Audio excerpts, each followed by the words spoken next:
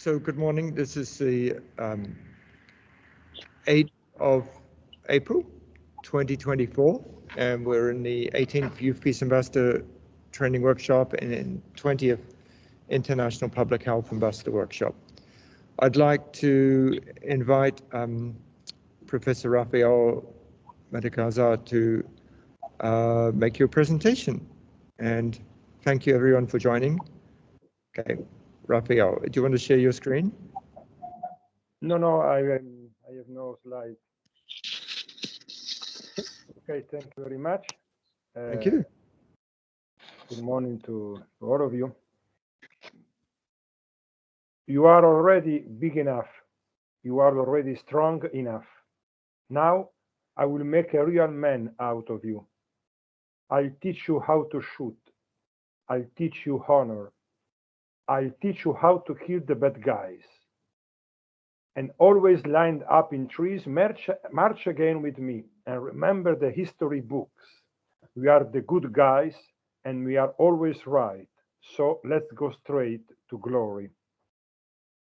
The quotation that opens my contribution is taken from a song, an Italian song written by Edoardo Bennato, an Italian singer. The title is In a Row for Three, which tells the story of the education of the young male in Italy in the 70s. Europe is preparing for war, and naturally, as for every war, it needs to train and create what remains the main resources, the technicians and executors of war actions, the soldiers and the technicians of war. At this point, Europe is creating a new generation of warriors, obviously different from those of the wars of the 16th century, and probably also from those of the First and Second World Wars. As had already happened during the Second World War and in the Shoah, the technicians who work remotely and control the drones and technological instruments are the more important ones. Therefore, the ones who must be involved in war operation has to go into without emotions or hatred, but with the distancing of the technician, the organizational forecasting ability of the scientist. It is what Adorno called the war without hatred. So, the training of the new generation of extermination technicians do not pass mainly to the emotional dimension of disgust towards the other, but to the technical dimension of depersonalization, dehumanization, and the abandonment of any emotional dimension. The new generations of pupils and students in Italy and in Europe are still educated through the lie of the neutrality of science and technology, to the elimination of the question, what are these things, replaced by the question, how can I use them since I can do whatever I want? We are educating a sorcerer's apprentice of new technology that is immediately linked to the logic of war. Technology at the service of war does not need to justify itself. It simply exists and must be taught and studied. Even the difference between military and civil technology disappears in the horizon of an increasingly aggressive and inhuman technique. We seem to have returned to the situation described by Walter Benjamin from the First World War. I quote, "A generation that has still gone to school by horse-drawn tram found itself under the open sky in a landscape in which nothing had remained unchanged except the clouds, and beneath them, in a field of deadly currents and explosions, the minute and fragile body of man." In the word of philosopher Günther Anders, that wrote important reflections on atomic era, I quote, In the era of intercontinental missiles, it is probable that we will no longer see anything at all. Not only we will no longer see the enemy, not only will the weapon no longer be seen, not only will the shot no longer be seen, but since ruin will fall instantly and kill everyone, not even the effect of the blow will be seen anymore. And again, today, we are deprived of this immediate experience of connections and these living connections. Preparation, act, and effect are separated from each other, and not only in a spatial sense. What we perceive always remains fragmentary.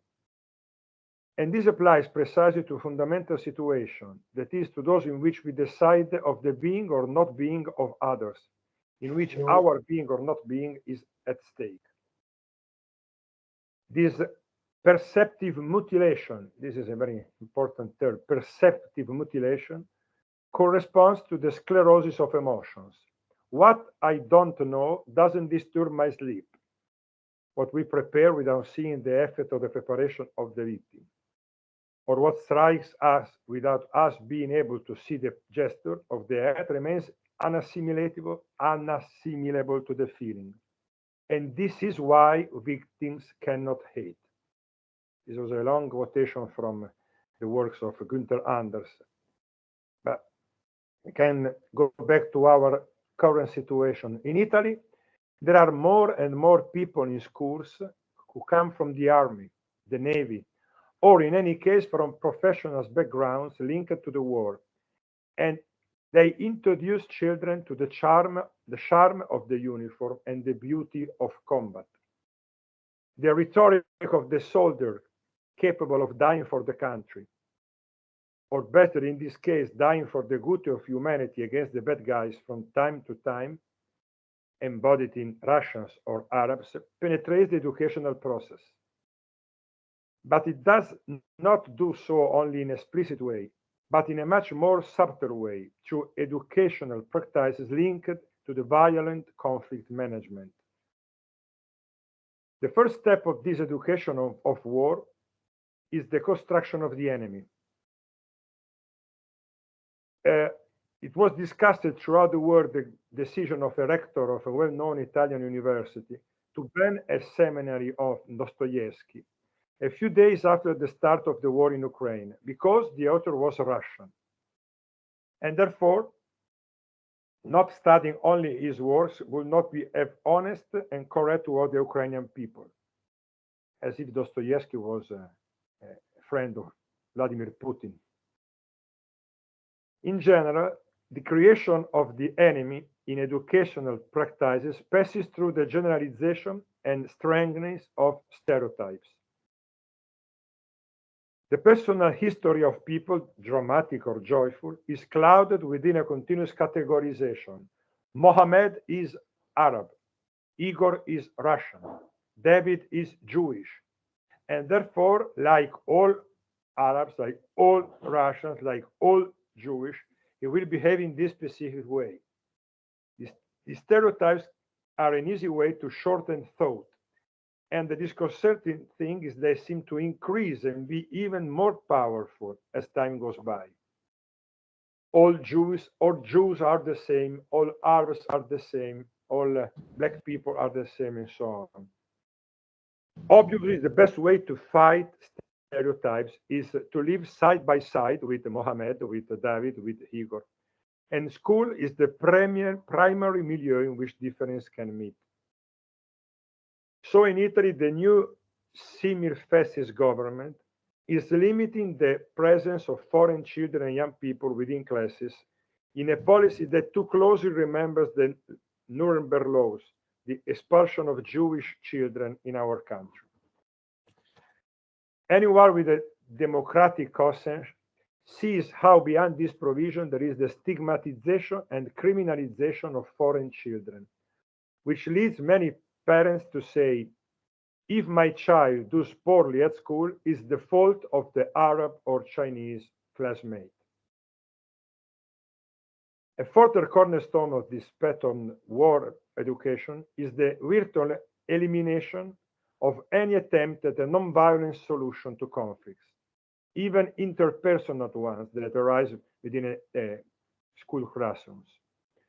Non-violent thought in Italy has an extraordinary tradition and importance, but it has almost been forgotten in favor of a competitive idea of education in which my classmate is my competitor. My opponent is someone I have to overcome. Of course, the kids are told that competition must be healthy and follow the rules, but very often all this does not happen, even under the complicity and partially satisfied eye of some educators. You have to learn how to compete with your classmate, how to be more valuable than him or her. For example, the constantly growing phenomenon of bullying within classes is often considered by adults as if it were simply a price to pay for growing up, as if violence toward the weakest is the normal situation, as if violence toward the little ones were a normal price to pay for the growth process. In this way, solidarity with the weakest and more fragile is discouraged. On the contrary, they are actually identified as possible targets of aggression and anger. Bullying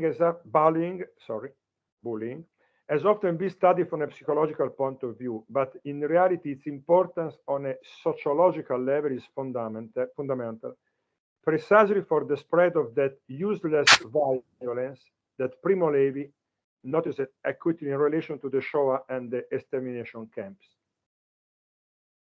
War needs people who do not think, who delegate their thinking and their critical spirits to those in command, who do not become protagonists of their training, but passively suffer it.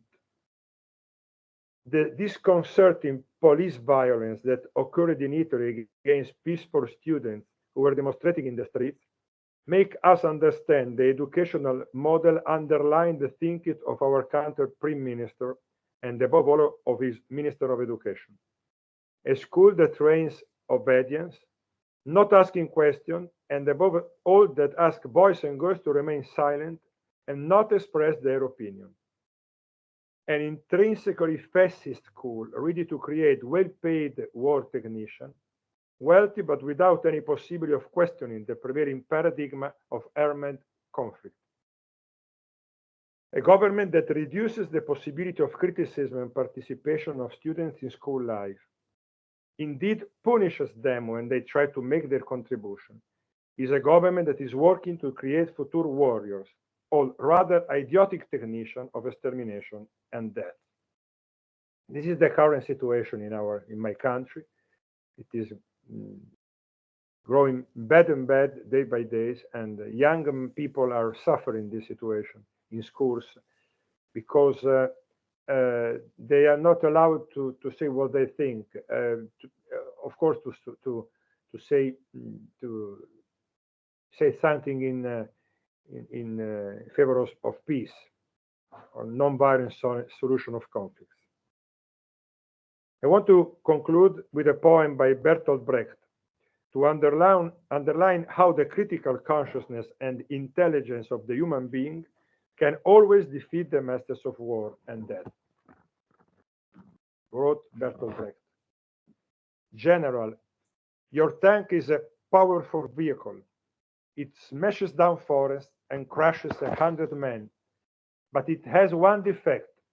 It needs a driver. General, your bomber is powerful.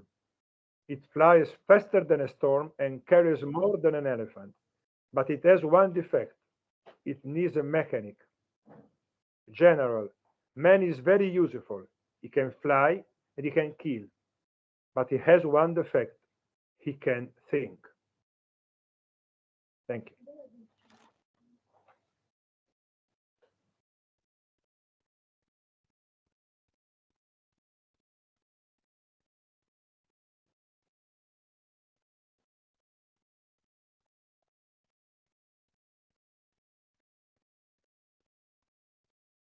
Daryl, I can't hear you.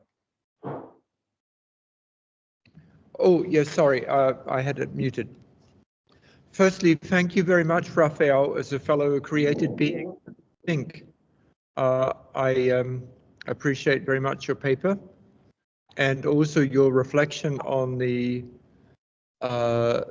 current climate in Italy. And we see this, it's a very fascinating, this shift between left and right, between conservative and liberal, between friendly to the diversity and restrictive of diversity. And you made these points very poignantly. Thank you. Ayoub, please go ahead. You have your hand raised. Yeah. Thank you, Daryl. I really appreciate what Professor Raffaele said, and it really worries me much. The neutral science and the nuclear war, the expected war, is really something serious which is going on. An example of this is the nuclear energy that everybody is calling for, and really it's not a feasible and very dangerous issue, but they all want nuclear energy so they can have nuclear waste, and then they can extract plutonium out of this and make nuclear weapons. So yes, it's a very dangerous world. But your comment on education is what I will be touching on in my talk soon. It's really amazing. I have been in teaching for many years. And yes, seeing the beauty of a military suit incites students for violence, believing that they are defending their country. And they forget that we are part of the world, not of just our country or our religion or our nationality. And we start stereotyping each other. So I would like to ask you a question here.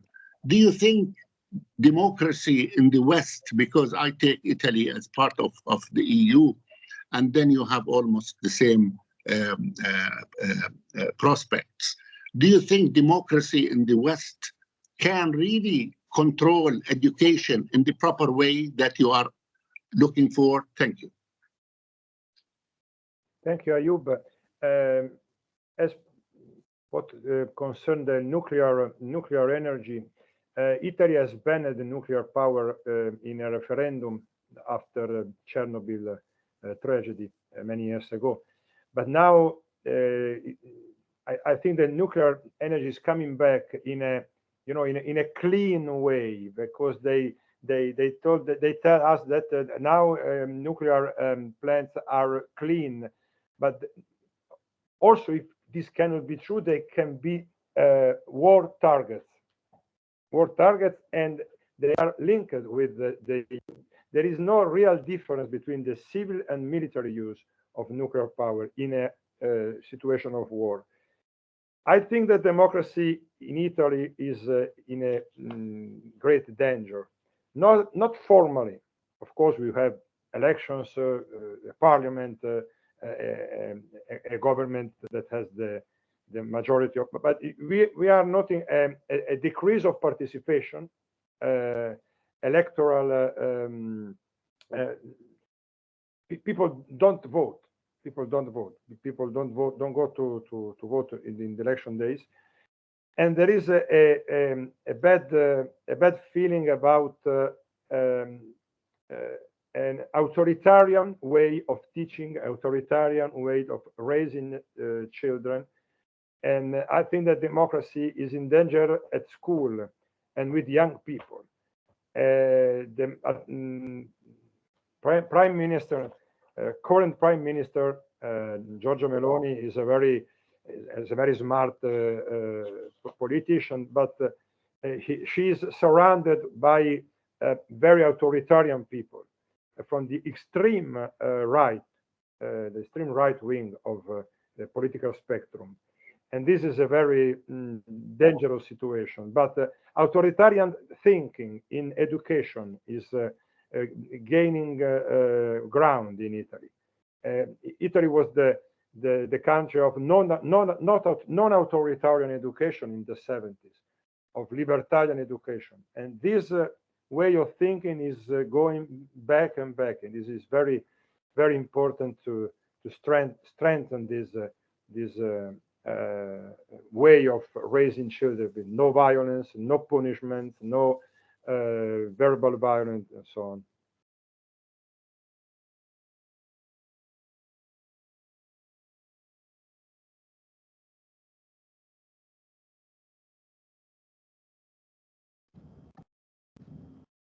Yeah, thank you, Raphael.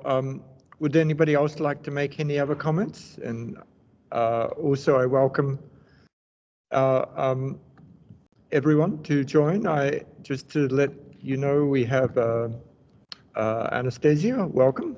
Ayoub, Christine, Maria from Cameroon, and Nilta back in Brazil, Raquel, Richard, Sukran, Zainab, in addition to all the people. Yeah. Thank you. Any comments on? Yeah, I have. Actually, Raffaele, this is Sukran from Turkey. I teach also in the university, medical ethics and medical history. And I also the class about the stigmatization and ethics, why we do stigmatization, how can remove it, etc. But I can open my, yeah, I did. Yeah, it will be better. Yeah, I am here. Yeah, I am here. It will be better. But my question, currently wars centered in the Middle East and Asia have already begun to present wars as a necessity of life because continues. It is not the end. In this case, to what extent is it possible for children, for young people to develop a view on peace? That is another problem. Because they learn now war is an unavoidable solution. And wars increased stigmatization. It is normal. And one of the natural consequences of war, the refugee, they remove the people, their land. This is problematic for refugee, for immigration, and also the native people. Like Italy, I was the Italy, and there are a lot of refugee, and they want to something, and there is a conflict. It is normal actually, because there are the many people and there is no time to harmony, to understand each other. Last 15 years, I can say, in Turkey, that include Jordan and Lebanon, there is the same. Italy also, there are a lot of refugee immigration, in order. There are many people. They created many problems, many conflicts. Both sides, not only one side, both sides. And on the other side, the leaders, the big country leaders, indicated that, yeah, there is the war because that community, that state is do wrong something. Therefore, we solve this problem with war. The big leaders presented war as a solution. And there is the industrial weapon industry. I agree with you and I thank you. Very informative, your speech. And also I am glad because I have the same idea. But how can we solve? It is not, to me, very impossible solution, impossible situation for both sides, for especially the Middle East. You can not attempt the war, but we will live in war, actually. Every day we heard, we watch on TV, and we influenced a bad way. In a bad way, our psychology is not good. I don't trust anymore the human. Human is very a monster. Is a monster. We don't need any evil, any other gene, etc. Human is human is there. Thank you very much. What can we do? Thank you, Sukran.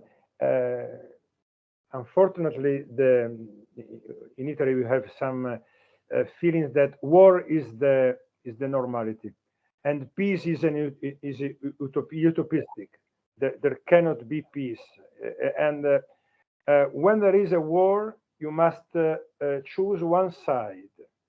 You must be on the side of Russians or Ukraine people, in the side of Hamas or Netanyahu. And this is a dangerous way of thinking, because peace needs to be in a third position. Try to understand the reasons and the fault of both sides on the conflict. And it is very, we have a radical simplification, banalization of conflicts. Palestinians are the bad guys. No, Israelis are the bad guys. This is a childish way of thinking, but it's very effective because it's very fashionable.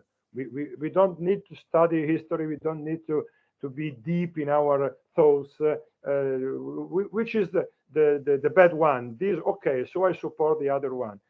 And especially with young people, this is very dangerous because they don't learn to study, to have a suspension of judgment, to gain some information from the both sides, also from independent press. And this is something like a football match.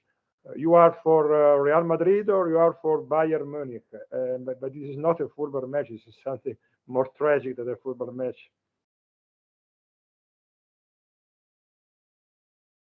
Thank you.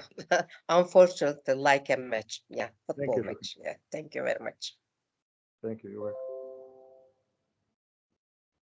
Thank you so much, Raphael, and I think you stimulated us very much today. I'd like to go to the thank you for being with us. And unfortunately, we needed to reform our education to have really a balance and understanding of history.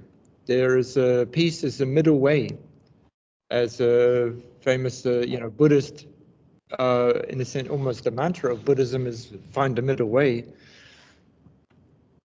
Also, whether you're Jesus Christ, blessed are the peacemakers. Every tradition, Salam, Islam is still peace. This is a philosophy. Shalom is also peace. Yeah, but these, unfortunately, we have too many one-eyed zealots who are from every country. So we have to be careful in our education system. That we are not creating more one-eyed, I don't think we're monsters, Sukran, but one-eyed people, unfortunately, are dangerous, as Raphael said. And together, we often create this as well. Ayoub, I'd like to invite you to present next, please. Thank you also for being here. Thank you very much, Professor Darrell. We haven't seen each other since we've been last on the Asian Arab Committee, going from China to Japan to the Philippines to Malaysia to Thailand. These were precious times. I recall them all the time. I hope they come back again. To prepare a research would require what I call it WWH, which is what, why, and how. So what is this I'm going to talk about today is the culture of peace. Is it possible? Is the culture of peace possible in this turmoil that we see all around? And why I'm talking about the Gaza, Armenia, and Circassia. Well, in Jordan, we have a lot of people from Armenia and Circassia.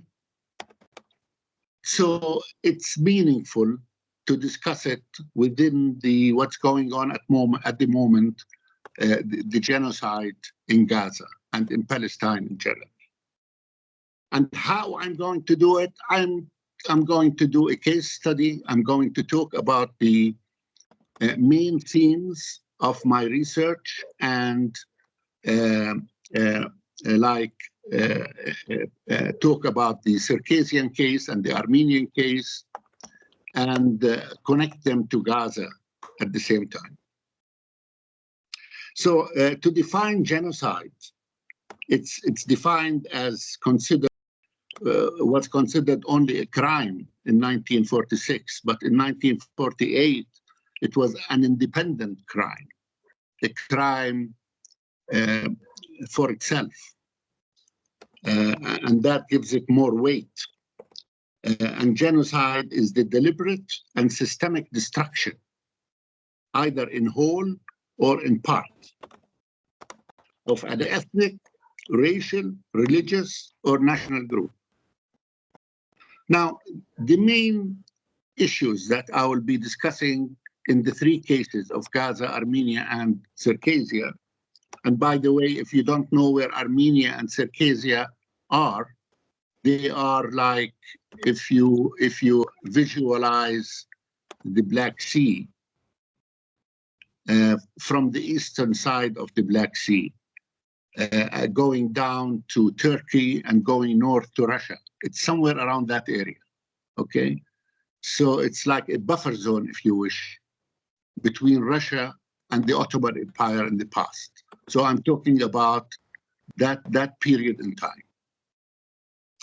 So the main issues are phobia, like Islamophobia, like claustrophobia.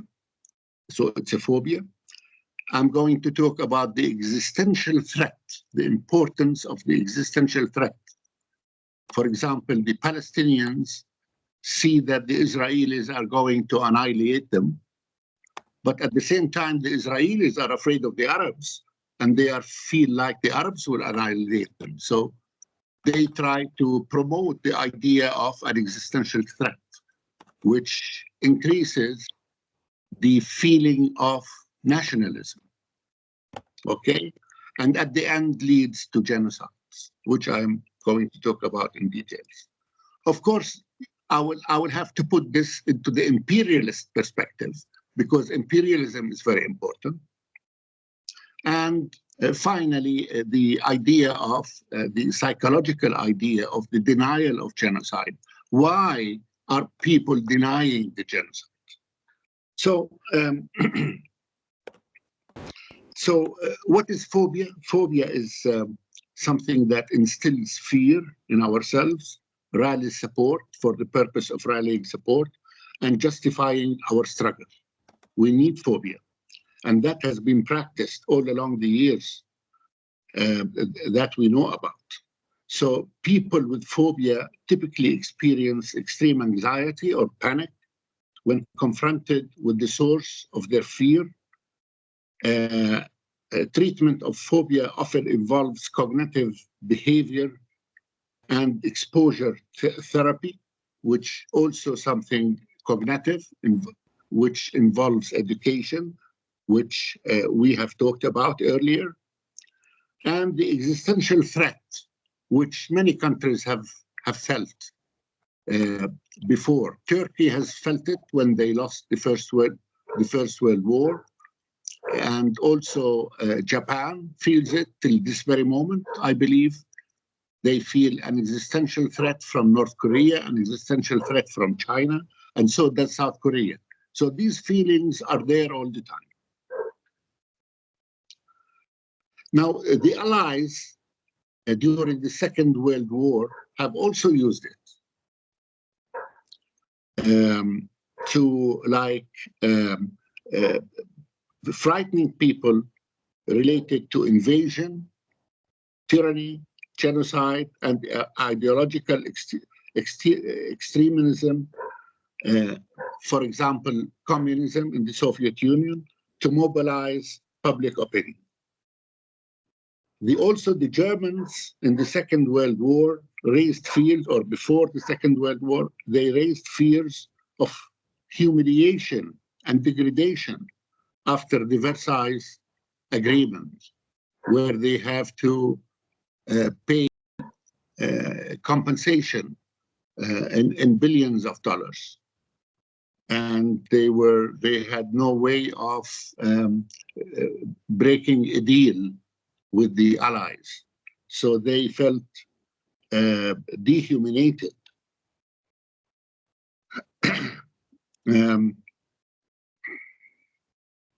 And also the atrocities that accompanied the wars, the world wars. For example, bombing Dresden by the British, that left 25,000 killed, and the Nazis talked about 200,000, 250,000 killed to infuriate people. And that's what also happening in Gaza at the moment. We as Arabs and Muslims feel really angered and frustrated from what's going on there. And with Arabs with extended families, like in Palestine, now this hatred is going to accumulate and it will fire back at some stage in history. So what's happening, what's going on now is something atrocious and will stay there for a long time. People will never forgive and will never forget. I hope they do. I was really happy when I was invited to Japan on the Hiroshima, August the 6th. And when I talked to Japanese people about the atomic bomb, I was really shocked to see how lenient and forgive they were. When I talked, I said, do you hate the Americans? They said, no, we've forgotten about this. I was really happy to see that people can forget. Anyway, imperialism is also important because if you put the Circassian genocide in perspective, you would see how the Russians to expand, to solve their economic problem, how the Tsars were trying to make more land and more money out of the newly occupied lands, and extending their influence into the warm waters of the Black Sea. That was very important for Russia. So this wouldn't stop them to kill 80% of the population of Circassia along the years, which ended up in 1864 with the big massacre, with the big genocide of the Circassian, whom they commemorate every year. I see them in Amman in front of the Russian embassy on May 21st. So people don't forget. Anyway,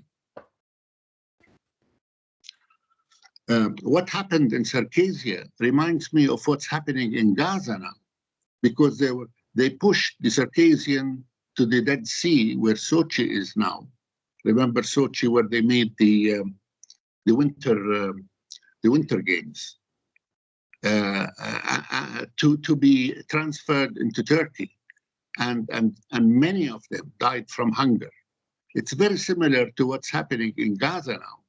The Israelis had driven the people from the north to Rafah in the south, and they told them this is a safe area, and then they start bombing them, and now they are being hungered, they have no water, no electricity, and everybody knows the story. I don't have to go into details because the Gaza issue, I'm not trying to revive the Gaza issue. Everybody knows about the details. Everybody is doing his own job. Actually, the population of the world is rising in support of the Palestinians. So I don't need to talk further. Now, the Russian government portrayed neighboring powers like the Ottoman Empire and Britain and some parts of and France as an existential threat to Russia. That's how the people of Russia saw it, so they can give an excuse for the imperialist expansion of Russia at that time. And we see this now today in the Ukraine. It's very similar. It's an imperialist expansion. I don't believe that it has anything to do with Ukraine having like weapons on their borders, because weapons today cross, not just cross the world, the globe, but they go into space as well. So if they will need to bomb Russia, they will not depend on the rockets that they have in the Ukraine. And also the excuse that we always hear about defending Russia, defending the Orthodox Christianity. It's a very simple excuse that we see in imperialism. And the civilizing mission that they thought the Circassians were underdeveloped, so they were going to civilize them.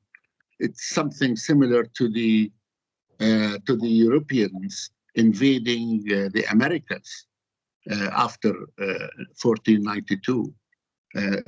They felt that they have a mission to civilize the population, and they have a mission to spread Christianity. So Russia played on involving Armenians and other nationalities, and they tried to divide the Circassian clans because the Circassian habits were very peculiar. For example,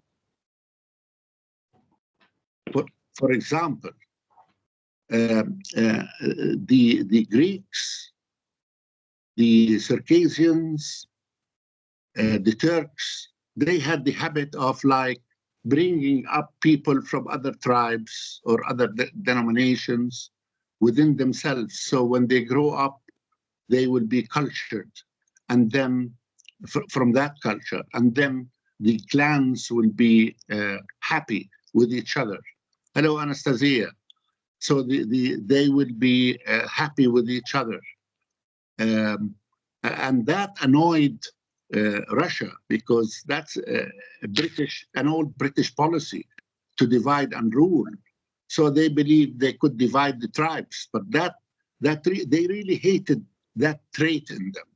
Okay, and they also, the Circassians, had another trait which is similar to the Arabs, where when somebody, a foreigner, comes into your house, you have to protect him. Regardless. So all the political rivals of the Tsars they ran away to Circassia to cover in these tribes. So to cut the story short, they gave them a lot of trouble and they had to finish them. So talking about the Armenian genocide now, it started in 1893 and carried on to the big massacre in 1915. Now, we have to remember that it's not just the Turks who killed the Armenians, but the Armenians also fought back. And that's something we have to remember. And yes, the Armenians were deported from Turkey, but a lot of Turks as well were deported from Greece, and they were Greek. And they left to Turkey. So it was a two-way situation. But to understand what happened, we need to know that in 1915, we had the Gallipoli invasion by the British, the New Zealanders, the Australians into the Bosphorus, and they fought with the Turks for almost 2 years. It was very violent, and Turkey was losing the war. So they felt threatened. And when somebody feels threatened, they do the unexpected. So we have to put this genocide. Of course, I admit that there was a genocide, but it's my duty as a researcher to try to understand why this happened. So in 1920, the Sevr Treaty over Turkey was refused by Ataturk also, who fought back because they asked Turkey to pay money, and they also limited the political grounds, the marks of Turkey. So they fought for 3 years. So they changed, they made another treaty in 1923. So it was with better conditions. So the idea of nationalism appears in such dark days, like when you have economic issues, unemployment, and you feel threatened. You have the phobia of being existential annihilation. So then nationalism rises. And in that sense, I would direct you to read Erich Fromm. He's a German philosopher and a sociologist. His book, Fear of Freedom, like in such conditions. And he has also another book, The Art of Loving, which is very interesting. He wrote in 1941. And he explains how economic and unemployment issues push people to a feeling of belonging to a group. That's how nationalism starts. You are afraid. So you cluster to your group, whether they are ethnic groups or religious groups or whatever. And also, in that sense, the Jewish writer Hannah Arendt also is worth reading about fascist regimes. Okay, so the point before the last is the denial. Why people deny these genocides? So I'm just taking one example here, which is Bernard Lewis. Bernard Lewis is a renowned historian, okay? He denied the Armenian massacre, okay? He was Jewish, of course, but that doesn't matter. He spoke Turkish, okay? So learning a language gives you, gets you close to a culture. So he spoke Turkish fluently. He denied the massacre of the Armenians till the Jewish lobby started talking about the genocide. Why did that happen? Because in 2004, things changed.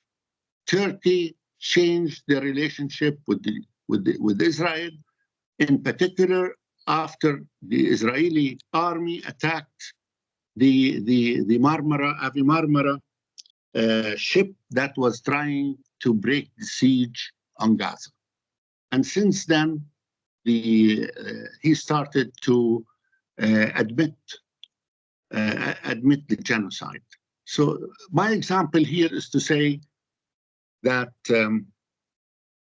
there is no neutral, not science in this case, but a neutral perspective towards anything. There is always a causality. There is always a cause and effect.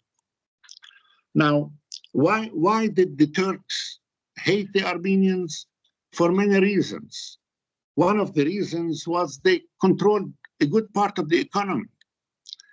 They were giving people asari, giving them money, like if you remember Shakespeare's Merchant of Venice, Shylock, and they controlled the printing presses in Istanbul, in Constantinople, because the Turks believed that typing Arabic letters is bad, because the Quran is written in Arabic and you should not play around with Arabic words because they are holy. So issues like this. And of course, there was the army who was in control. And they benefited a lot from the land and the property that the Armenians had.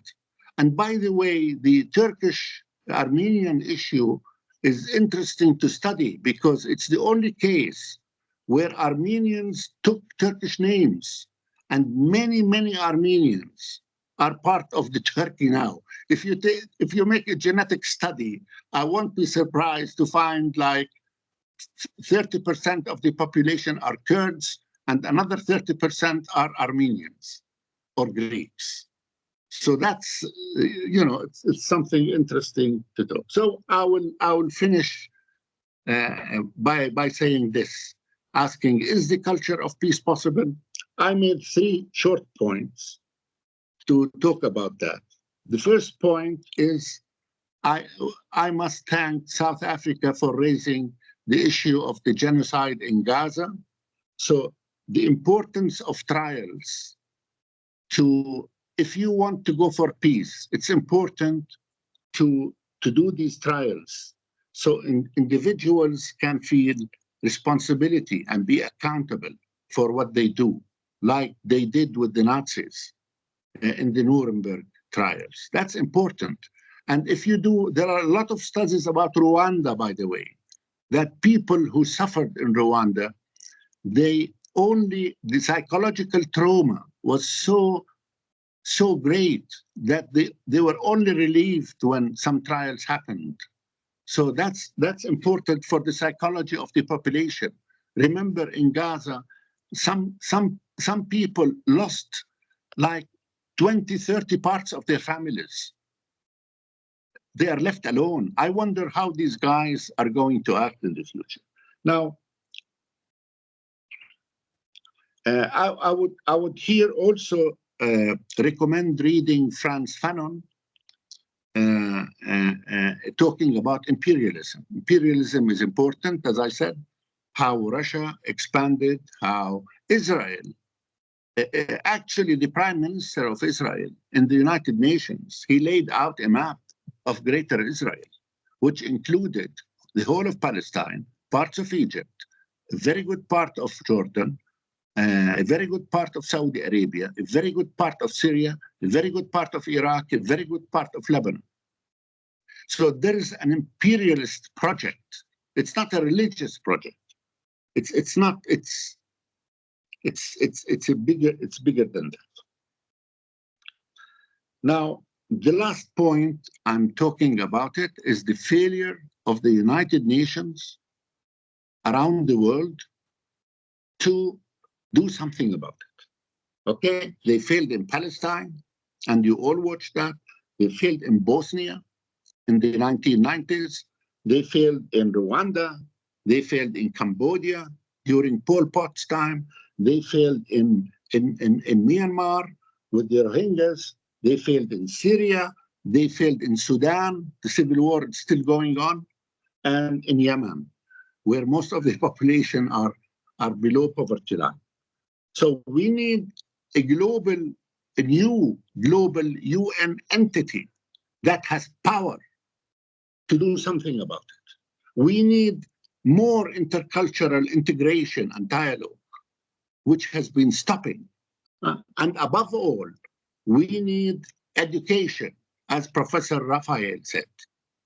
We need, like Plato, like the Republic of Plato, when he said we need guardians to educate people on moderation, justice, and equity. Okay? The last thing I would like to say is there is a lecture that I did in Canada about hijab at the University of McGill.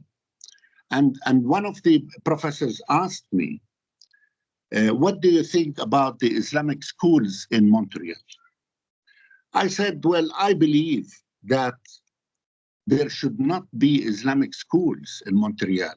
I would like Islamic children to learn at local schools so they integrate with the other students. Okay.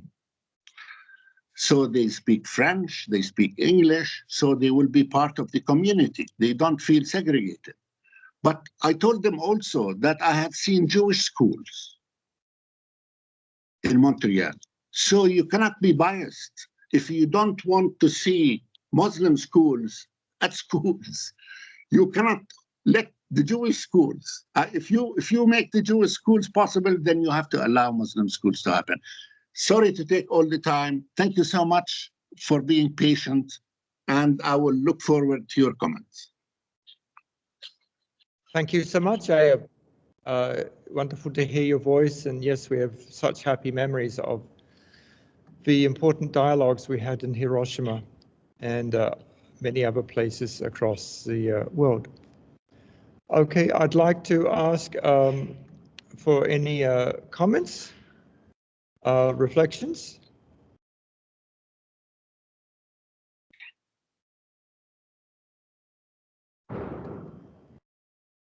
I would like to ask, Ayoub, you say it's not a question of imperialism, but it's not a question of religion, but imperialism. But, you know, there is also this, a lot of talk about the fact, the way that religious sentiments are actually shaping the psychology of people. And so imperialist ambitions are taking advantage of the, let's say, religious sentiment that's in a way divides people. So the two of them go together. That's what I would like to say, that we need to think of how these two, in a way, serve each other and what can we do about it. Yeah, that's what I wanted to ask. Yes, thank you, Anastasia. To a certain extent, I agree, but contemporary examples. Let's take Iraq, for example.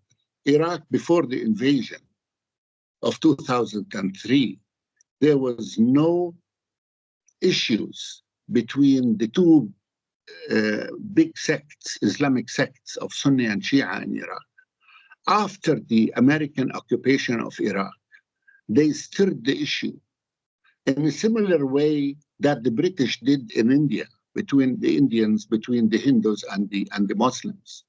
So that's why I have a feeling that imperialism, in a sense, stirs hatred, because they need to divide the people. How can they divide the people? But through religion and racial issues and hierarchy and class segregation and so forth. That's what I meant with the impact of imperialism over the society. I hope you agree with me. Sure. You know, my mind goes to the situation in Russian Orthodox Church, where you have this new ambition, and in a way, I don't know how it has influenced people at this stage, but apparently, you know, the fact that there is so much support on the part of the Russian Orthodox Church for what Putin is doing is definitely shaping the mind of the people, rendering them, I don't know, less powerful to raise their voice. So yeah, but it is an important issue. We will talk about it also later. Yeah. Mm-hmm.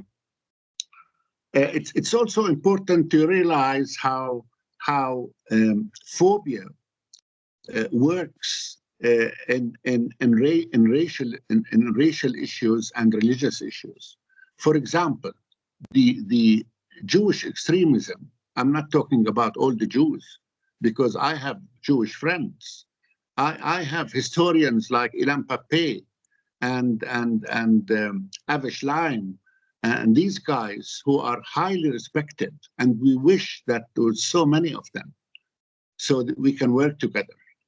And Jadon Levy, an important writer also. So, but a Jewish extremist would look at us as goyim, in Hebrew, which means in English, it reflects, can somebody help me? Goyim reflects the other, actually, the other has no soul. In fundamentalist Hebrew, has no soul. It's exactly like the church in the Middle Ages that looked at the people of the Americas, that they had no soul. Therefore, you can easily enslave them. And that's why most of the population died out working in gold and silver mines. So, and also the German ideology, the Nazi German ideology, look at Slavs like Polish, Russians, there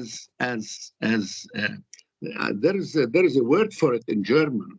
It's unter something. It's below human beings. So that's terrifying. When you look at somebody as subhuman, I mean, for God's sake, then you would kill him and you will be laughing and dancing on his grave. That's something horrible. That's why it's important to go back to education. From young age, this is the way you can control this ideology. Otherwise, I mean, we have no future. We have no future. Next generations will be really killing each other rather than uniting to solve global warming and other environmental issues, which are deepening and will most probably annihilate civilization on Earth by the end of this millennium. Anyway.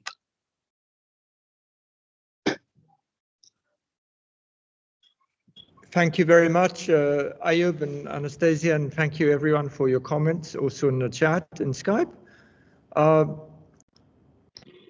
We have our future at stake, so let's work for the culture of peace somehow, find the right way. And I think your talk also complements what Raffaele was saying before as well. I'd like to go on to to our next speaker, Professor Raquel Smith. Raquel, I pass it to you, and I think you may want to share your screen as well.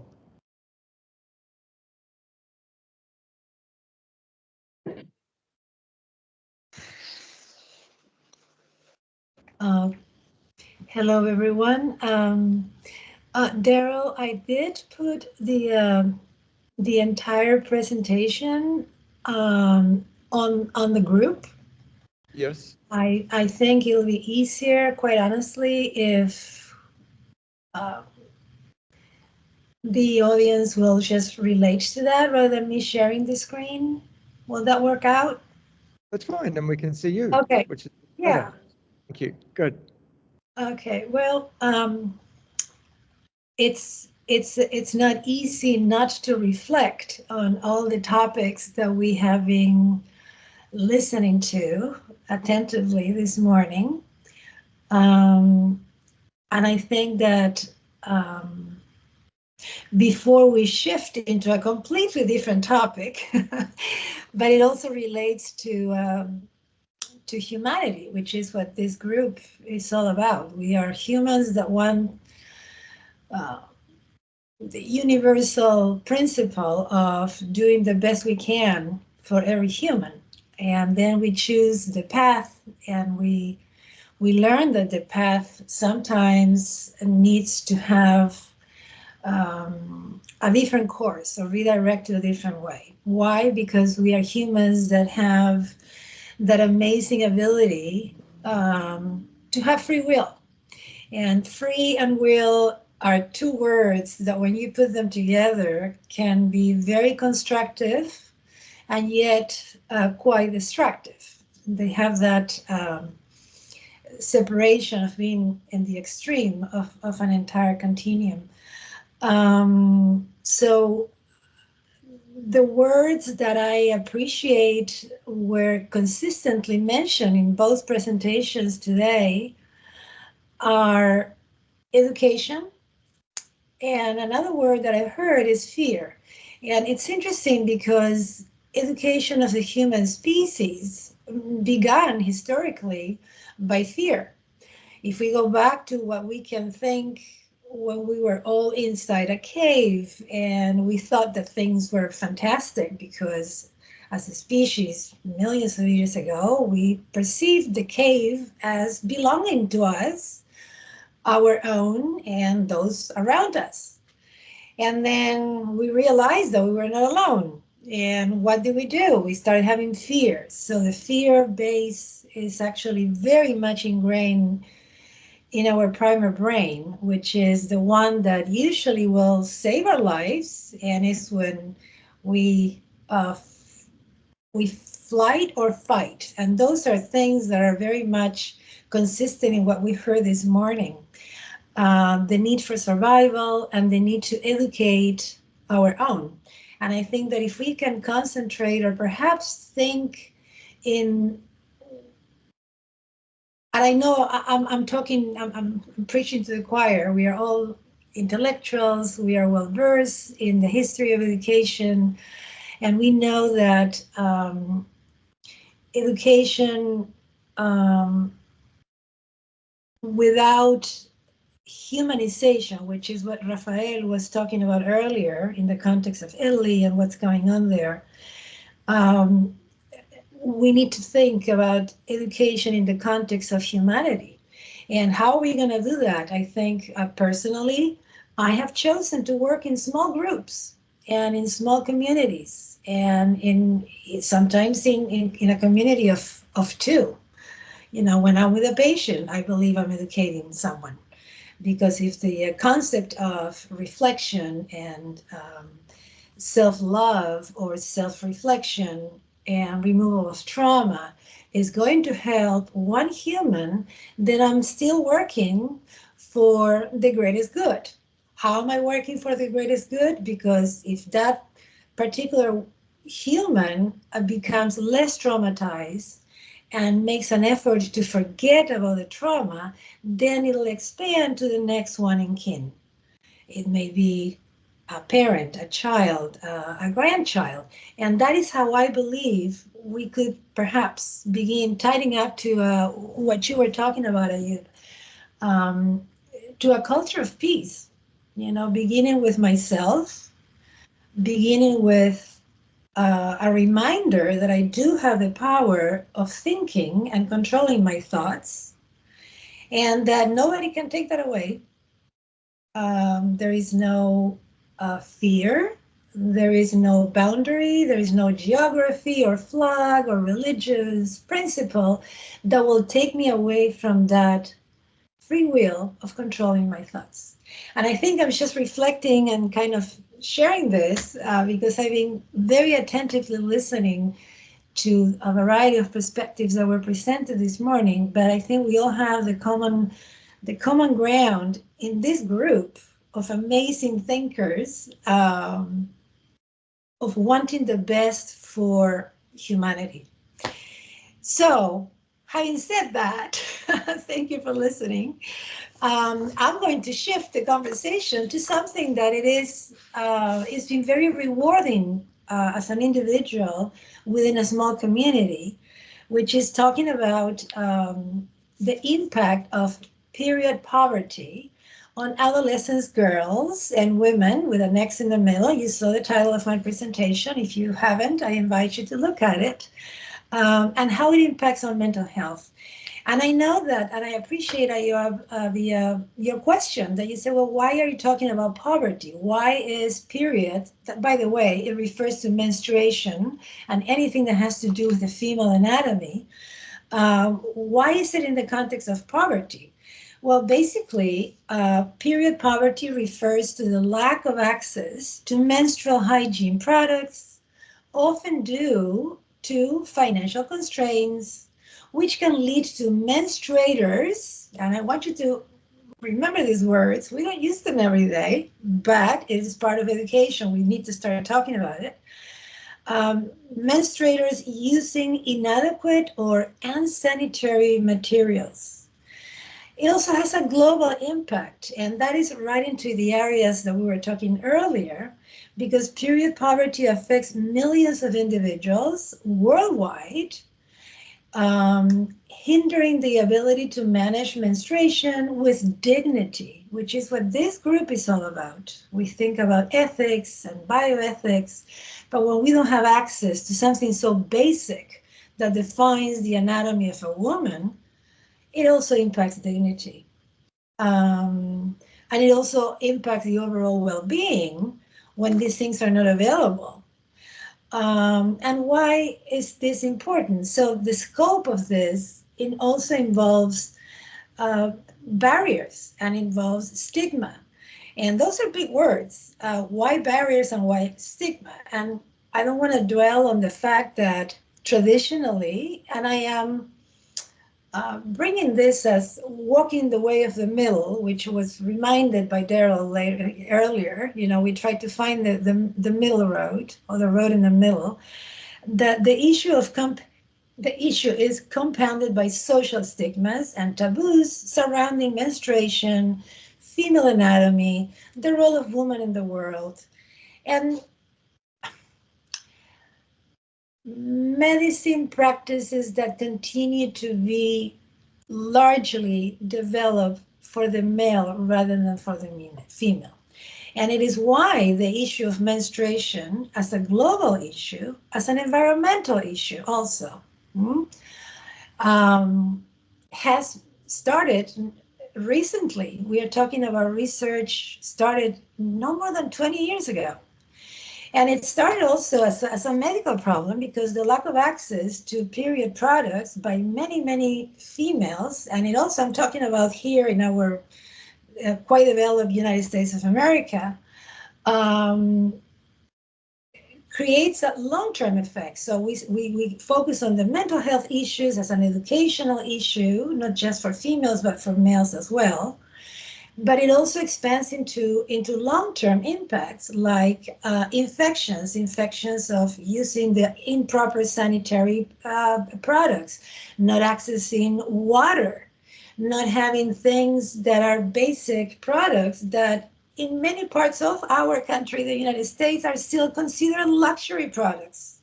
I don't know if you know that sometimes well, some of us don't, but sometimes we believe that by going out there and teaching the world how to do things, we forget to look at our own backyard. In our own backyard, 50 plus states, we still have 10 states in the United States of America that tax menstruation products because they are considered luxury products.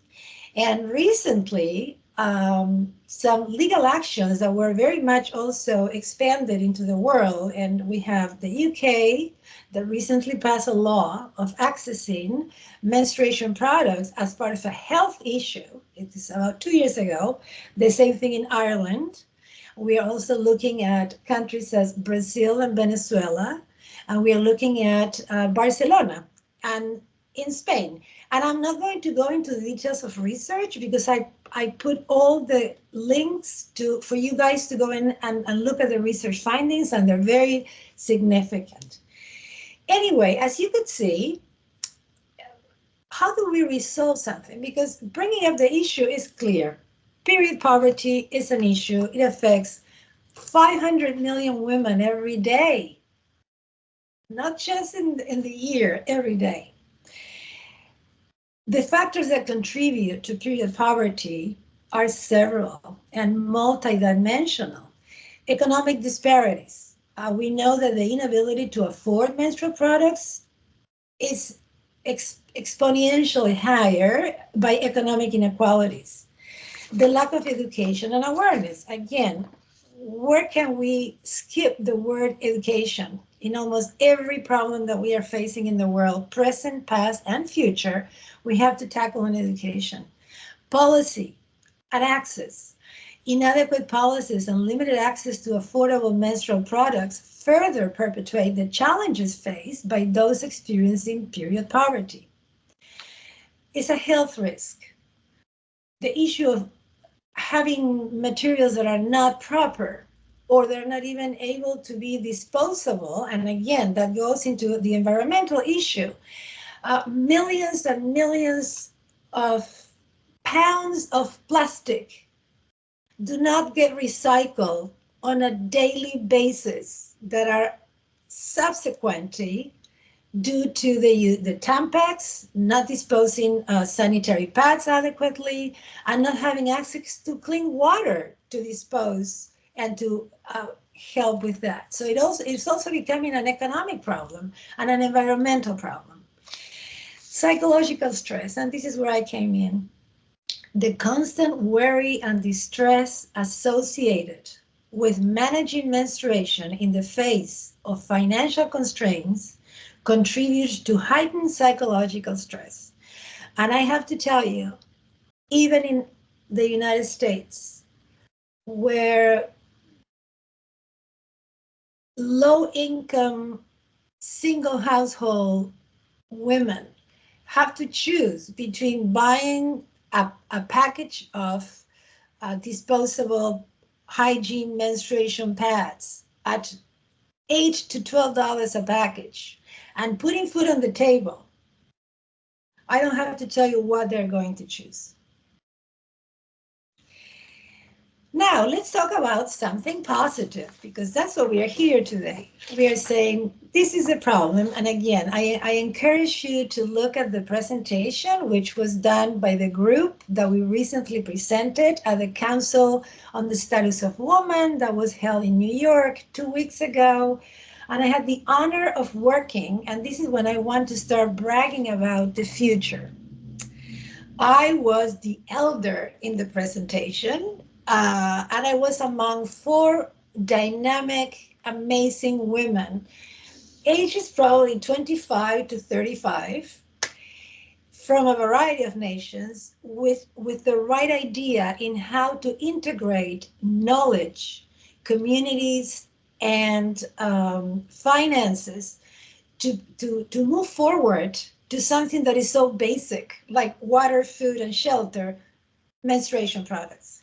And they're doing tremendous work. And I also put the link to some of their current research. And I know that we were talking earlier, where is this research being conducted? We have ongoing research being conducted.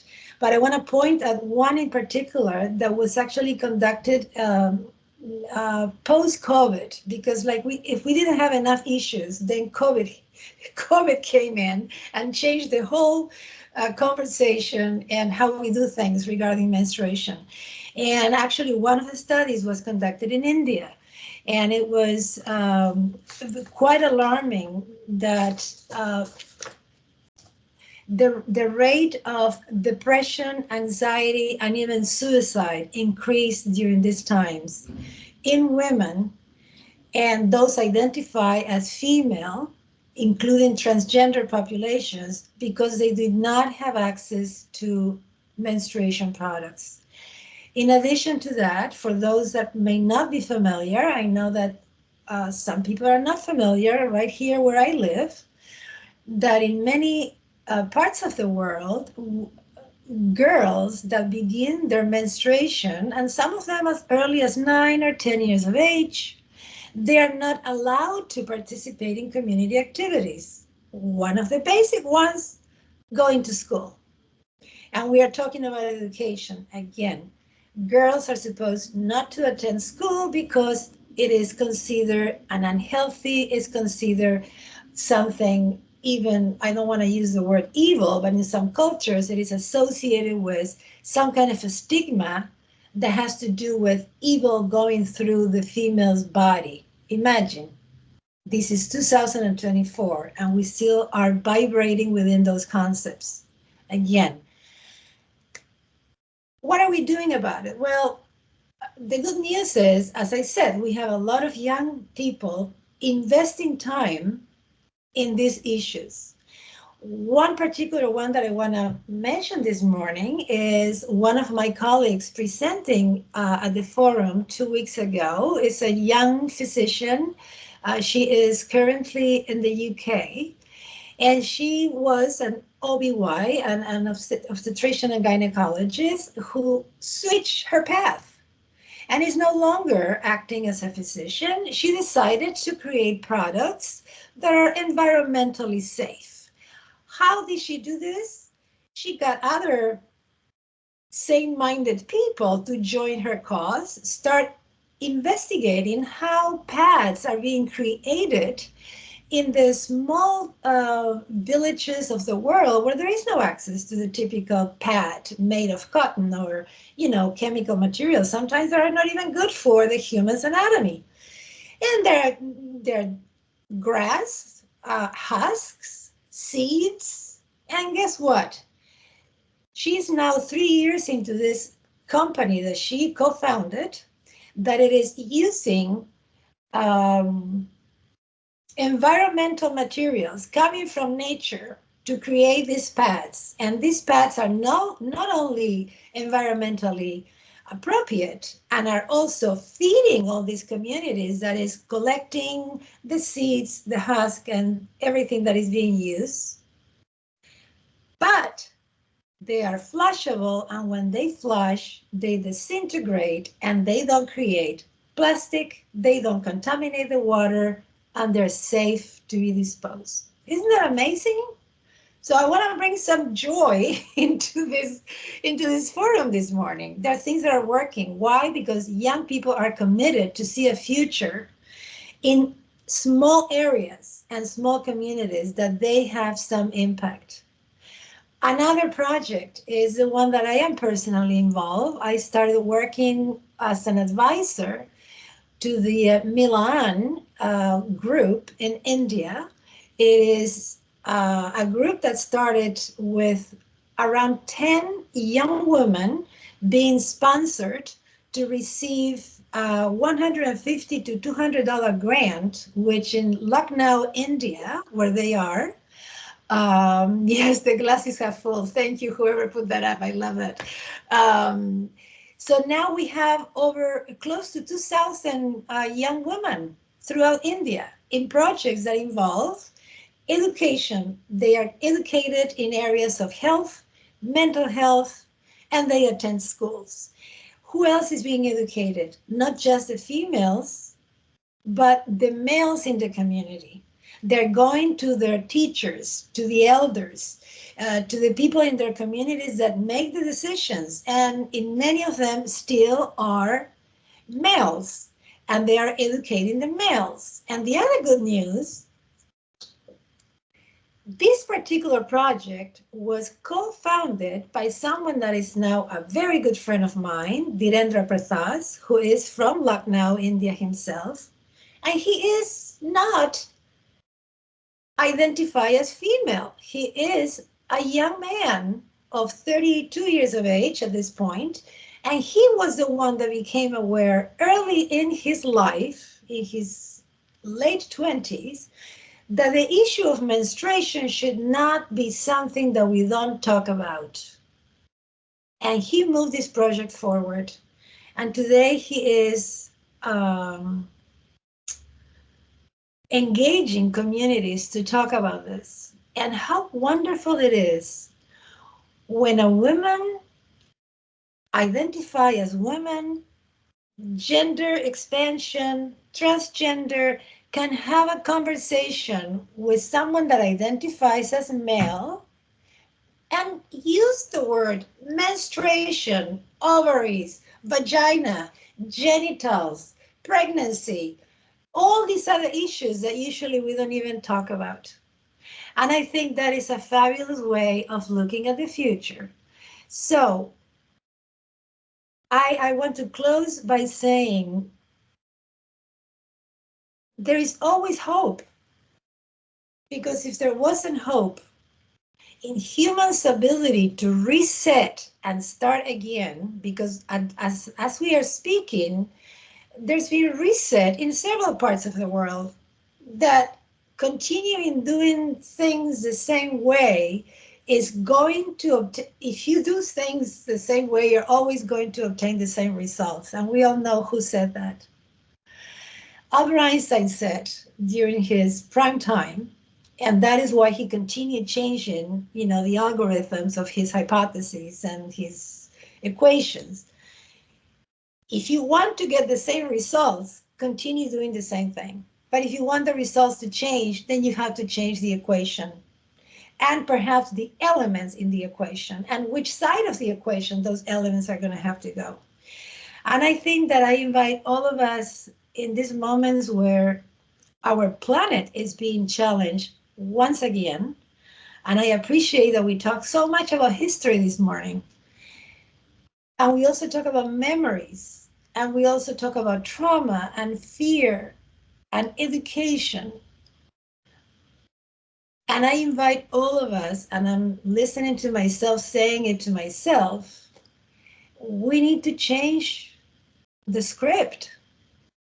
Because it appears that if we continue using the same script,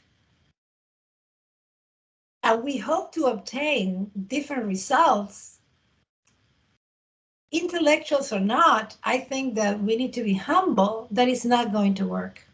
So what we need to work on personally, and I am, as a Christian Jewish woman, that has faith in humanity, not in religion, but in humanity, I am changing my own script. Every day I reflect on, okay, this is what happened yesterday. Today, am I going to do the same thing? Oh, I'm going to get the same results. So let's try something else. And sometimes those small changes are the ones that make the difference.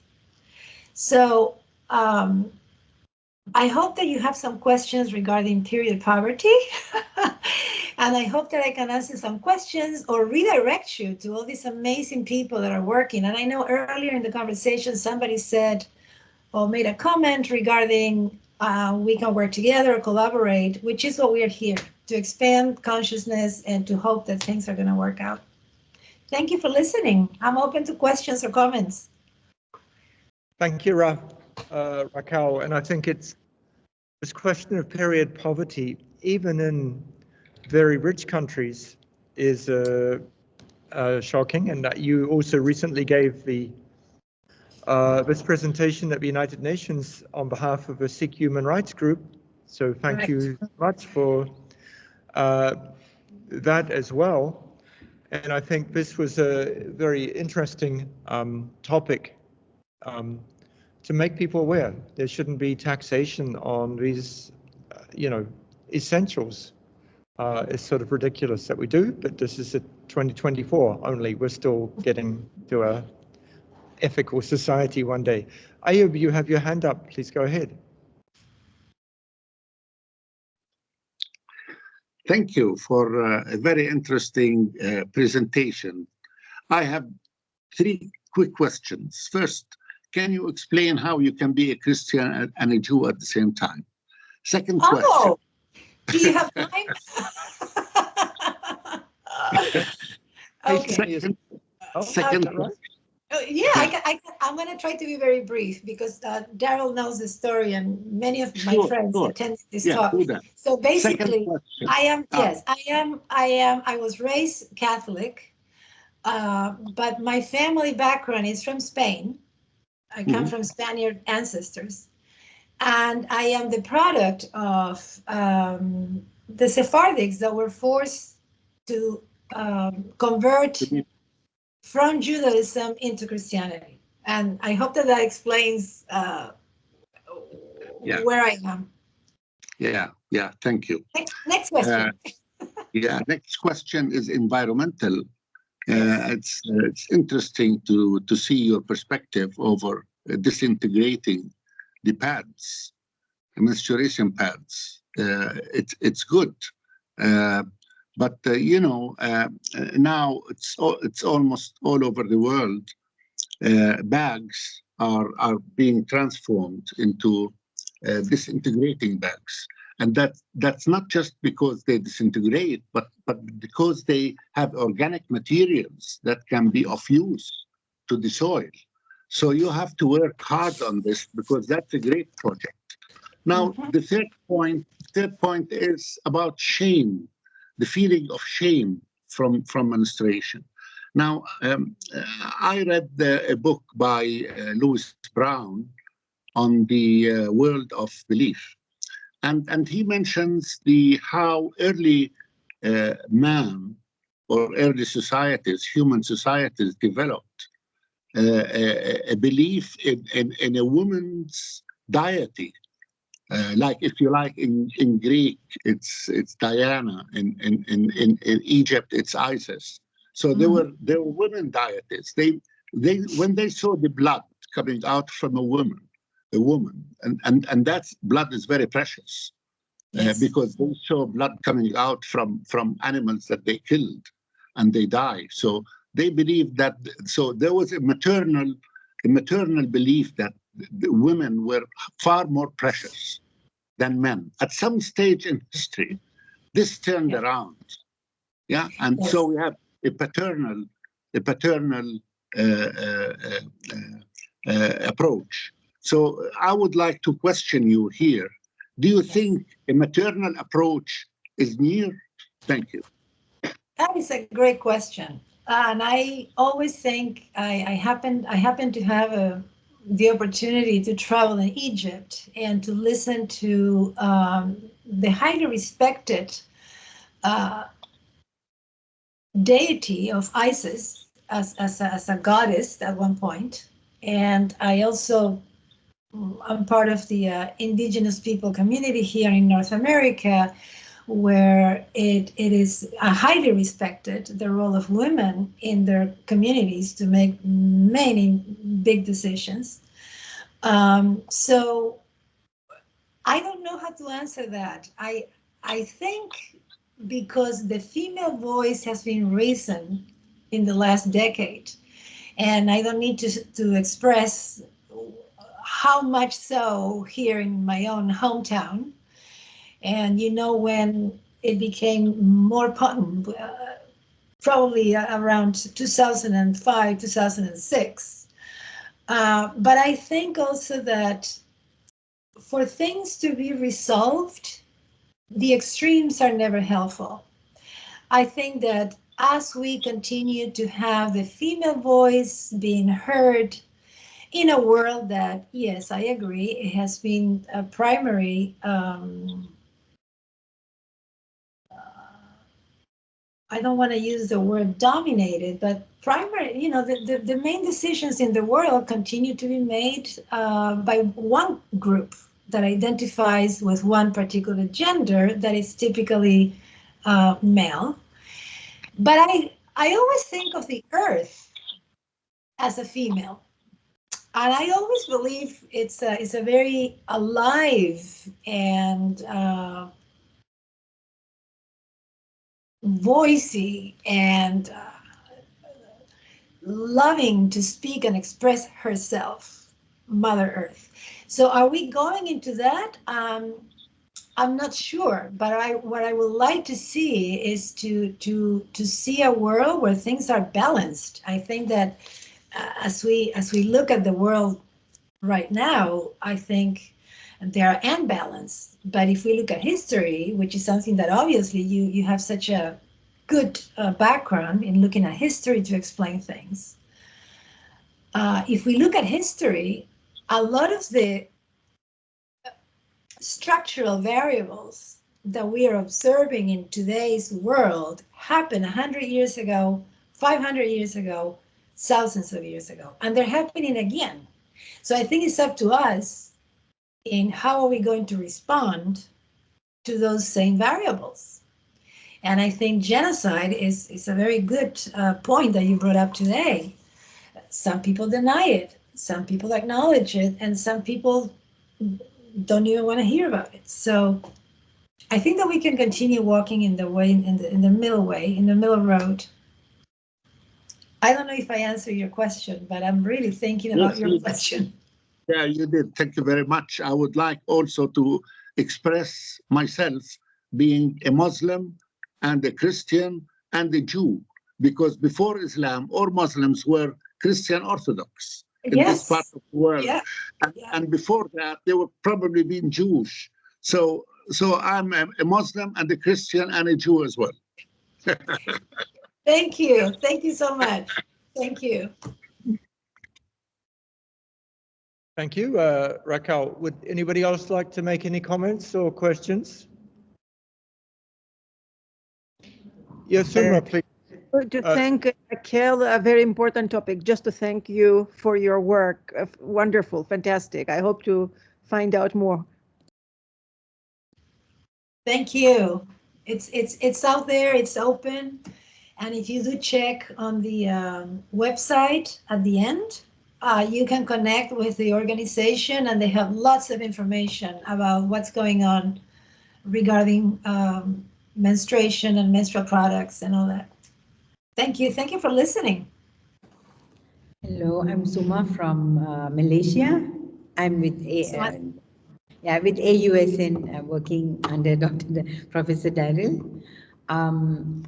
I had worked with water and sanitation and found that there's a lot of data that we don't have to explore on how we can actually help on the same matter that you spoke, because under sanitation, the issues of just drinking water has become a big issue, and also how to manage sanitation, especially to do with what you said, sanitary pads, etc.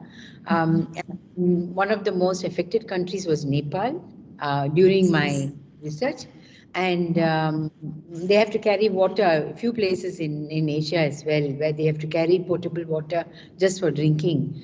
And many of the girls are not going to school because they don't have access to school, and also when they are having their menstruation in Nepal especially, they can't go to schools there.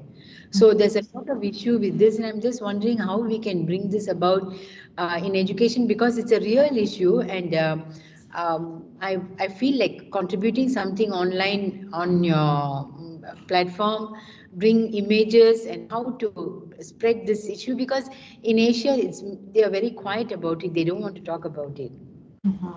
Yeah, it's something that is quite shameful, and girls keep quiet, and they don't have, even the city where I lived in Tamil Nadu in India, I remember a university that has everything. We still had water issues, and people came from villages to study there. So they have all are going through water problems, and we know that's impending in the future. We are not going to have enough water in many places because of the kind of the practices and behaviors that we are having now at the moment. There's a wastage of water as well, and 1 billion women are affected now because of they don't have access to water. So I'm just thinking that is going to impact sanitation and the problems that you mentioned. And I think that we can spread this through social media, and I would love to contribute from AUSN to your website if you can share it with us. Yeah. Yes.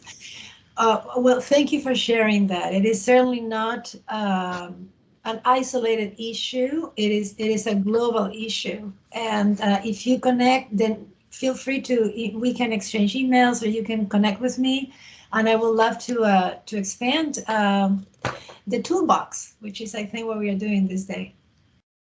Getting more tools. Toolbox. Can you explain what you mean by toolbox, Raquel? It's a very pragmatic. It's a very I like cars, and you know me, I like football. And by the way, I'm from Barça in Spain. Although Real Madrid sometimes, I can support Real Madrid too. It's I think psychologically, if we think about psychologically speaking, a toolbox is a place where we can gather different tools to help us out during some type of an emergency or crisis or things like that. In an emergency situation, we have to have a toolbox, or we have to have a backpack with things ready to go, or just our emergency supplies and water and medicines and things of that nature. And here in the state of California, we are always ready to go, as you know, Daryl, because, we're always waiting for an earthquake or some kind of a disaster. So a toolbox in this context, I think, becomes like a personal library, if you want.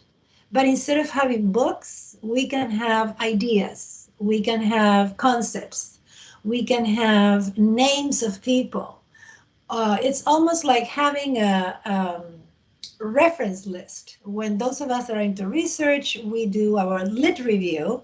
And when we do our lit review, it's because we want to know how many more things are out there that may help me in my new hypotheses or generating my new action plan. So that, in that context, I want to refer to as a toolbox. Does that answer your question, Daryl? Yes, Suma's nodding. Yes, it does answer the question. Thank you, Okay. Raquel. Okay. Thank you so much. And I'm sorry I couldn't be there. You know me. I would have gone there and hugged all the common friends that we have. I see some familiar faces there, but it just didn't work out. Yeah. Till next time. And yeah, thank you, Raquel. It's excellent. And then we thank you also for sharing the notes and the ideas and the toolboxes. Thank you. Yes, anytime. Thank you. Thank you, Raquel. Thank you. A couple of people are having, we're waiting until they have a good Skype connection whether it be Indonesia, Addis, or Tanzania. So we're going to go next to Sukran. And I think, Sukran, you're going to share your screen. Thank you. It's okay. I try to share. Yeah. Yes, okay. perfect. I see. Yeah. Okay. And okay. Yeah. Hi, everybody. Actually, peace topic is very difficult to understand, to practice, to find solution, to reach it. And there is the only main solid solution is education. Therefore, I prepare this presentation. I will explain according to peace according to me, different ways, because peace, to understand peace, we will learn many things, especially to human. My manifest, I am against war and ignorance, because their war and ignorance negatively affect my life and joy. For this reason, every state has to educate its citizens and even minimize the health problems that cause the continuation of ignorance and violence. Do we have to watch all news of violence, war, hunger, famine, gender discrimination, rape, tyranny, and ignorance every day? We have to say stop to this together. We must oppose violence, war, hunger, famine, weapon industry, and tyranny on principle. There is the peace is a human right with justice. Without justice, we cannot mention that peace. Therefore, we should learn the justice. Is important principle of bioethics, medical ethics. This is fundamental to the realization of human rights. Peace and justice is a product of human rights. The more a society supports, protects, and fulfills the human rights of its people, the greater the chance it has of preventing violence and resolving conflict peacefully. Peace is a human right. My right, your right, our right, even is a right of unborn child. Justice is a human right. My right, your right, our right, even is a right of unborn child. My presentation is about human beings and human needs, one of which is peace, and what needs to be learned on the path to peace is, of course, related to humans. Human beings are the most special and wildest creatures in the universe. Therefore, understanding people should be a priority. In this presentation, a seriously meticulous journey from the micro to the macro can lead us to universal and inner peace, means that from inner peace to universal peace. There is the two great leaders. One of them, Mahatma Gandhi. and the other is Mustafa Kemal Atatürk. Almost the same time, their time, Mahatma Gandhi aimed to show the value of love, respect, justice, and freedom to the whole world. With the resistance he has launched against many elements such as colonialism, injustice, and corruption. Mustafa Kemal Atatürk put forward an important principle: peace at home, peace in the world. The principle of peace at home, peace in the world targets, on the one hand, peace and tranquility and living in security within the country, and on the other hand, international peace and security. This principle and understanding have always impressed me. Gandhi and Atatürk are two great, valuable, admired, and exemplary leaders of the time. They are still teaching us. I think this is real teaching from two real teachers. I remember these two great leaders with respect and longing. Mustafa Kemal Atatürk carried out active resistance against the forces that invaded his country, my country. The poor people defeated the rich countries, and the occupation of states for their interests was stopped. I believe that Atatürk's principle of peace at home, peace in the world, can ensure peace in the social face-to-face and technological internet environment by ensuring one's inner peace and tranquility. That is, it will provide peace to all the people and societies of the world, from micro to macro and even to other planets. And Mahatma Gandhi, who foresaw the importance of being non-violent in the face of violence, is also a symbol of a silent challenger, the silent disobedience. In this way, he believed he changed the destiny of his country. His resistance to human living has been influential in the fact that India is a free country. Atatürk and Mahatma Gandhi showed that any society, that if a society has self-confidence and belief, can be free from colonialists. The fire of independence, freedom, and peace was lit in Anatolia and continued in India. And another important man, he is from Australia, John Burton.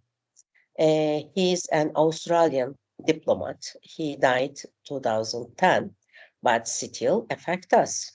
An academic in peace and conflict studies. Burton's view on basic human needs, basic needs that are biologically embedded in humans, human being motivated to meet psychological and socio-psychological needs. Maslow, many people I think that know that the Maslow hierarchy. All humans motivated to achieve needs, a universal phenomenon. To understand humans is necessary to know human basic needs. Maslow's basic requirement, physiological needs, food, water, clothing, medicine, shelter, etc. There are basic human needs that are necessary to survive as a biological being. Safety needs, needs for security, stability, and freedom from fear. Belonging and love needs, needs to belong to a certain group and to be loved by others. There is another important needs, self-esteem needs, their need to be recognized and respected by others.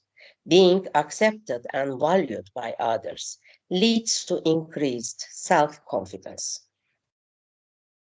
And another important point, self-actualization need.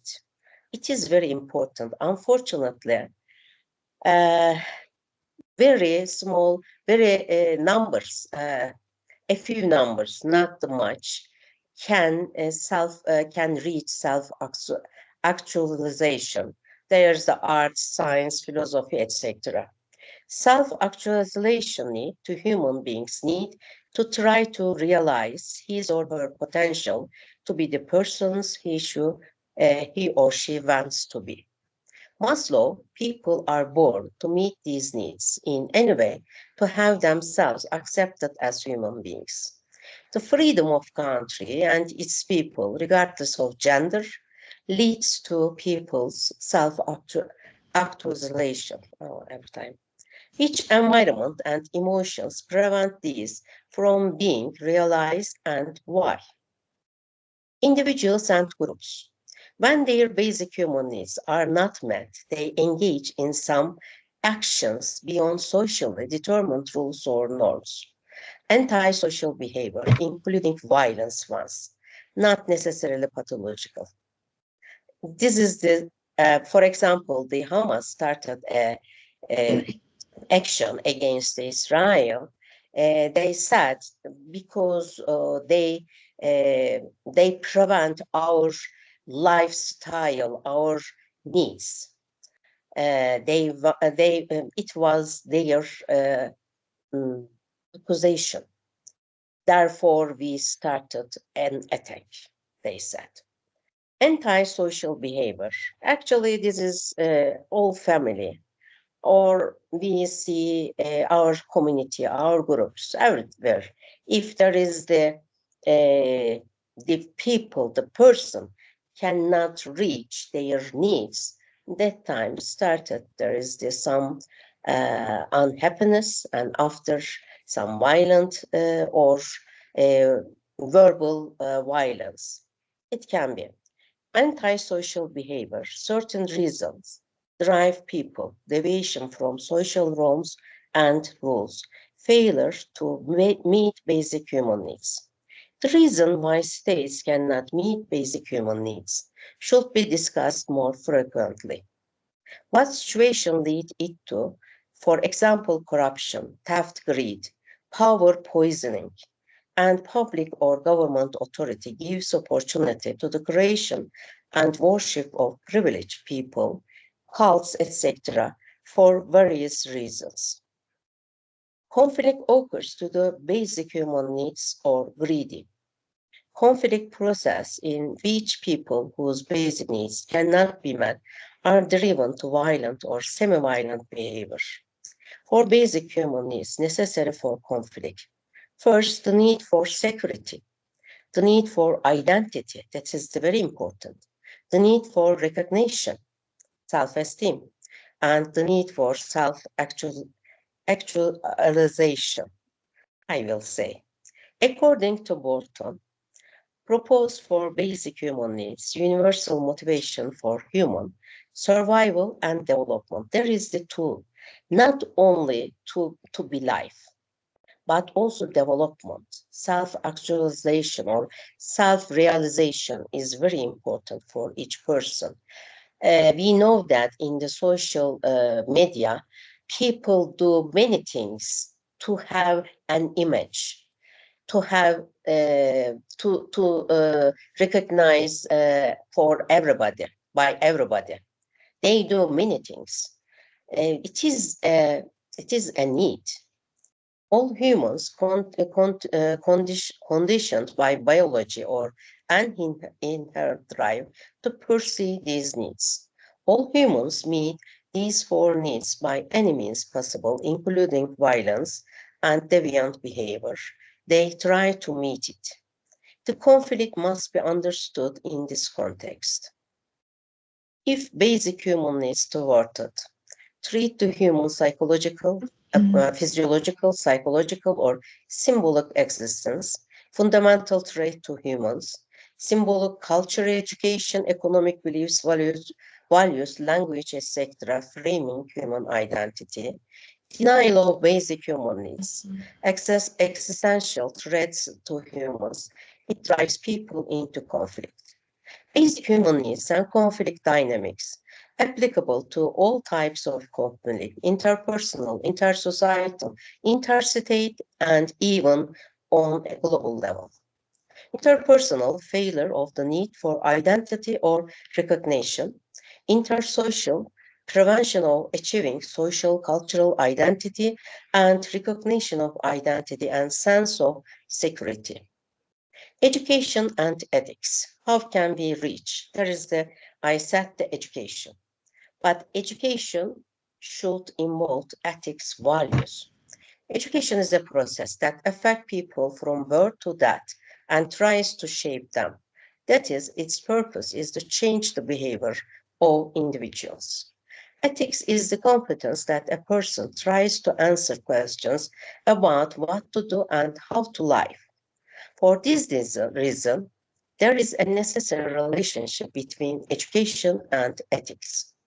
What benefits does bioethics education have other than reducing ignorance and harmful behavior?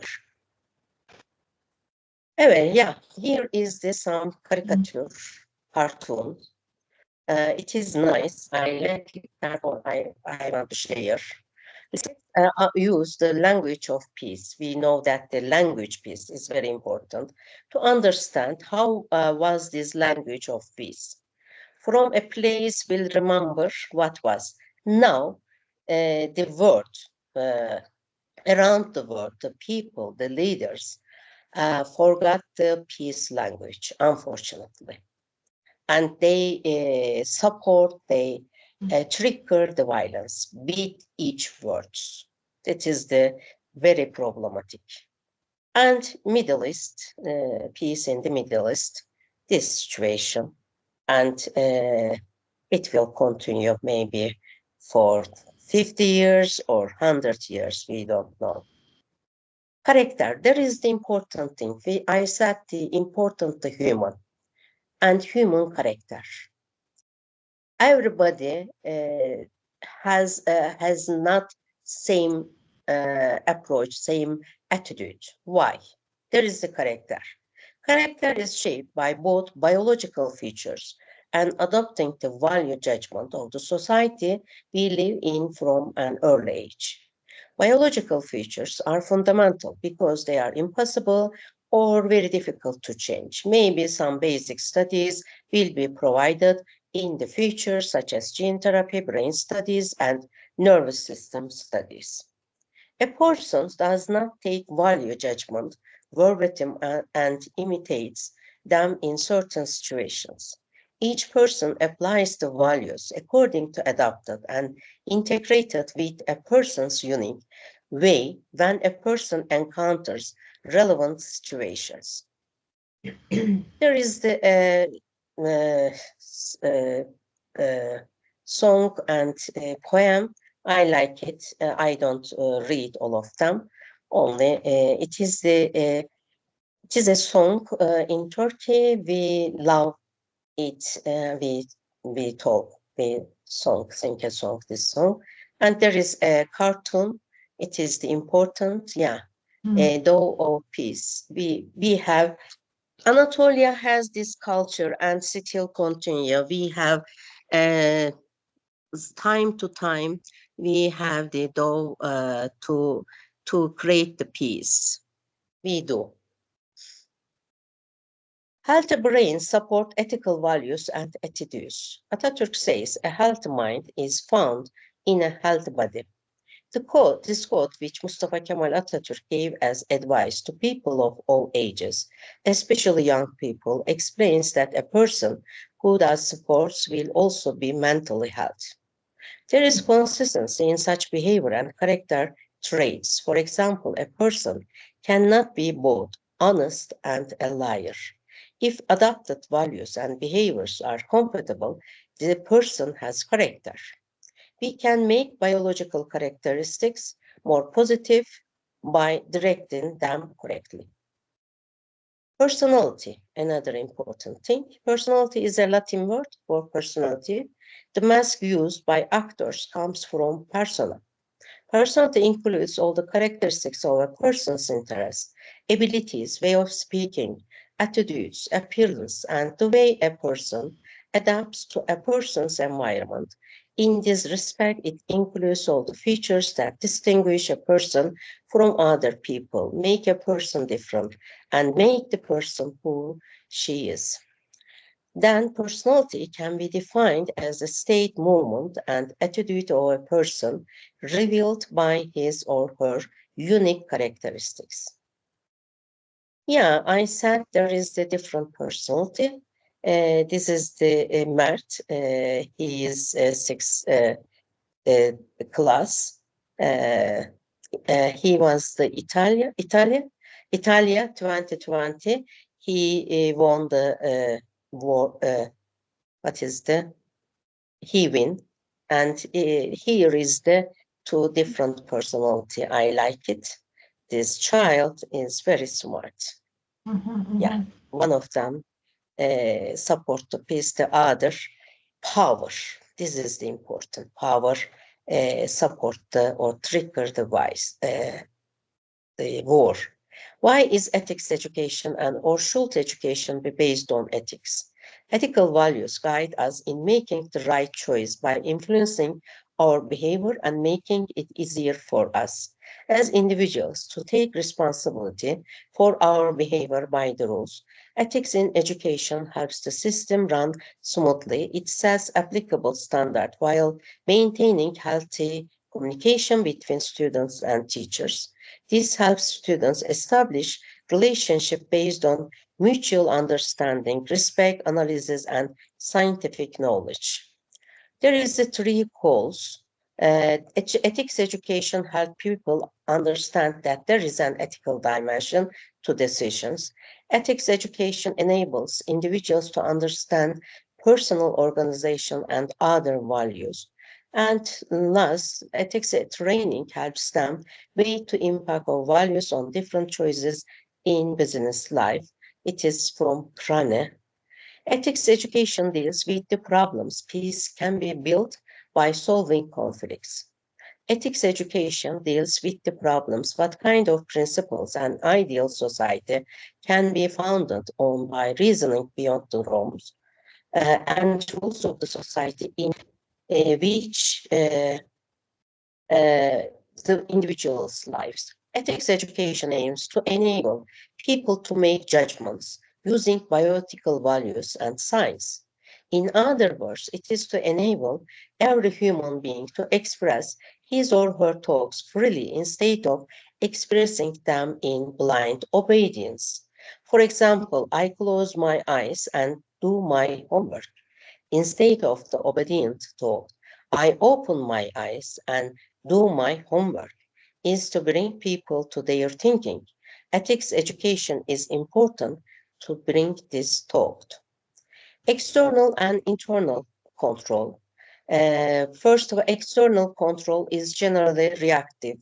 It provides laws and rules.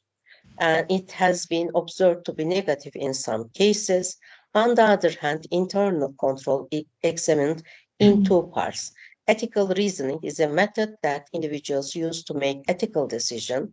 The situation is revealed by the individual's character, intelligence, having a healthy brain, that is his biological characteristics. There is another important, I like it, cartoon, unmanned peace process invented, not count on radar. And now the people think about the AI can provide peace around the world. Yeah, this is critics. And there is another important situation. We do. Yes, to peace, everybody. Yeah, I like the peace. I support the peace. But they don't do, not to reconciliation. That is the important point. This requires the individual to develop behaviors for ethical reasoning before taking action. Carol Lewis and Stuart C. Gilman discuss ethics education as the ethics of obedience and the ethics of truth. Accordingly, the ethics of obedience is that the individual's duties are observable and controllable.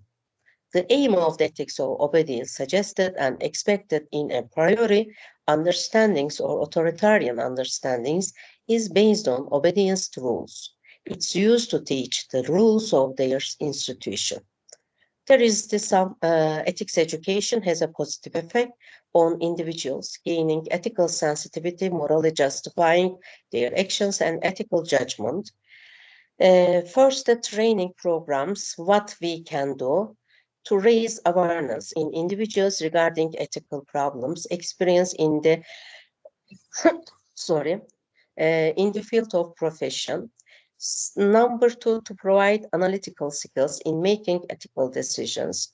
Number three, to train individuals who will work in public services to assume responsibility and moral obligations. And number four, to introduce the power and importance of the roles that managers must fulfill ethically. And number five, to gain tolerance towards differences of opinion and understanding among individuals. Number six, providing information about conflicts of interest, organizational culture and norms, bureaucratic rules. Number seven, to gain skills in the importance of exhibiting ethical behavior as a leader and in solving ethical problems. And here another nice cartoon and true. You are though of peace. Yeah, well and good, but you are so slow.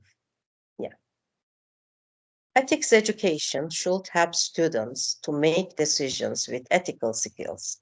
Adequacy of connecting with individuals, families, groups, and society, intervening, evaluating practice.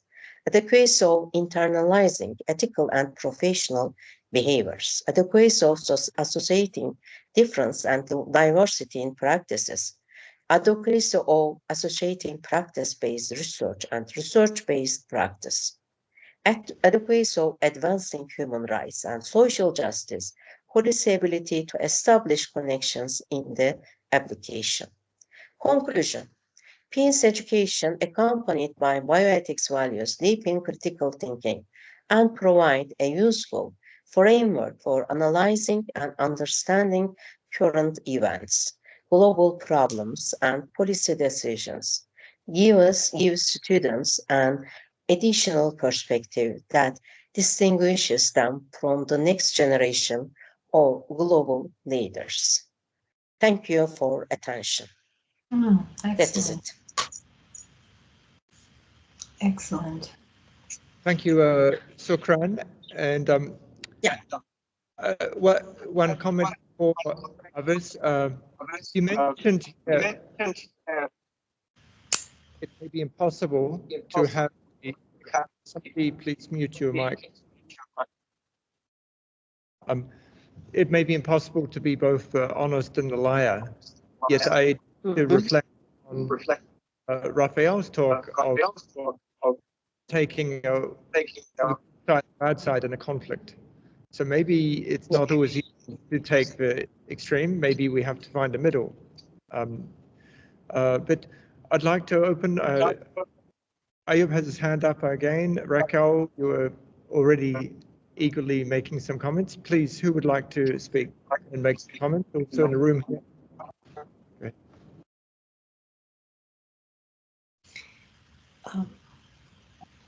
Raquel? Yeah. I apologize. My mic was on and I didn't realize. Okay, so first of all, Sukran, thank you. It's such a pleasure to listen to you again.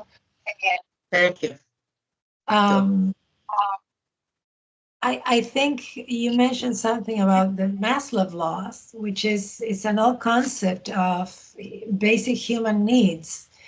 And the need for safety, for shelter, and for peace are all parts of human basic needs. I also love the fact that you mentioned education again, which cannot escape this, but also ethical reasoning. I think that when we build the internal value system. To create that intrinsic, then it will be something that it doesn't have to come from an external source. Like when it is imposed by larger structures such as government, for example, that it is that you are supposed to follow certain values or certain ethical principles. So that actually starts in childhood it starts within the culture of the family, where those basic values begin. And one of the things that we need to be reminded is that technology cannot continue taking over raising a child. As I watch sometimes young parents or young caretakers substituting dialogue and language when they connect to children, I am concerned. So building up language that speaks about peace and ethics there is no substitute for the human interaction with a child. And that is part of the education. So I thank you for how beautifully you put the whole presentation together. Thank you so much. And again, a pleasure to see you and to listen to you. We are so far apart. Thank you, Rachel. I am very happy to hear your words. Yeah, I like it. Thank you very much.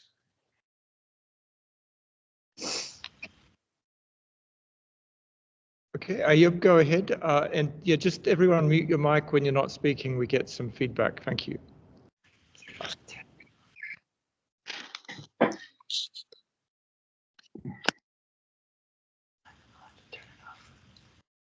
Ayoub?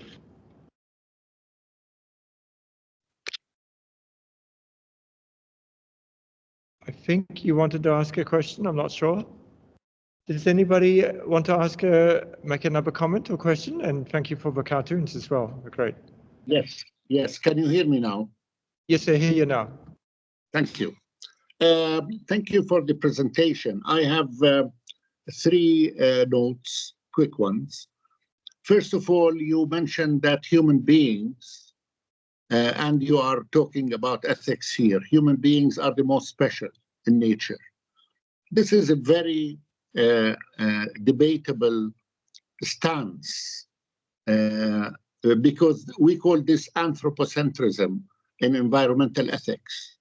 And people would disagree with you, saying that nature has its value per se, has its value in separation of human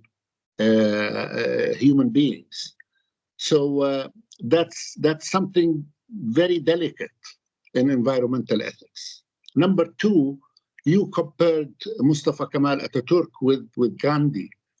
I don't see where the connection is. Mustafa Kemal Ataturk was a nationalist. He established the modern Turkey. He incited the nationalist Turkish spirit at a time when Turkey lost the war and it was at risk of annihilation. And Ataturk was a warrior. Gandhi was a pacifist, and Gandhi was against nationalism also. He didn't like the Hindu nationalists. He was with India in general. Number 3, about Hamas. Hamas, it's repeated all the time that on the 7th of October, they invaded Israel. They did not invade Israel. They crossed the border into settlements, into Israeli settlements on occupied Palestinian land. It's not marked by the 1948 United Nations lines. These are Palestinian lands, and the Hamas reacted after 75 years of Israeli enclosure, of all the atrocities that you can dream about. So it's a natural right to defend themselves. I will finalize my comment with giving you an example from Cyprus. Now, Turkey occupied northern Cyprus in 1974.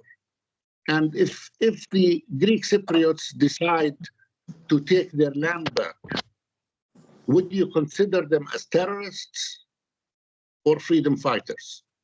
Thank you.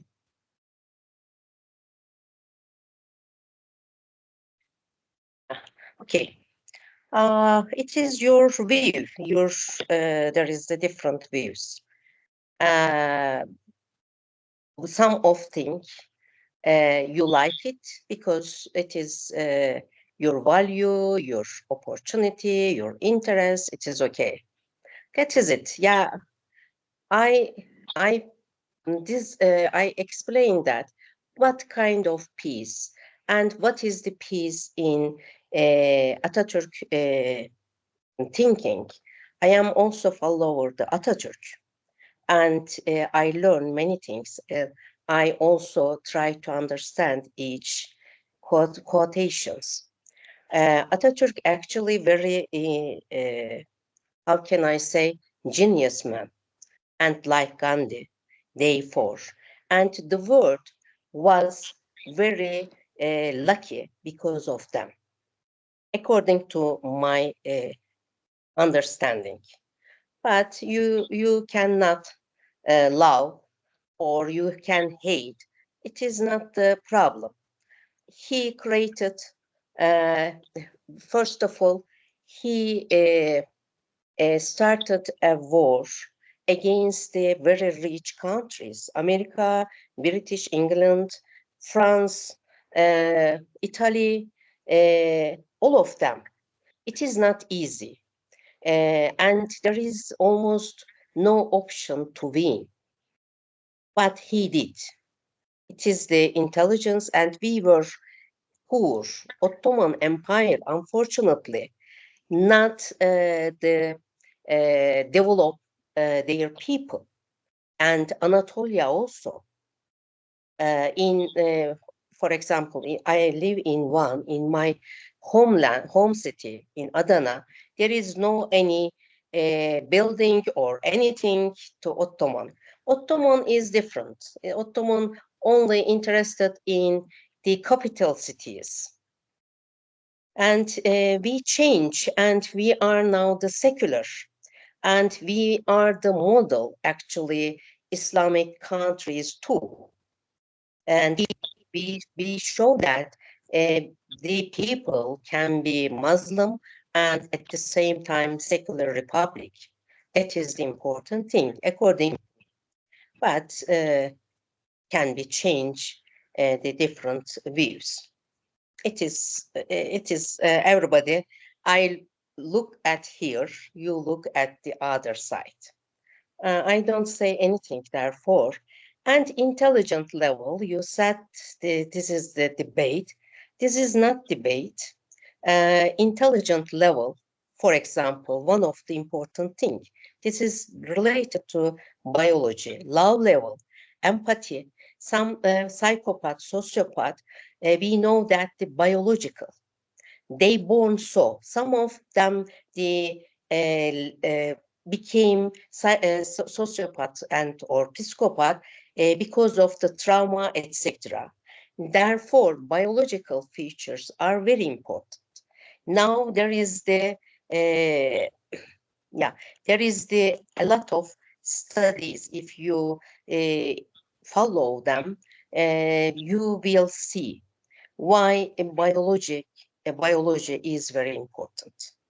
First of all, healthy biology, healthy body, healthy brain. After that, you can develop ethical science, and peaceful world.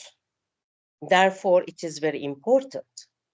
If there is a brain has as deviation, you cannot do anything. Yeah. Thank you for comments, for questions.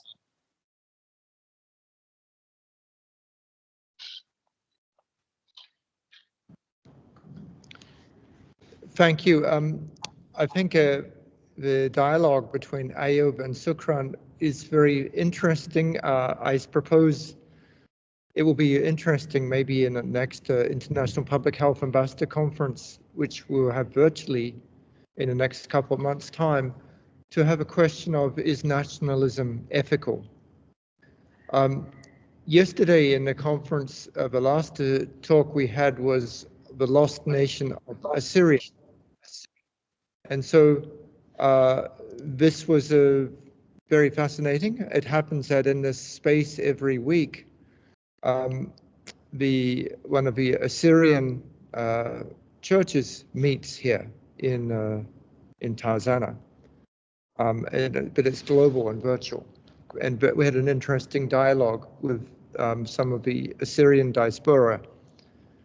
Yes, Sukran, it's interesting. We could have a whole theme of individualism, it's collectivism. Yeah.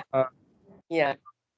And I guess we think that reconciliation is probably ethical, and listening is ethical. There are many things. So that could be we'll explore about that theme, because it will be fascinating, I think, to explore. Please, other comments, other colleagues, please.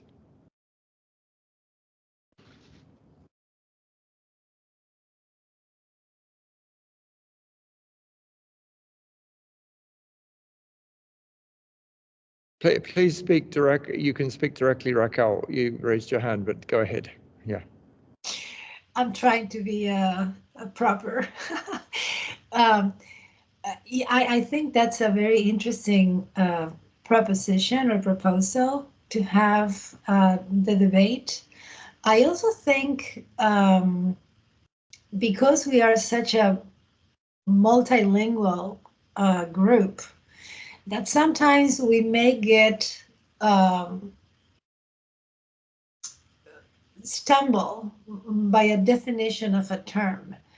And I think when we think about the term nationalism, as someone that believes that language is contextual and that it has a social flavor to it, one can debate that nationalism for one group means something completely different for another.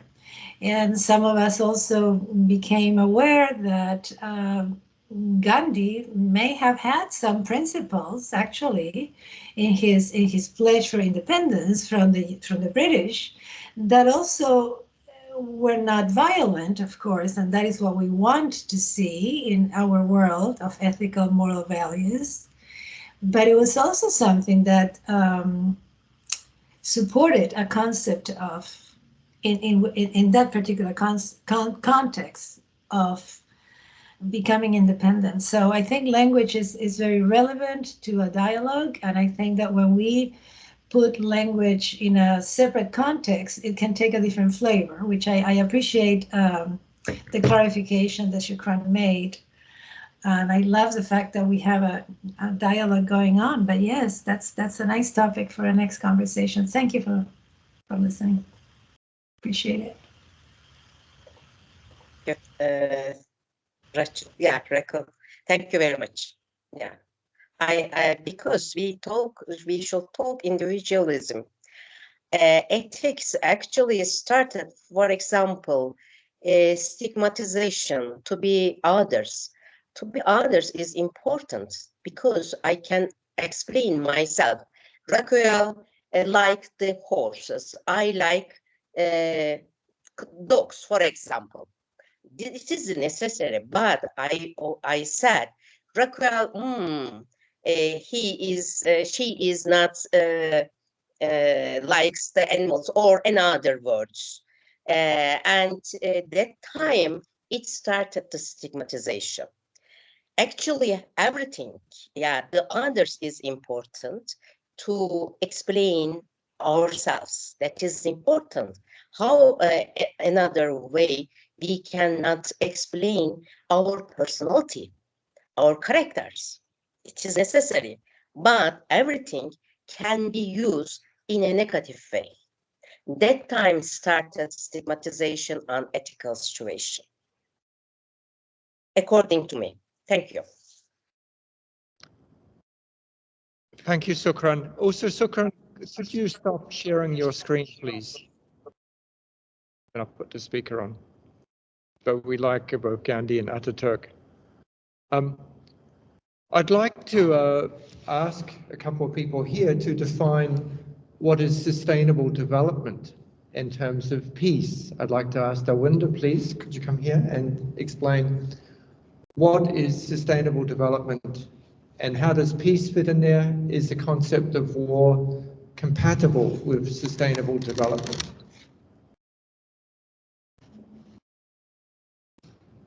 And others in the room, be ready for your question. Thank you. Hi, good morning. It was an interesting presentation. Yeah, good morning, everyone. To everyone. Yeah, everyone. Okay. So the question on peace in sustainable development. Well, although we have 17 different goals for sustainable development, I think the overarching goal here is to attain peace. And it can, I mean, if you're asking me how does sustainable development help, I think from my point of view, SDG 4, education plays a very, very important role.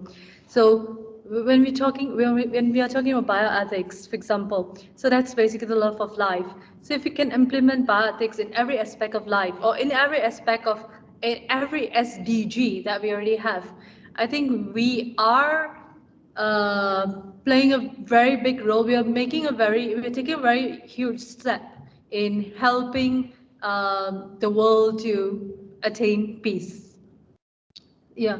So also, when we're talking about war, for example, I think it also goes back to education.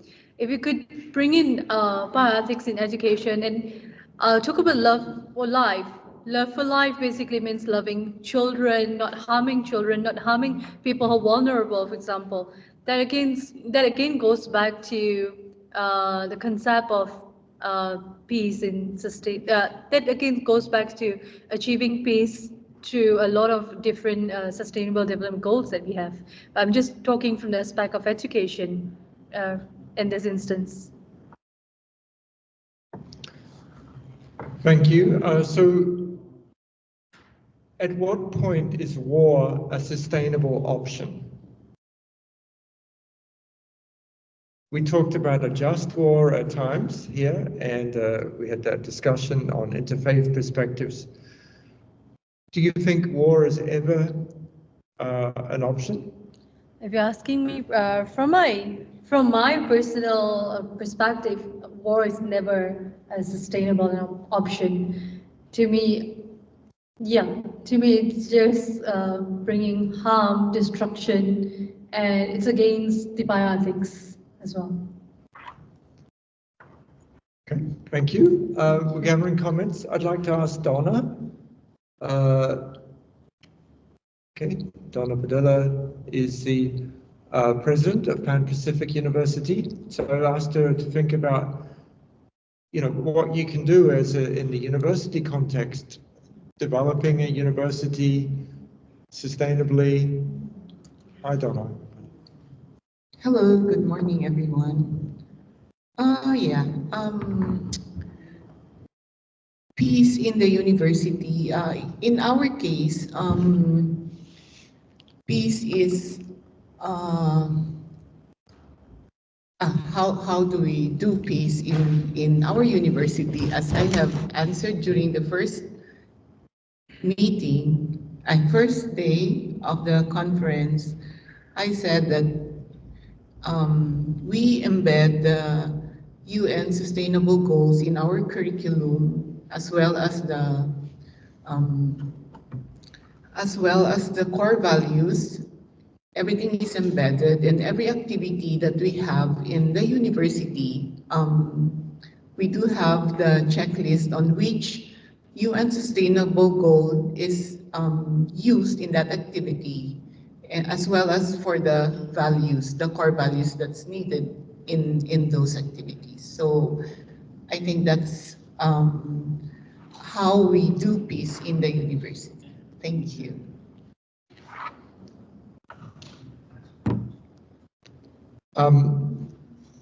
Maybe any reactions or comments?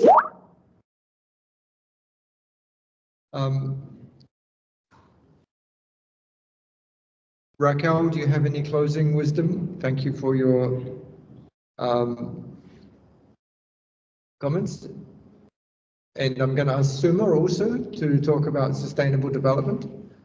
I'm sorry. Parting wisdom. Just as we continue to navigate in the challenges of the current times, let's remember a very important part of our daily ethical responsibilities, which is self-care. I think that we need to, those of us that are in this group right now, is because we are service providers, medical staff, facilitators, and we like to take care of others. And I always try to remind ourselves to practice daily self-care. Stay in peace, a pleasure. Shalom. Talk to you soon. Thank you, Raquel. Thank you for a wonderful presentation and stimulating ideas. Suma, please. And then also, yeah, we're thinking about some elements for that will go from these different, presentations and discussions towards the conference statement as well. How we can develop that.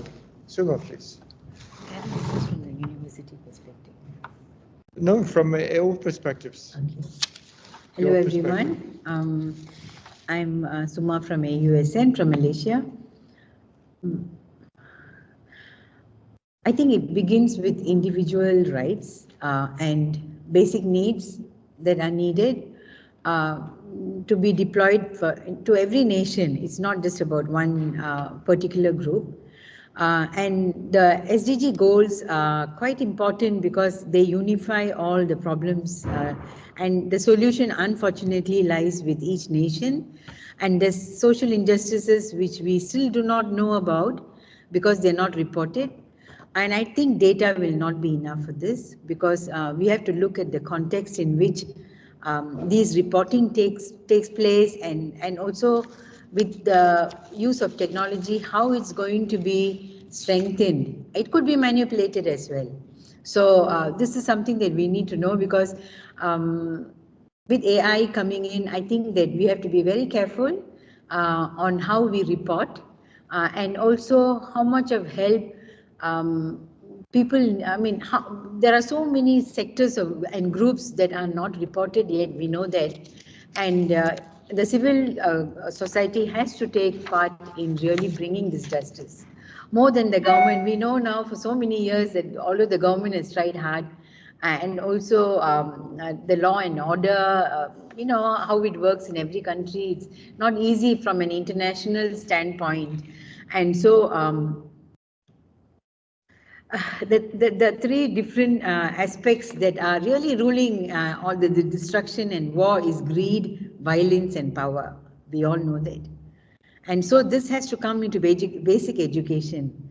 And there must be some kind of teaching on how to reduce greed, how to reduce violence, and how to bring the power of love in schools, universities, and also in our speeches. We tend to bring in everything except the power of love and of life itself, the importance of life. And I learned that a lot from Daryl on bioethics, because you understand that every animate and inanimate needs that care in one way or other, so that this world is peaceful. So I think it is both the work of each individual group and sectors in countries and also with the government. Thank you. Thank you.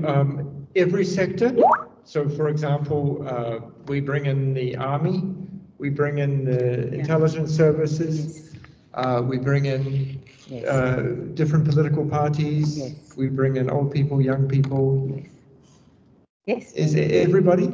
Yes, Daryl, because these sectors are also coming from schools and universities.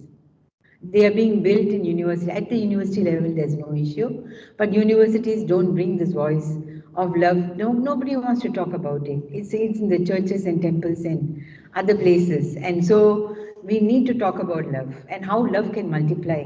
And I remember someone telling me 50% of the world just has to work on this, and the rest of the world will be peaceful. The whole world will be peaceful. So at least we must make this voice loud on how love can be the ultimate power rather than what's happening now. Yeah, thank you. Any reflections or suggestions? Christine, any comments? Richard, Maria? Any reflections, Patrick? Hi, Maria, go ahead. Hi. Yeah, afterwards, sorry. I'm talking from Japan and in the midnight, so my brain is not working well. After COVID-19, we Japanese feel and especially professors in the university fields, individually, Japanese thinking way are changing slowly with the internet or SNS. Because during the pandemic, we are locked in a house and we have plenty of time at home. And internet is spreading more and more and during pandemic. So these 3 years, and as far as the college student and much more younger student, try to connect with overseas young peoples or other or elderly peoples, and I mean Japanese people very shy and they don't want to. They are friendly among Japanese, but they don't. Most of the Japanese doesn't like to try to connect with the foreigners, too shy. But during pandemic, they try to connect with by through the internet or SNS, and they try to make a community or activity to help others or volunteer group and supporting mental health or supporting natural disaster. So unfortunately, 1st of January, New Year's Day, we had a huge earthquake in the middle part of Japan. And the first group from the Washington, D.C. flew to Japan and helped them very well because they are connected with internet or SNS. So Sukran likes the technology. So we are wondering technology and peace of love and connected and during the pandemic, ironically. So we are somewhere very, very unpredictable and unexpectable way. We are expecting a young generation to change the world more and more peaceful and lovable place with internet, and there are very good relationships, internet or technology or AI in the future. I hope, and we hope in the future, and maybe lab and technology connections is one of the big element. Thank you.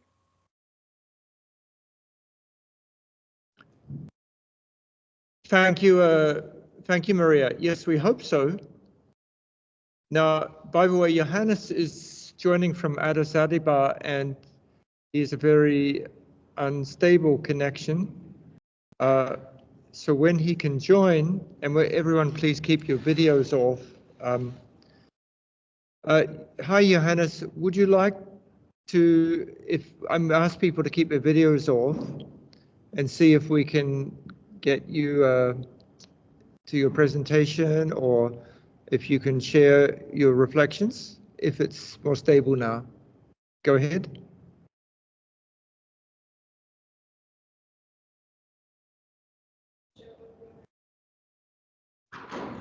Yeah, he left and joined. So I think Johannes is having a real problem here, joining and leaving.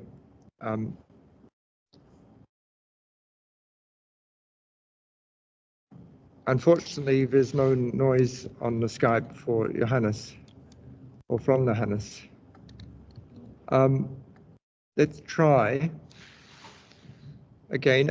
In the meantime, Richard, would you like to share any reflections? Patrick, would you like to share? Christine?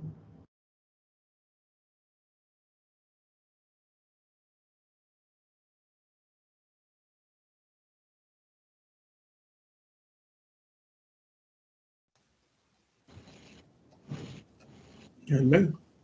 Hi, Patrick. Yeah, we can hear you. Hi. Good. Yeah, I just, I'm sorry, I've sort of taken a back seat for a while. I've had lots of problems sort of hearing most of the presentations. I don't know whether it's actually from my side or, you know, it's sort of affecting other people as well. I hear the echo of the presentation, but it's not audible enough for me to hear exactly what they are saying.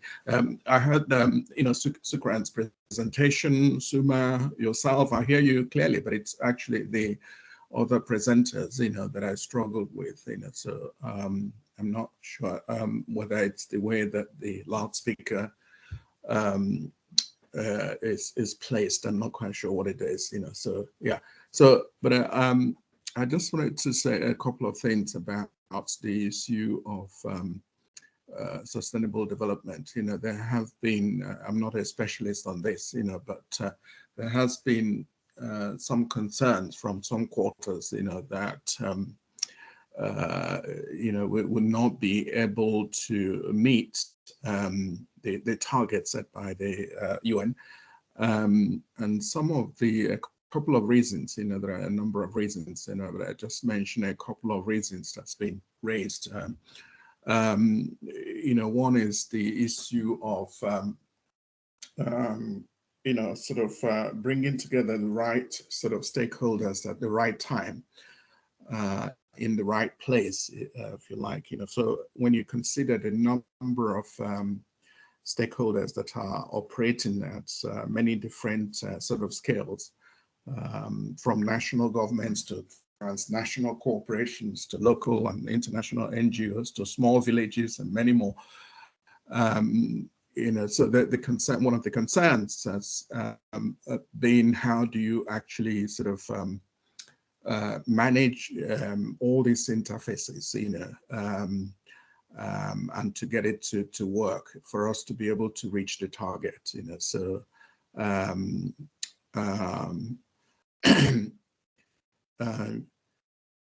so yeah, that's one of the sort of concerns, you know. So so for instance, you know, if you consider the single goal of access to affordable,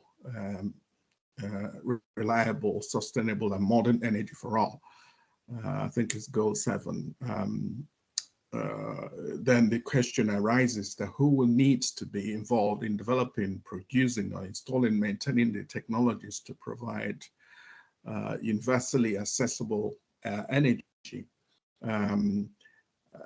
You know, so to use one other example, in this country, there are issues of how you manage the trade-offs, you know. For instance, the government is in favor of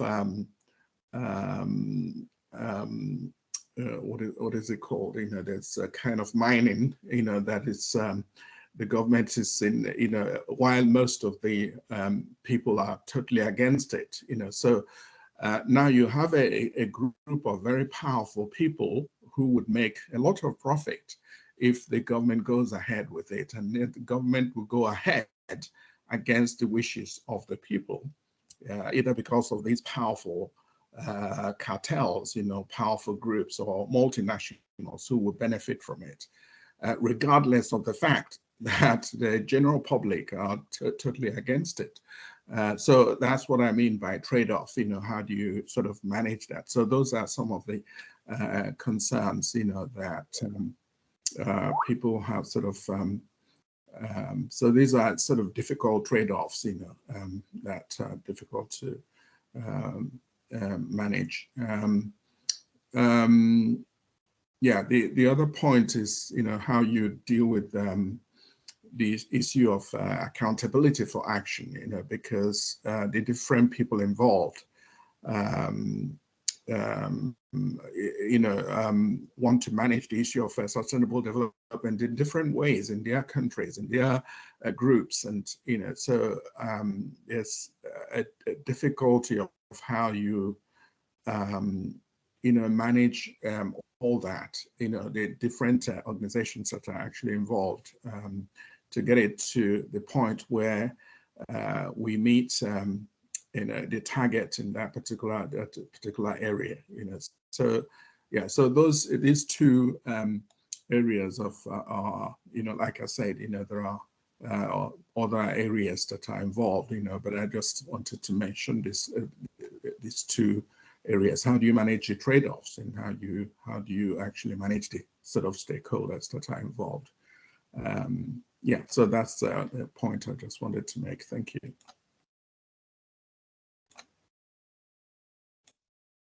Yes, so this art of compromise, of diplomacy, of negotiation, I guess this is we could call it trade-offs, give and take, finding the middle way.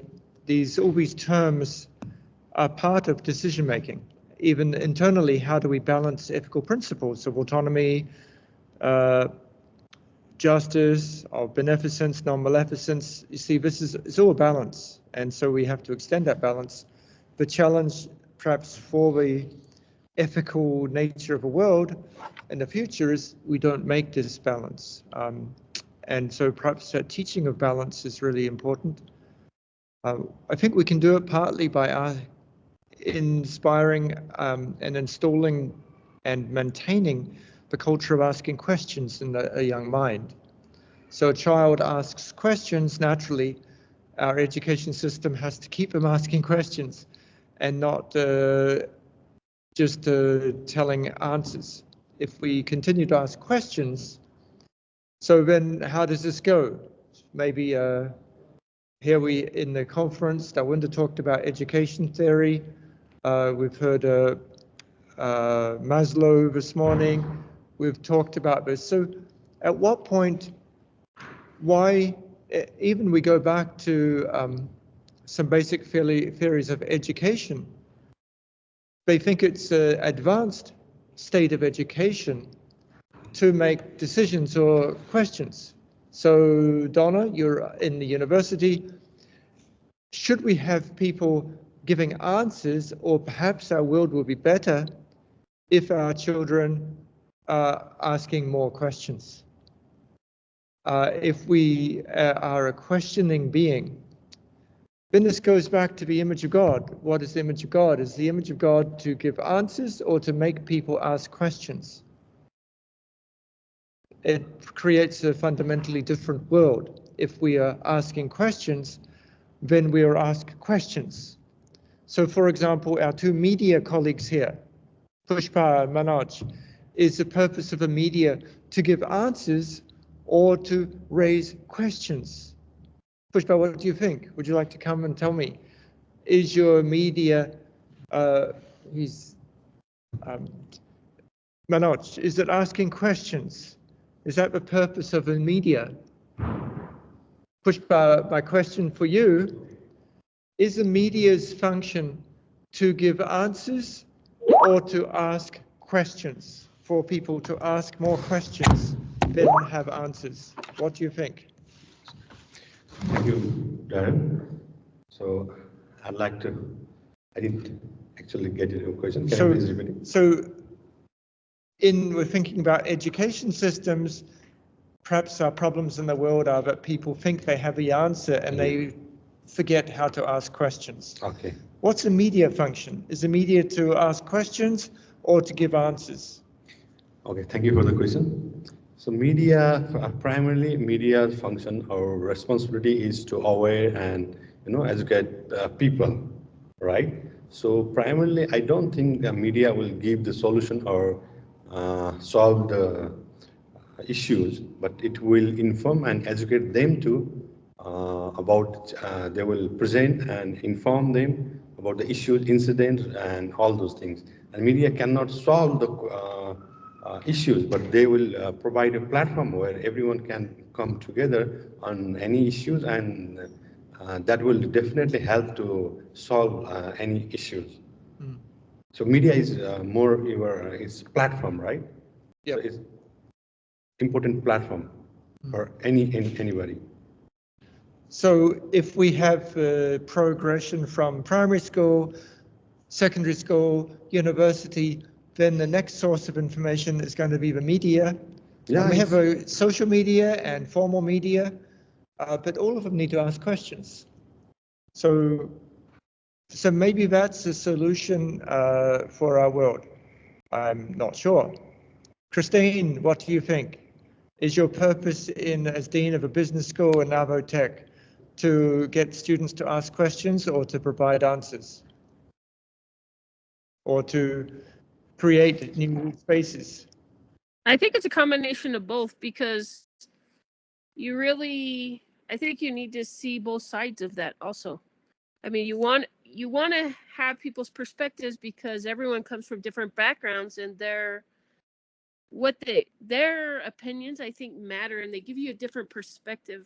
And I think that's good to hear different perspectives, because we all come from different environments, and I think we can all add value to the discussion. So I think that's really important. Yeah, I'd like to add on Christian's point. So media will definitely add value in any issues, and we come from different background and perspective, and perceptions are different, right? But if it comes in media or in common platform, that then we can also, it will help to resolve, or to come to resolve the issues. Yeah.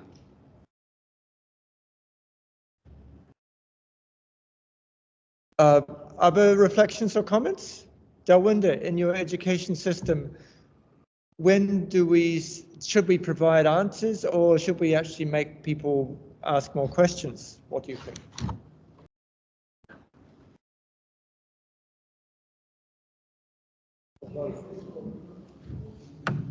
Yeah, so I think it goes back to what I talked about the other day, creative thinking. So creative thinking is all about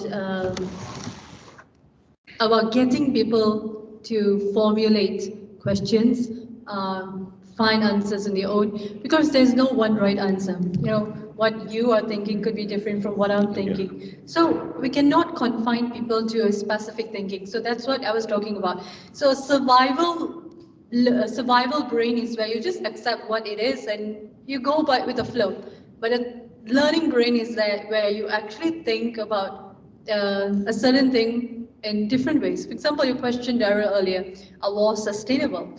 Now, it's a question that needs a lot of thinking. So I say no, it's not sustainable, because of course it's expensive. You're spending a lot of weapon. It's also bringing about a lot of environmental issues, greenhouse gases and so on. So if we have to teach our learners to apply creative thinking in their life, where they're able to think of their own answers rather than spoon-feeding them. I think we've been doing a lot of spoon-feeding, and we are churning out graduates who are very used to being fed information rather than developing their own information.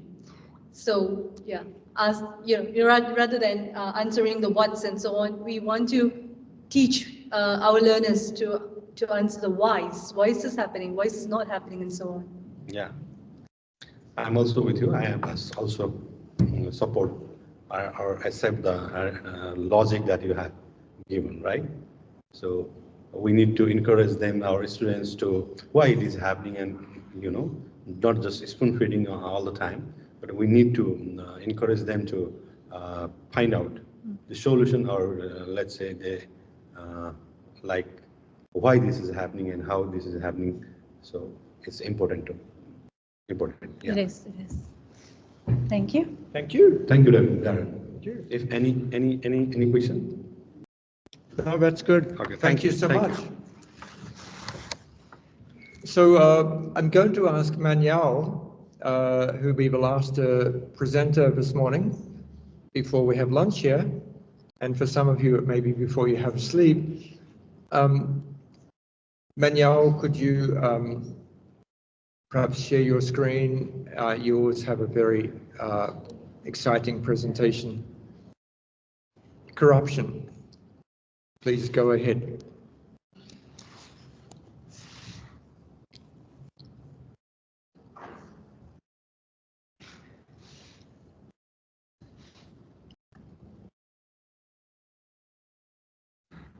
Manuel,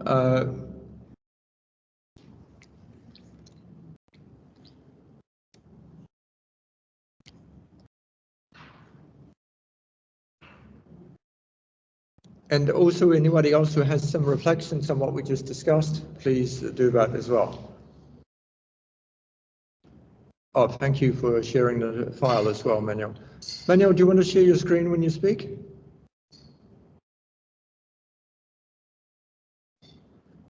No, we can't hear you. Should we try reconnecting or try your different mic? I can't even hear Tronsky.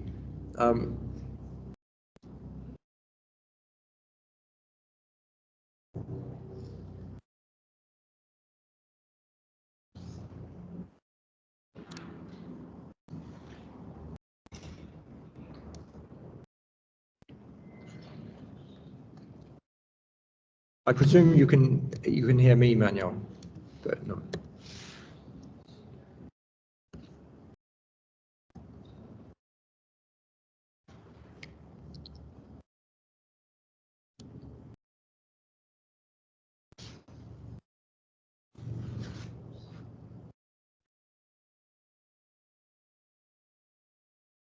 Richard, also thank you very much for your comments above.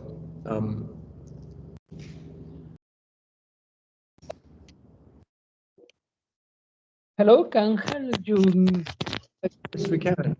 Good. Okay. Yeah, well, I will try to share the screen on the laptop, the sound by the cellular. Thank you, that's good. We can hear you fine. Okay.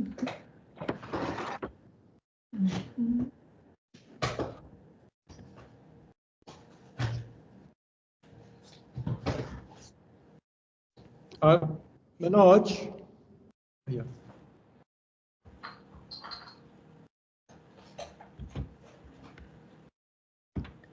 Okay, that is in PDF. Oh, I think that there is a sort of. I'm hearing myself. Yeah, mute your computer. Okay. Well, we can't see you. I have attached a PDF in order the people that has a not good internet connection could download the file. I'm attaching the full slideshow presentation. That is what I'm going to do now. Let's share a screen. Thank you. Okay, great. Got it. I'm going to. It's up to, over to you, Manuel. Thank you. Welcome. Well.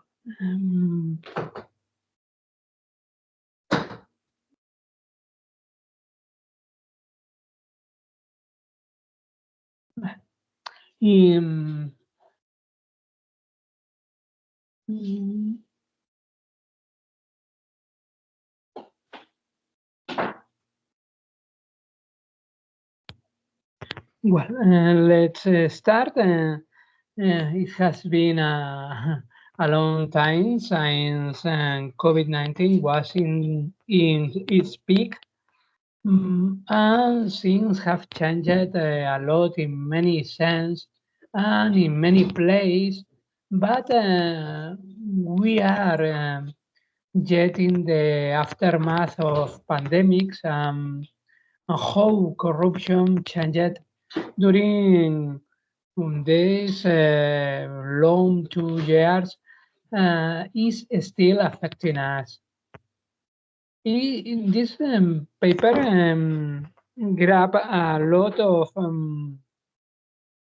from the paper on corruption that we create in our subcommittee in YPA18 from the Obvious Ethics Institute.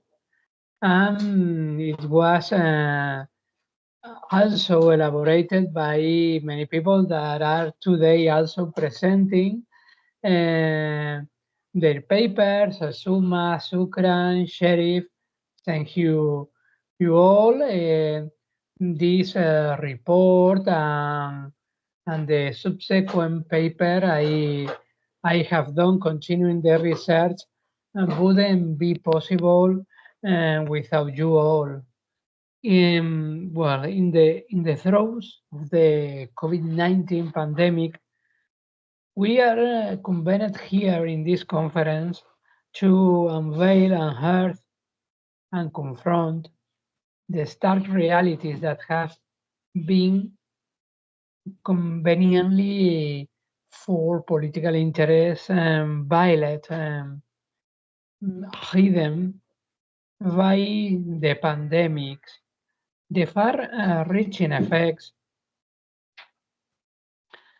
of the pandemic has not only been a major health disaster, but also a magnifying glass exposing corruption.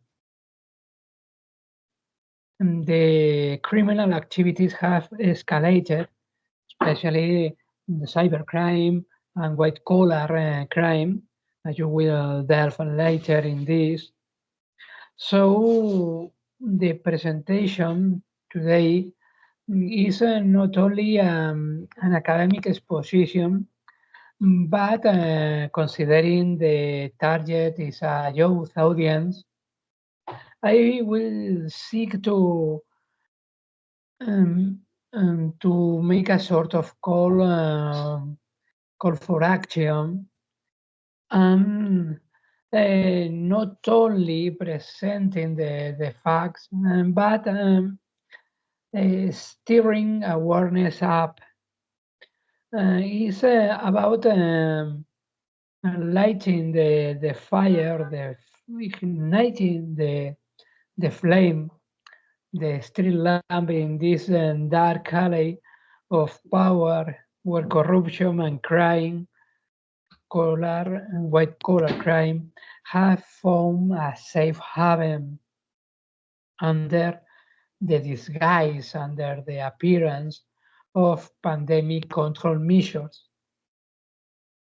Well, it's a straightforward approach, and we are trying in our brief time to peel like an onion the different layers of injustice and corruption that even after so much pain and suffering from pandemics is remain unchallenged, or at least the people who have challenged them have found a very soon ending for their life or their voice. So, well, start with introduction, COVID-19 exploitation. He's the doctor who raised the alarm voice in the first stage of the Wuhan flu.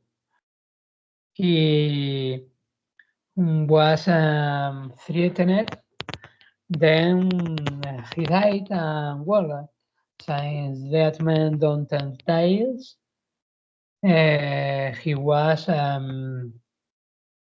he became a sort of a posthumous hero.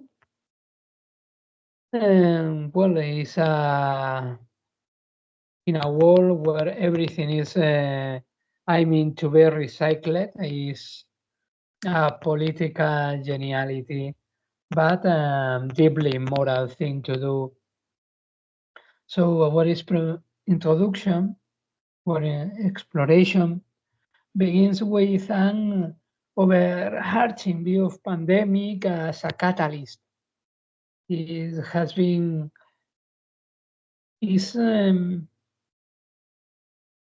was an ongoing process, but when you add a catalyst, you can make the work of a full lab night in question of minutes. It has been pandemic. It has not thrown us nothing that was not yet there, but it has put everything in fast forward speed, and it has hastened it.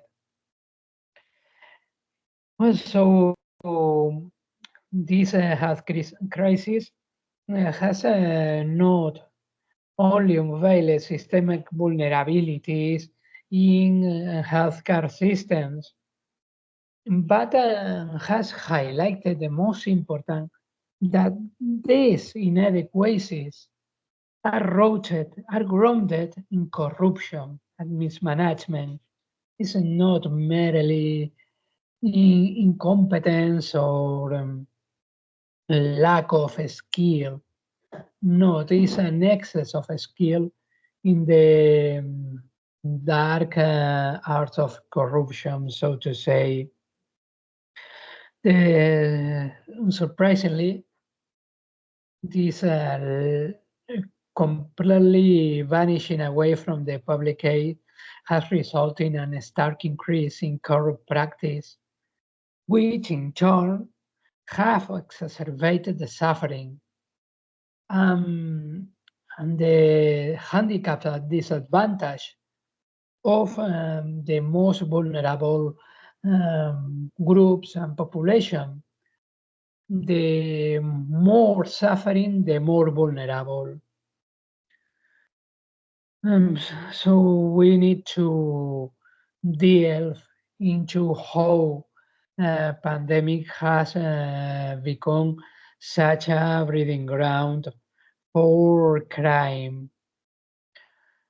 Well, it is also curious to see that how sometimes it has not eroded public trust and social cohesion, and more even public trust in government and government leaders. So, well, as we venture further, we'll know more about inequalities and how these inequalities have been shifted, has been pushed further to the extremes. The crux of our discussion, the very core, implies that we need that it is a pandemic induced corruption in their formal formal development, in the way it has unwrapped itself. But hello, Chansky. Sorry. I mean, we have enjoyed it of a multidisciplinary, culturally diverse team in our subcommittee, And we have been able to bring forth perspective that cut and go beyond geographic, social, and political lines. It's a tragic scandal, on the other hand, that the corruption we are facing has also ventured for the borders in a far more efficient ways that we have been able to do. In this sense, corruption has outsmarted us, has proven to be a sort of marabunta, sort of swarm, like a locust that you can't simply stop, but you can make an effort to understand. Science, we have, for example, received in the ugly side and the ugly extreme of the stick, and when it came to stringency measures, some of them sensible, some of them whimsical, but there is a thing that has not suffered in stringency at all, and it has been corruption. Corruption has been rampant, and corruption has been the human tragedy far more than whatever we could say from coronavirus. So it is needed to underscore the critical role of ethics in the management of the pandemics, as well as the critical thinking, the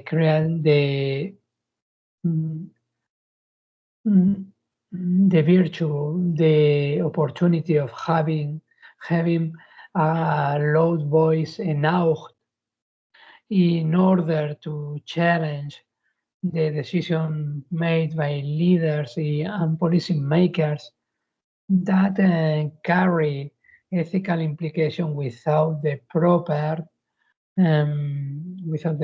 backup, without the proper preparation, participation from the rest of the society, especially the most well read,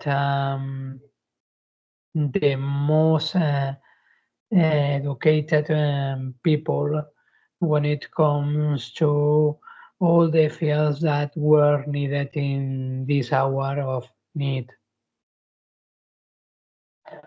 The current corruption measures are flawed. It should be evident, but it is not. The existing corruption metrics were inadequate yet before the COVID-19. Even if COVID-19 never happened, we need for a second reading. We were in the need for a more for a smarted way to understand, measure corruption, and of course, measuring the anti-corruption initiative performance. But we are not even close. It is the ugly truth. We are not even close. And worse even, we are far than before the pandemic. Science it has been an undeniable triumph for corruption that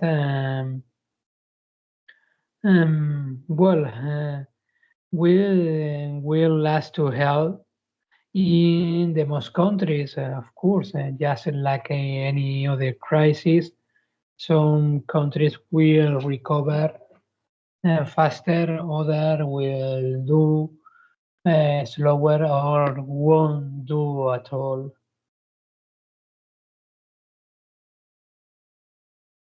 There is inequity and inequality in pandemic measures. It is the main topic. I'm sorry for the way how the text is seen. If you download the PDF and the PowerPoint, surely you will see the right format. And as I was saying, in our group, we have been studying the inequity and inequality in pandemic measures. Since it has been applied as a political tool, as a form of get rid of opposition or protesters, or even as a form of avoiding the natural consequence of crises and that have nothing to do with pandemics. It is like the case of Evergrande in China. Well, the COVID has revealed stark socioeconomic disparities. I don't mean that we were ignorant of these socioeconomic disparities, but we have not judged them in its true extent. It has been announced with the heart flu to suffer a tsunami of discriminatory pandemic policies and pay for the lack of vision, lack of political vision, lack of technical expertise when it came to equitable recovery strategies. This has been very, very sad to see. The crime, his management during pandemic has been very flawed, just like the corruption measures. I put Filipino anti-riot police in homage to our many Filipino classmates and colleagues, but I could also put the Sri Lanka, likely Nigeria, Salvador perhaps, El Salvador perhaps. There is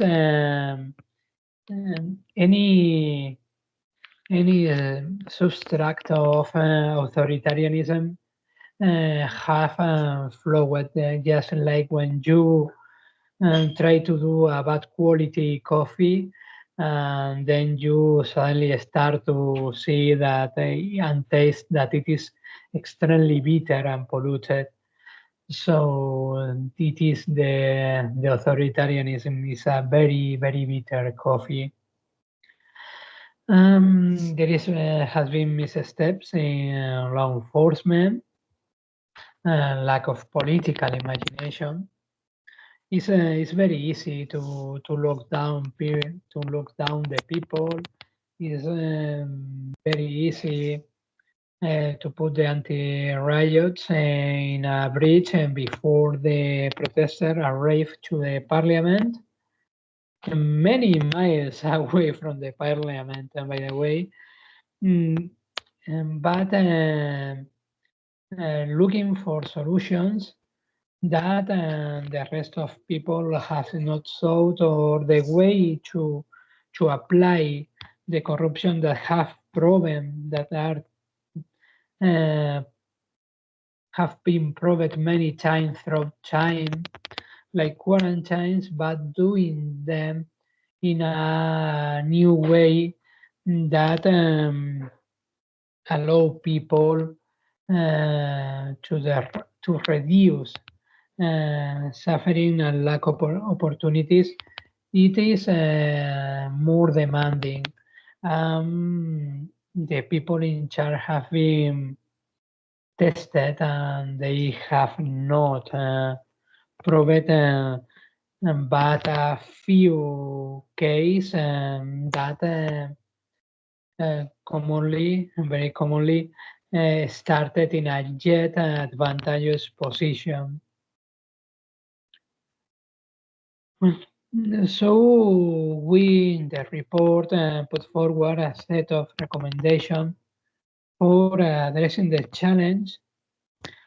That I know that the recommendation we have, though, that we scratched our head thinking about what to say to improve things, is going to be used as a toilet paper.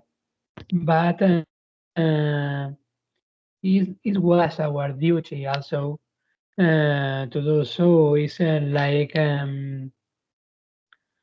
this Hemingway story about the old man and the sea, that well, even if the big fish reach to the shoreline, when it well dead, well, he was a fisherman, and it was a fisherman do. Is it was he was taught to do.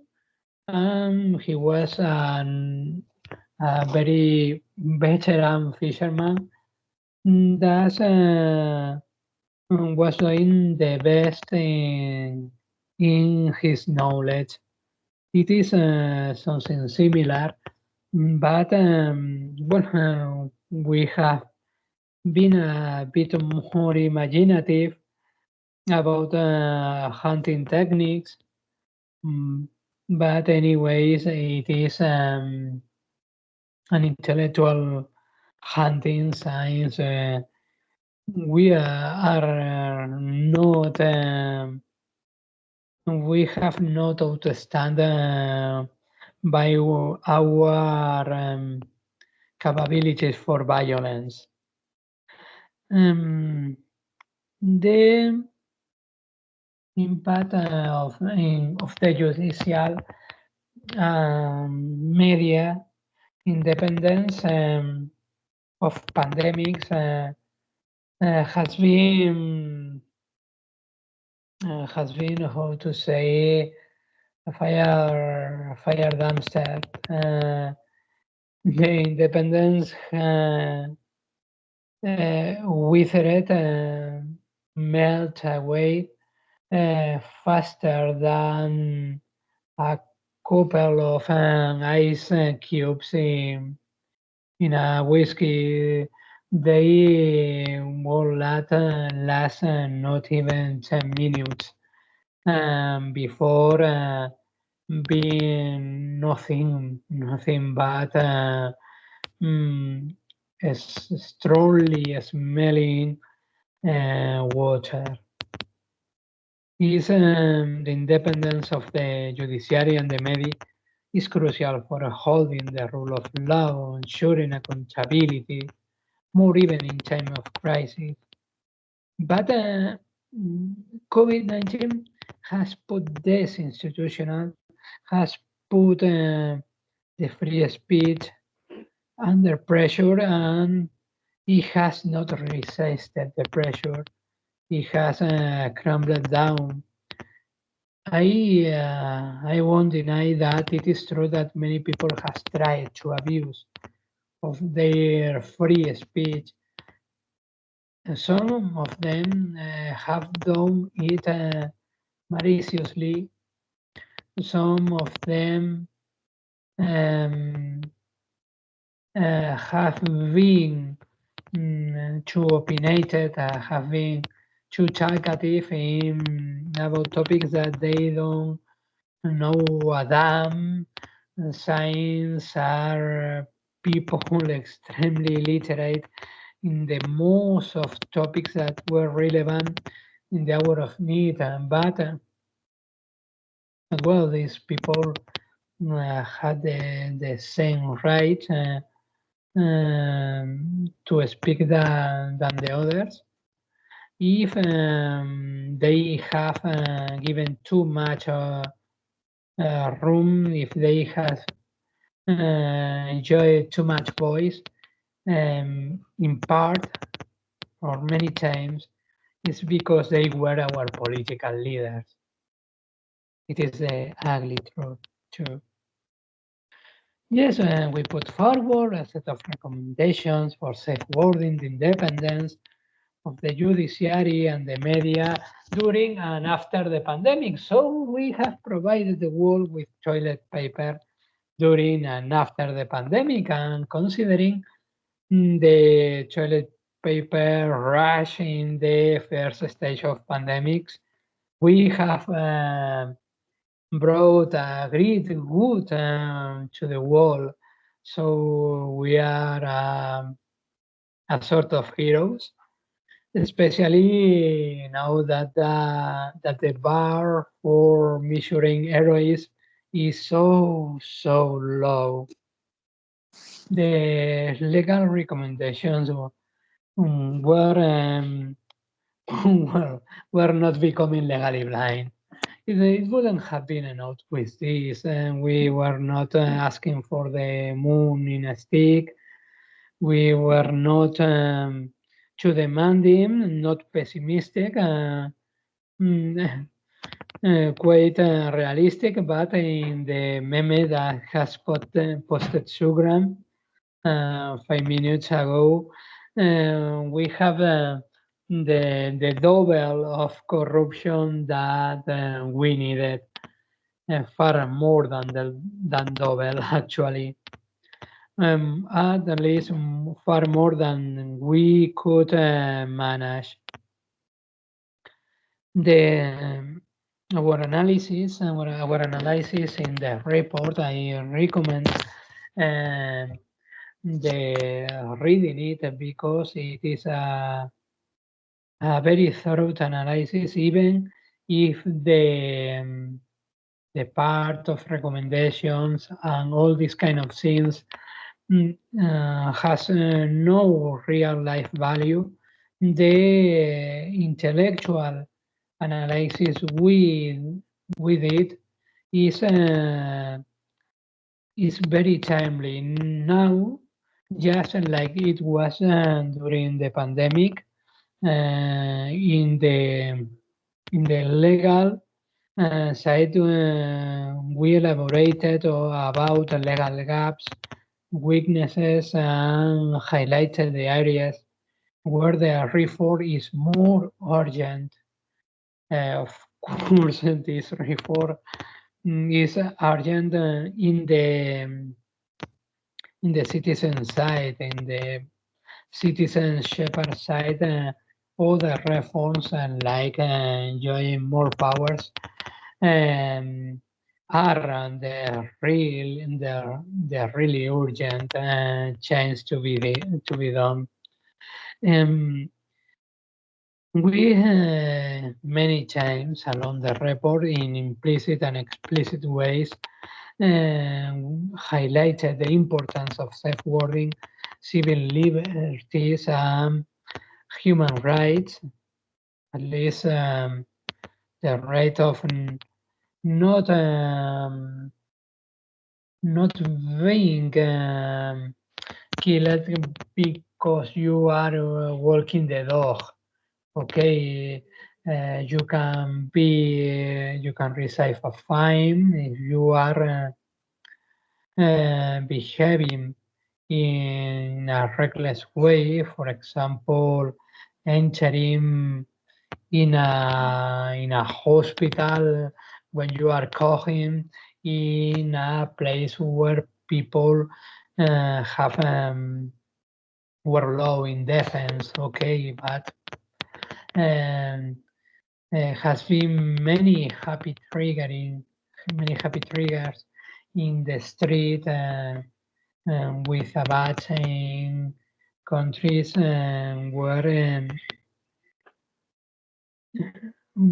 even in rule of law place has not receiving a punishment for their abuse, and likely will receive them sadly. Well, social rift and white collar crime, strain judiciary and media, it is reminding me some every time I see violence.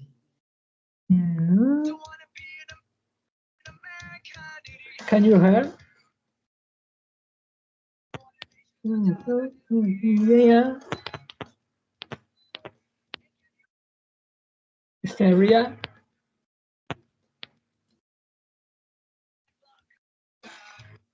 Well, it was a green day. The days were not very green, but there is were plenty of American idiots. We have this kind of people even in the South.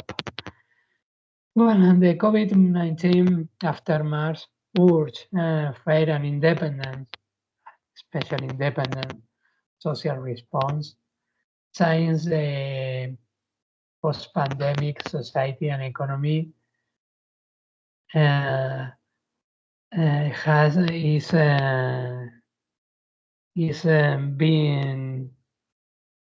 is being played in the graveyards. The social interventions take a deep dive into social impact and a far deeper knowledge of social science. We need to study more, we need to learn more. We cannot get back down. We need to disclose, to unveil, to reach a blueprint for future-proof social resilience theories, and I mean not resilience in the work sense that is the fallacy of the 1 per 1,000.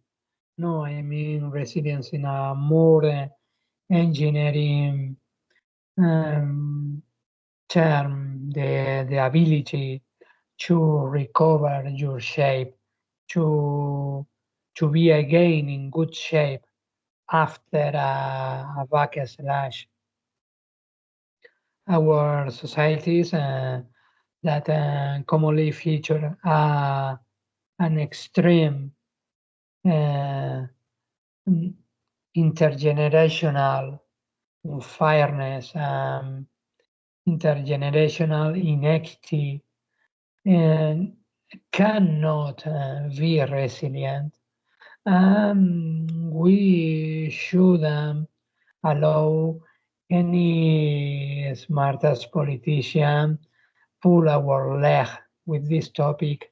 And in Spain, we have been shadowed down the propaganda saying that we have become stronger. I don't know what kind of fuckwit and Nazi is the one who, before the death of thousand people, say that we are not stronger. What does it mean? That they were adulterating our mixture, that we have get rid of a burden? well, this is what happens when you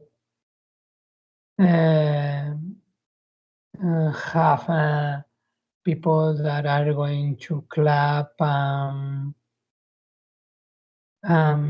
say yes to to any unsensible, even merciless thought that come to your mind and unfiltered go through the wall of your lips. The economic and implication policies well has not revamped in no way the unfairness there was before, less even during pandemics. And well, the world has not advocated for global economic solidarity. Quite the opposite.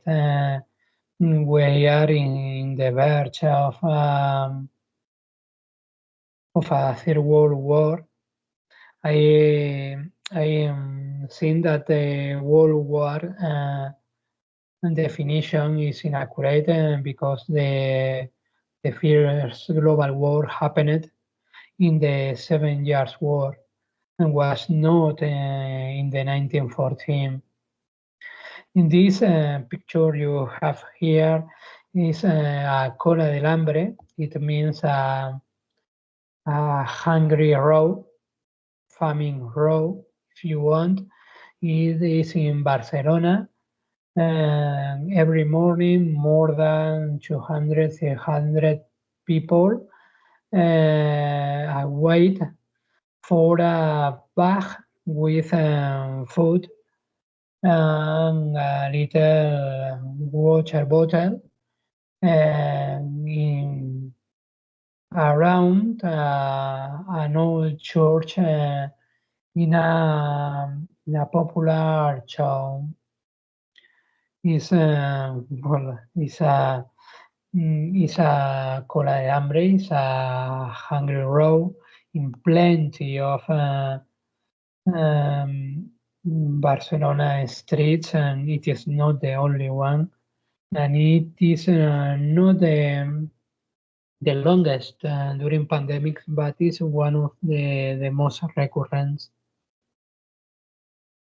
Well, so in our discussion, in our report, we explored the consequence for many people. The hardest hit were the people who were already vulnerable, small business owners, low-income workers, those who were in precarious employment, and the cleaning ladies, and the people who take care of dependent ones, mostly migrant women too, were exploited during pandemics. Unless they enjoy it of having a source of income, but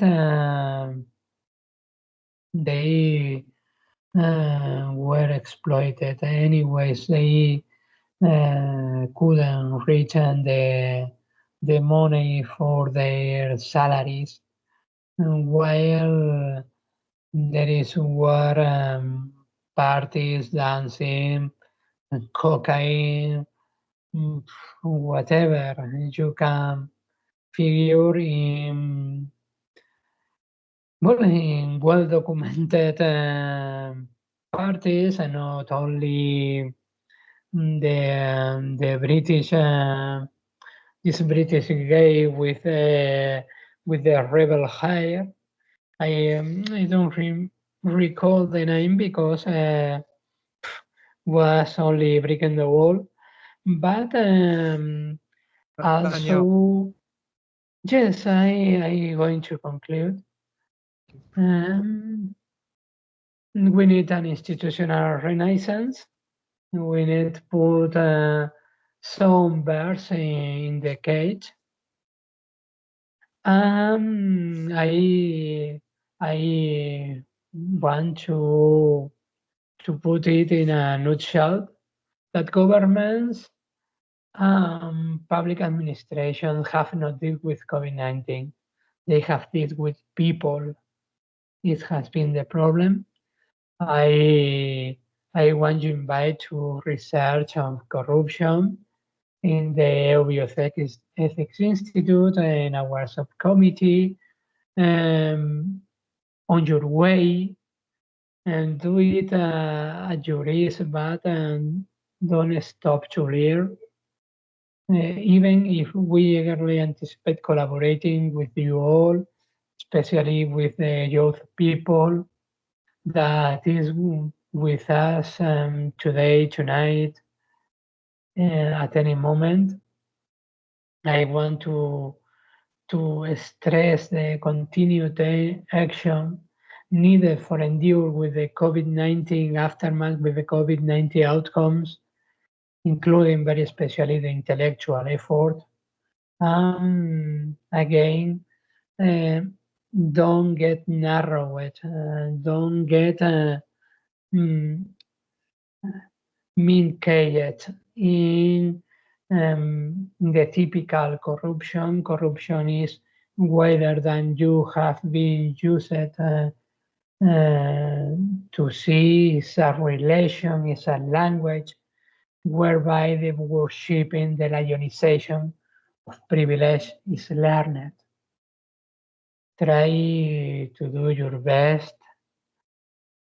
Try to learn.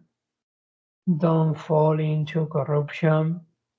If you have the chance, bring the better you can to this world, because things are fucked enough to do bad science, to do flawed science, for a botched world, quite the opposite. We need more than ever brave scientists. Thank you very much. I hope your questions with plenty of illusion and joy. Thank you, Manuel. It's delightful, as always, to have your presentation and insights. And this report on corruption, we, from the WeCope committee, the issue has not gone away. And a lot of nods in the room as we listen to your feedback and presentation. Suma has a question I'd like to ask you, and I'm sure some others have some comments and questions as well. I wonder if there's a solution, but you've suggested some solutions, and I think these are there if only we do it. But Suma, please. Hi, Manuel. Nice to see you online and listen to your voice. I just want to find out, what do you think is the root evil of this corruption from the education point of view, for example, in schools and universities, and what could be the solution for that?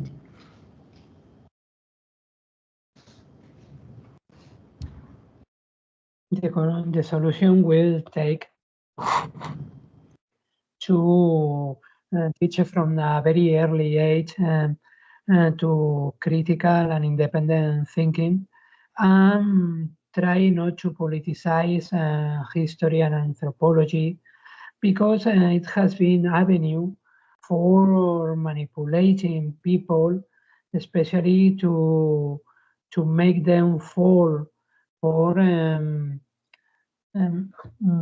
more extreme nationalistic views, ethno-nationalism, especially that, well, for example, in Europe, we are looking now for the consequence is it's difficult that the answer could come from the education at school, science. At the end of the day, this education is sponsored in a sort of way by the state, and so, well, they are not going to teach and to systematically questioning whatever the people in charge are saying, of course. But we can lobby to instill, to plant the seed of critical thinking in order at least the sharpest kids can have more chance than they have today. Thank you. Thank you, Manuel. Thanks a lot. Yes, this is everyone has their agenda, and sometimes the agendas, of course, of education departments and systems are to make a certain type of citizen.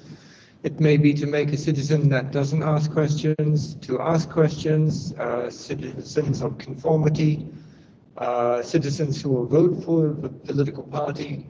There are all sorts of systems of education. And also this links to the question of, is nationalism ethical, which was a question we had from discussion before, Manuel, which we will have a theme to explore this in a future meeting soon, because I think these questions, it's also interesting, you know, Education for Sustainable Development was a global program, but for many countries, the education ministry is a very conservative ministry. It's often combined with Ministry of Education and Culture, and therefore national identity is very critical, especially in times where you want to promote the nation state or eliminate separatism. Other comments or remarks, questions on corruption or solutions? Anybody? Online as well? Your fan club, some of your fan club are here, Manuel, as well.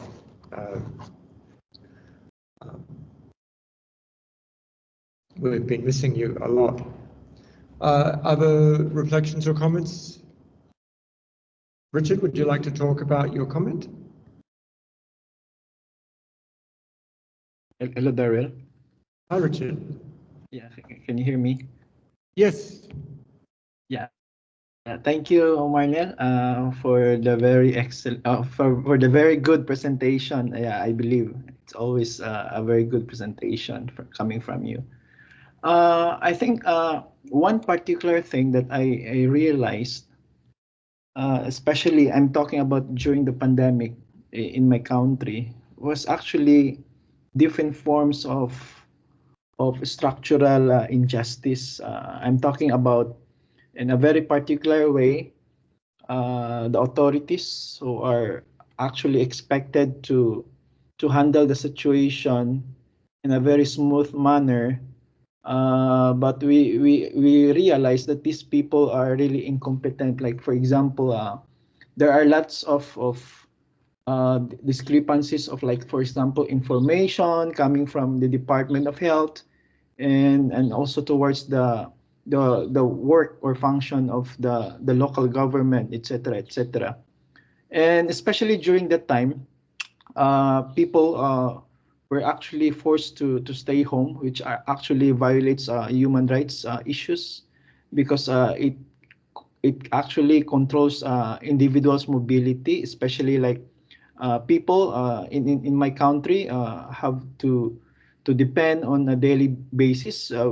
I mean, people have to work, and then that's really a big issue, because in terms of economic inequality, I mean, people are deprived of living life in both ends, and for me that really makes the issue even worse because the pandemic can be a public health scare, but it also worsens the situation in effect because the issue of survival becomes a big question.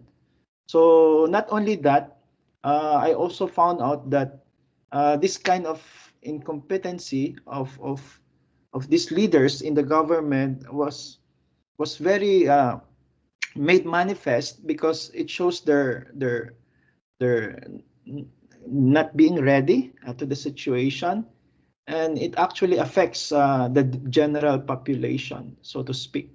So for me, I think the recommendation of Manuel is actually really good to improve the system because especially the pandemic was only treating people, but the question here is how can the governments address this kind of global public health issue per se. Thank you.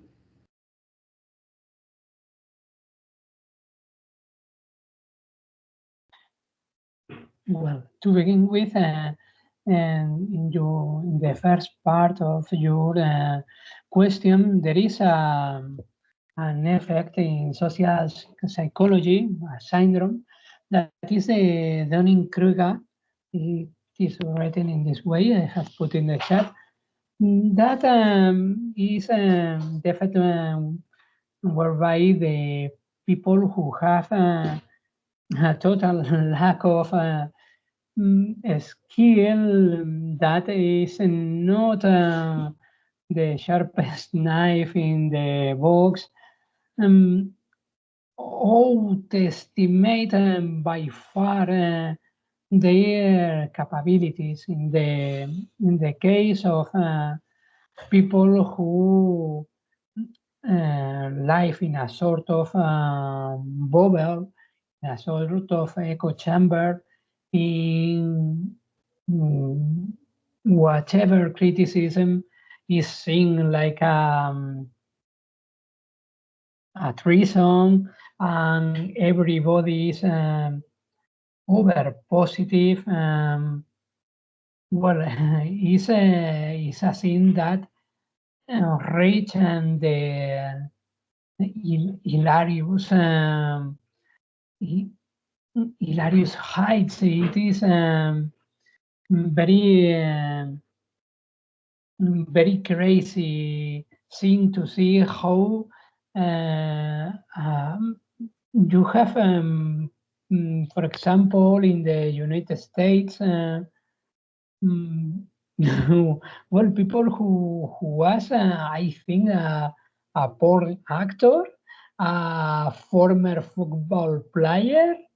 In Spain, there is plenty of politicians, familiars who didn't know nothing at all, not only about medicine.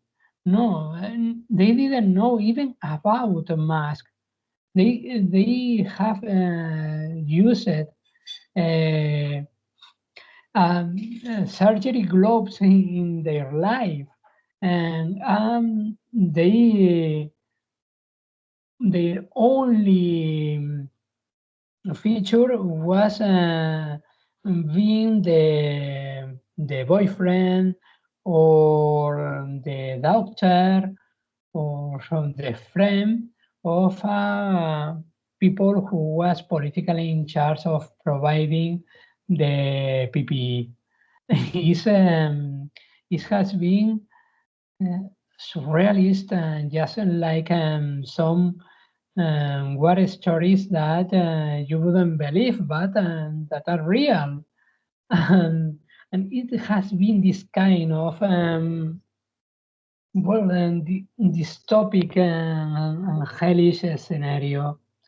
In the second point,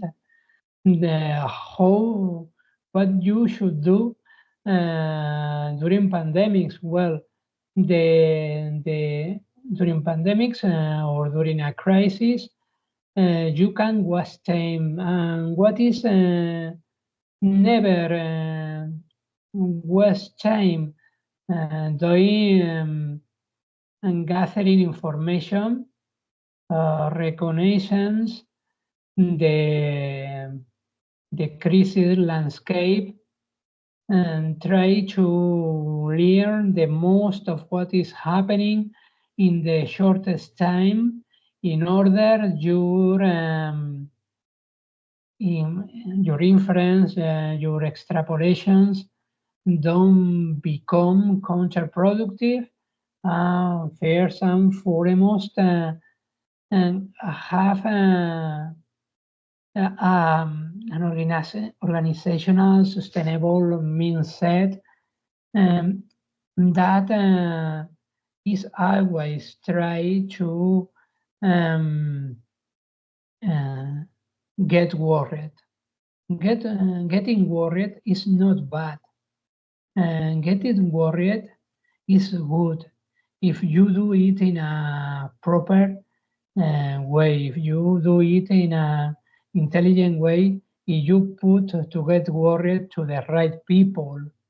For example, you shouldn't put to get worried to a fatalist, because well, these people is not taking this war seriously, or will be reckless, because at the end of the day it will happen whatever is going to happen. By the same token, you shouldn't put to get worried a person who is very optimistic, because likely their plans are not going to result. Finally, it is the less inadequate person for this kind of task is the people who is over rational, over intellectual. For example, there was a genius admiral, Japanese in the Second World War, that well, was one of the most intelligent people in war, but he was so complicated, so over intellectual. They did so elaborate stratagems that the rest of people can follow, and finally were useless. This is the three kind of people that you should avoid in your emergency team. You can count with the rest of people as far as they are got this position on their own merits, not because they are recommended by this or that minister or secretary, but because they have a sound trajectory of research and real crisis experience hands-on. I hope I have solved your question. And if you have any more or to know when I elaborate my reply in any other direction, please don't hesitate to ask. Thank you very much, Manuel. So we're going to, we really appreciate your reflections and giving us a lot of, some solutions have been suggested as well. We're going to close here for the lunch. We'll close the discussion here. Please continue to chat on Skype, and also if people wish to continue chatting on the group, I'll leave this the call on. We're going to have a lunch break here, but I'll leave the call connected. Thank you, everyone, and thank you very much for Manuel and other speakers. So I'll leave this connected. Go ahead, and you've got some questions in the chat there, but for us at the moment, we have a meeting we need to start and also lunch, and then we'll be resuming, as my message says, when we have a couple other speakers during. And I think we need to also take up this topic in an AUSN class as well soon. That would be good, Manuel, as well. So I leave it to the group on Skype. You're all in different time zones of the world. Some are morning, some are evening, some are middle of the day. Here we have to have a lunch and a meeting, so I'm going to leave the Skype on and a video. Thank you so much. Yeah, thank you, everyone. Thank you, Manuel.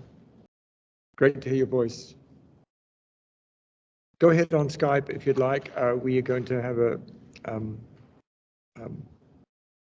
a break here, but you can talk to Manuel. I know Nelson wanted to talk and others, so go ahead. Thank you. Thank you, Manuel.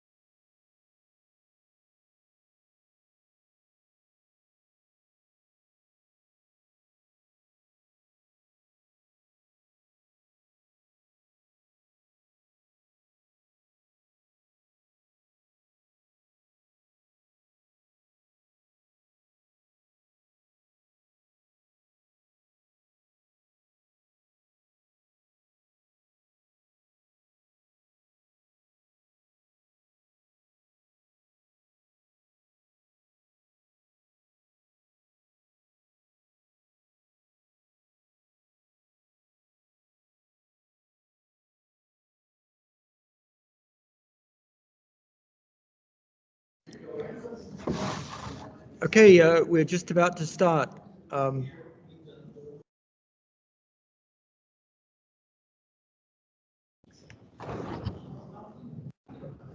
Okay, Margaret, you ready?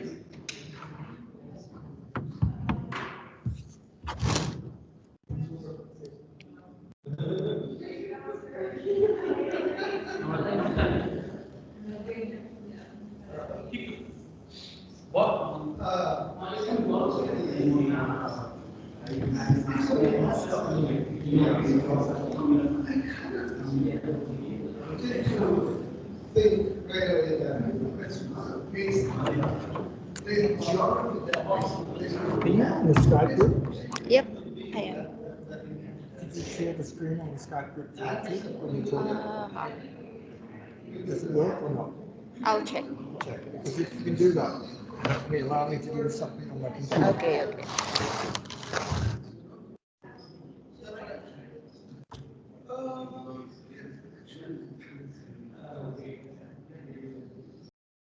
Okay, we're going to see if Margaret can join the directly broadcast on Skype, and then so I'll.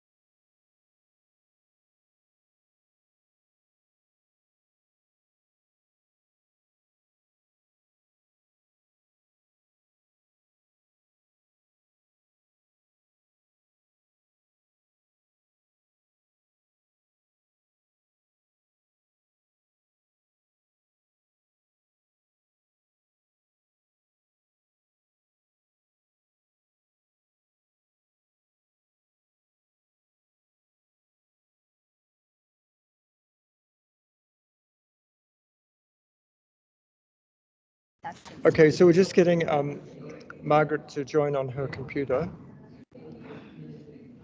What's happening?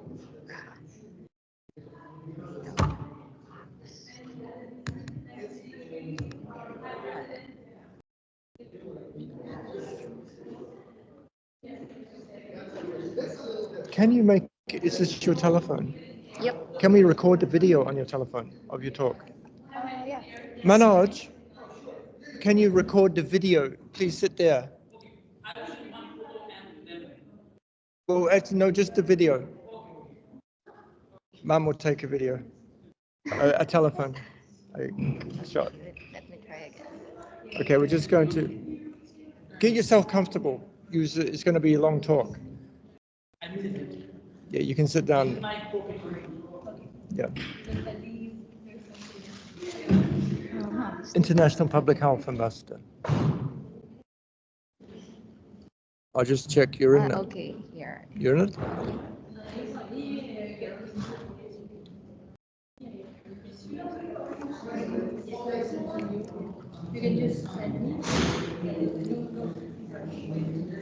Should I activate the microphone? You join in. Yeah, activate microphone.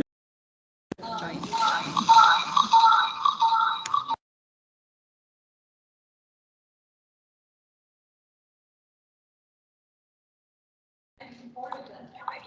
Bye. Bye. Bye.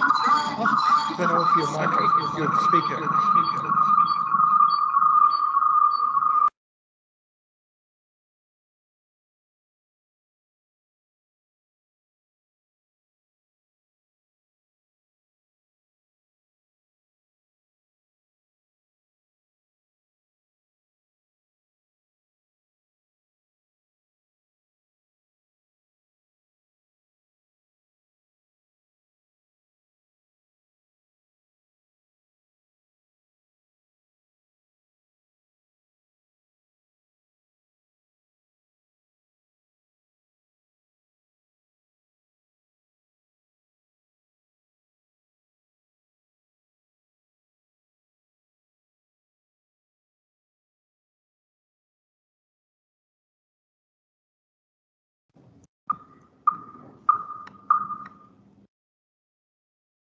Okay. Is this okay? Okay, yeah, oh, good. And then share screen.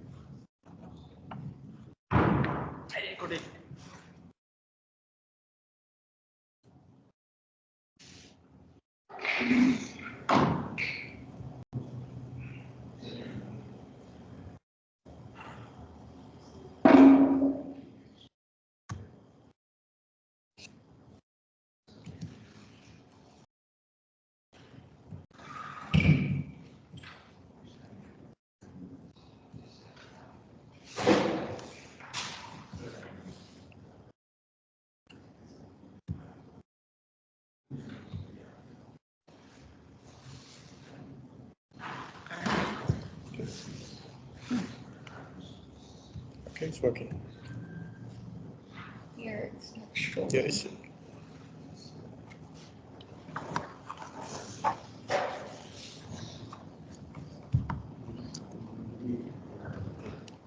think the projector viewing should be.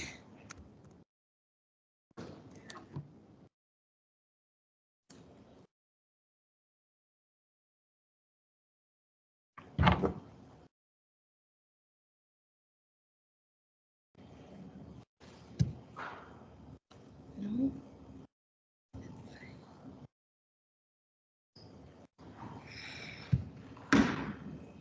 Okay, we'll just explain that we're trying to get the projector working here. Mirrors, that's your desktop. Mirror displays. Oh, it's working, there it is.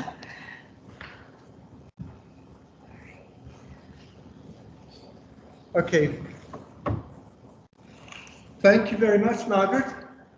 The topic is exploring the phenomenon of living outside of the body. Going to take us somewhere else.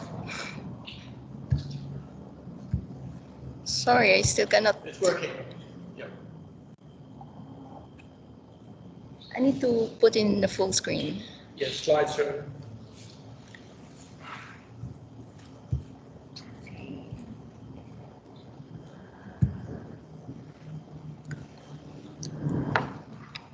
Okay, good afternoon.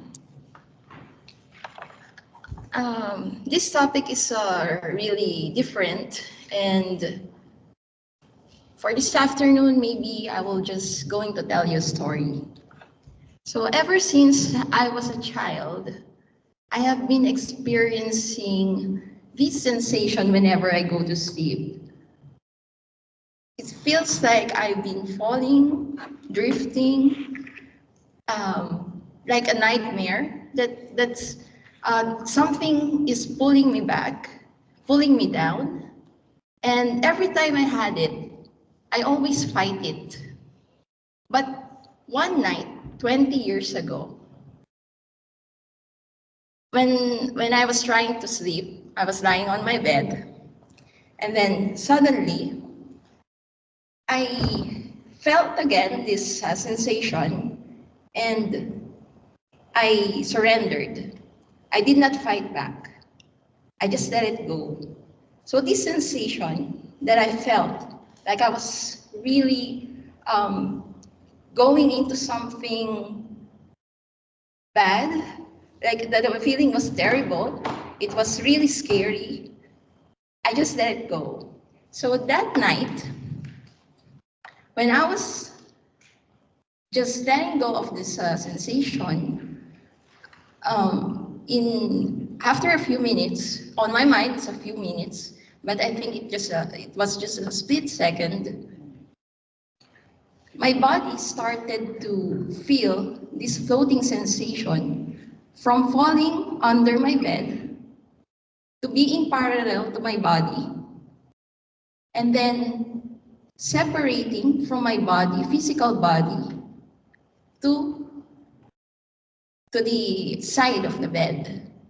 I mean, I was there, I was feeling this sensation, and then suddenly, 180 degrees, my body, or my ethereal body, you should call it, started to do this 180 degrees, and then I saw my physical body lying on the bed. It's quite scary, right? But it didn't matter that time. I said, okay, that's interesting. And then I started to explore the room. It was a heavy feeling. It's like the energy in that current state of my body was really getting weaker and weaker. So what I did is just to walk around, and then I tried to open the door, but it was really difficult. And it was nighttime, it was really dark. And on my mind, I started to panic. What is happening? So immediately my consciousness begins to be with my physical body.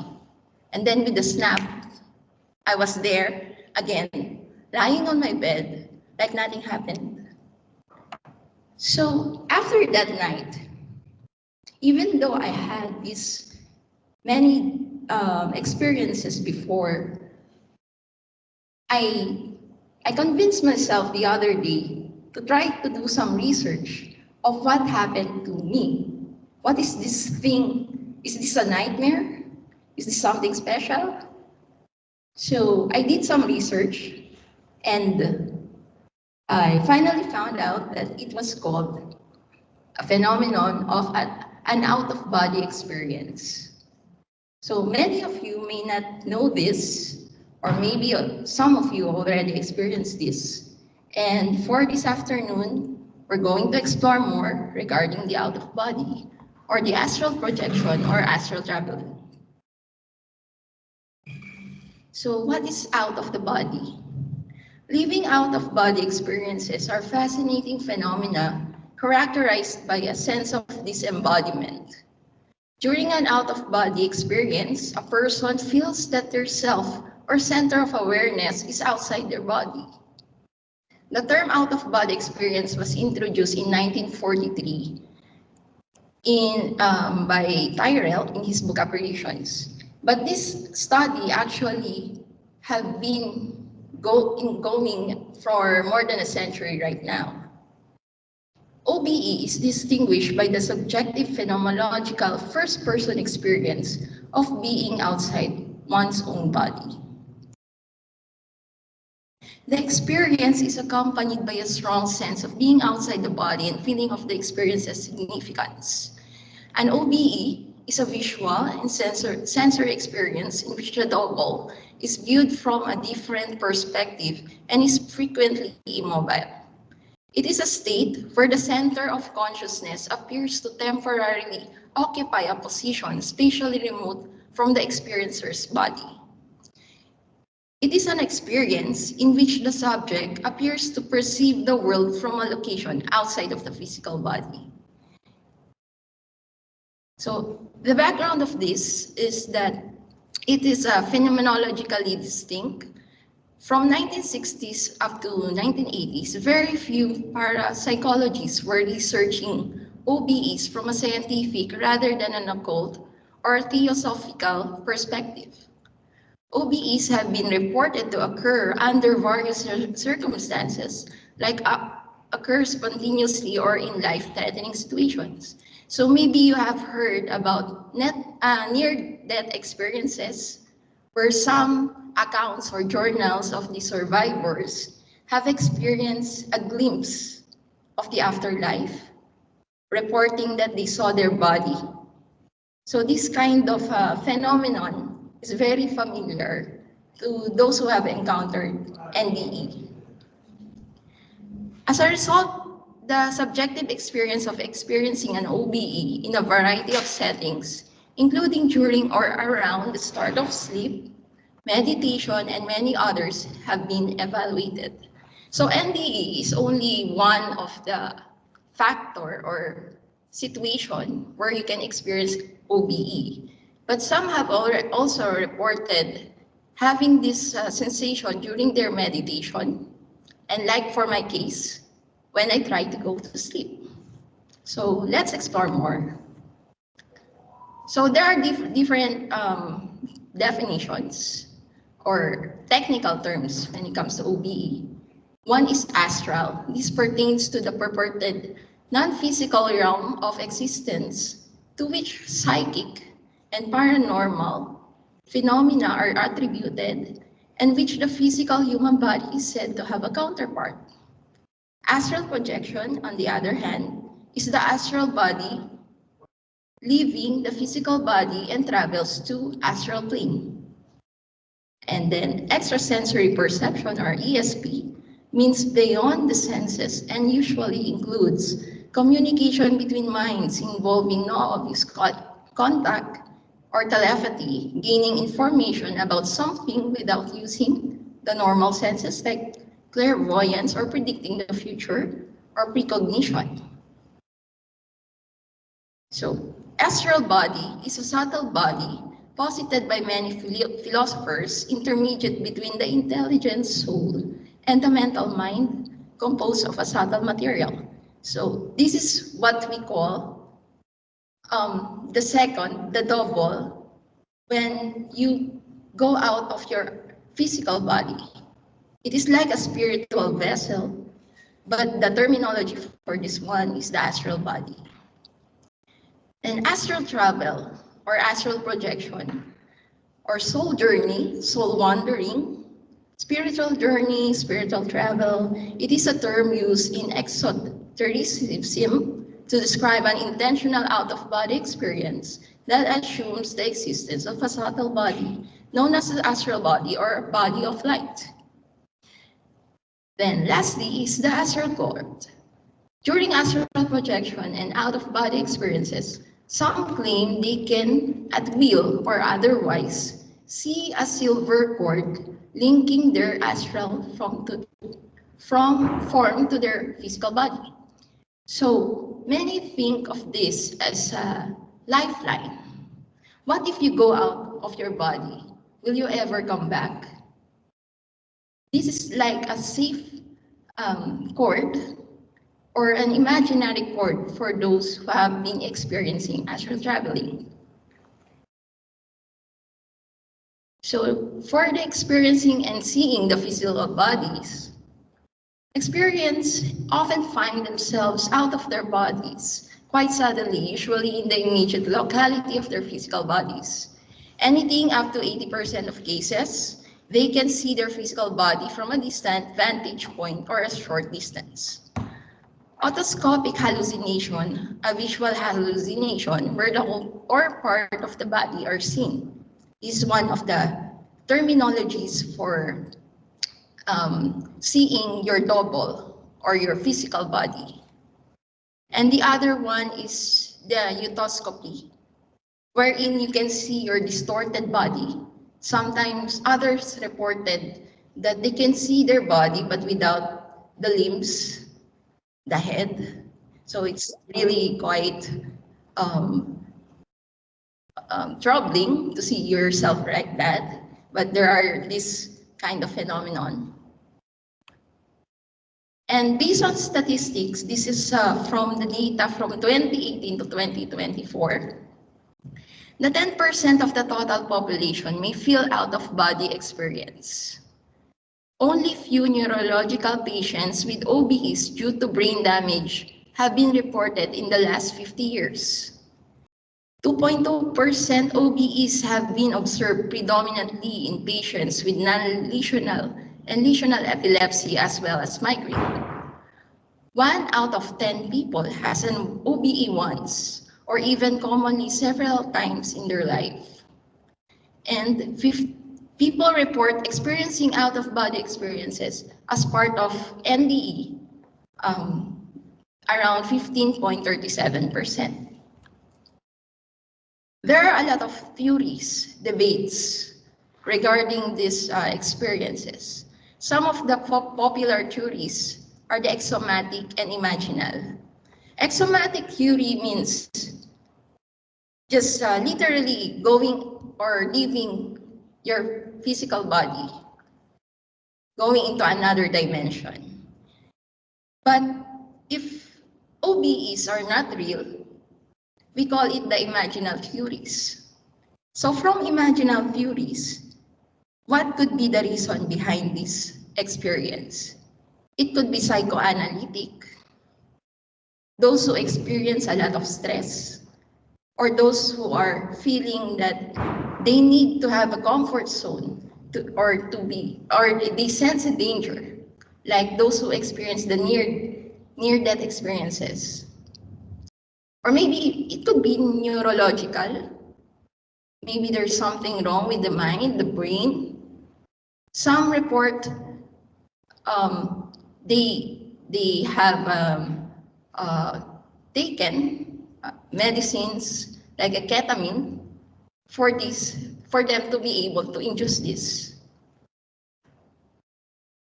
So there are different concerns regarding these experiences, like the changes in brain activity.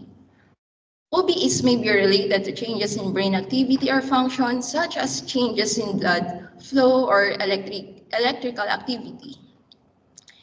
Integrated sensory information may be related to brain's ability to process and integrate sensory information, or to the brain's ability to construct a sense of self and spatial awareness.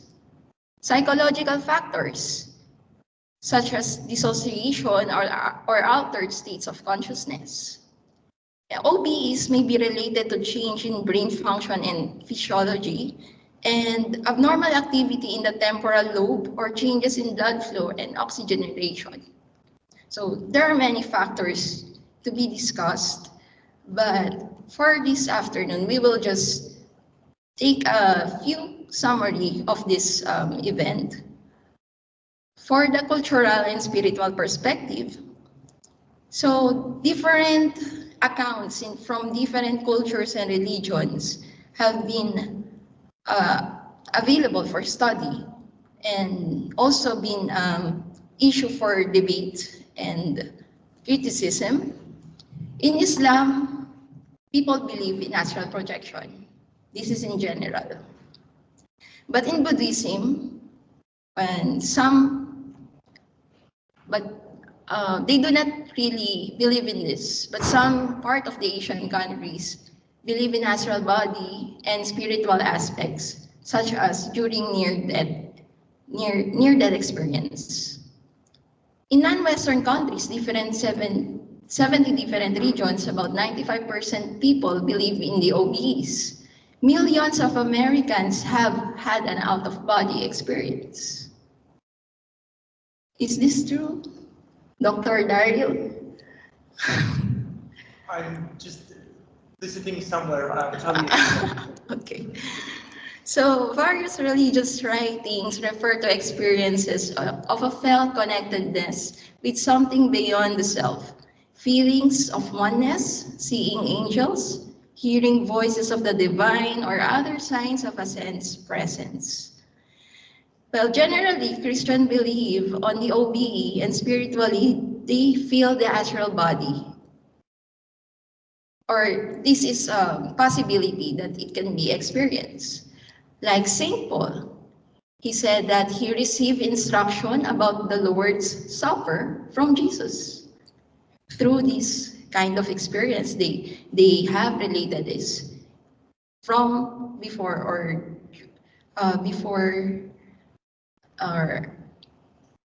this kind of study has been brought up to the general public.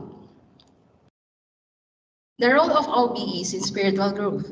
It spiritually considered these experiences evidence that an afterlife exists and that our consciousness or soul can separate from our body.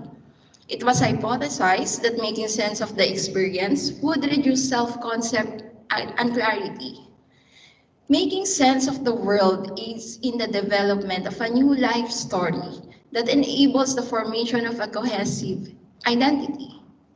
Who am I in this world, and what do I stand for?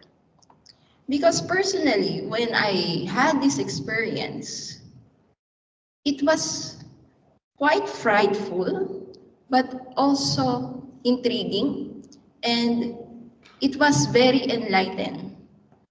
Because during this experience, I have been in different realms. as you should say, as you could say. It's not about just going out of your body, confining inside your bedroom, but I've also experienced going beyond the spiritual world. For meeting a lot of spirit guides, there's no judgment, there's no ego, and it is an overwhelming experience, but really fascinating. So OBers have been doing this for several times just to see what is beyond our reality. It's stronger, the beliefs of the separation of the soul from the body, and also help to understand the brain function after the consciousness condition.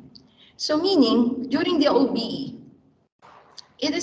you do not think actually of what will happen to your physical body. You just enjoy the experience. But when you come back to your physical body, you will evaluate the experience regarding your spirituality, and of course, how your consciousness have to be aligned from the physical to the spiritual.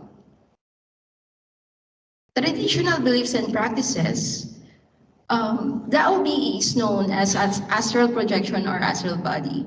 People experience the body moving away or floating from physical bodies. Meditation and drugs can induce it. So some experiencers have been really inducing to try to re-experience every time. So some of the accounts have been reported that they take medication, some meditations, and also a lot right now from a scientific perspective of inducing this, like the sounds, on how we can help our brain waves to induce this experience.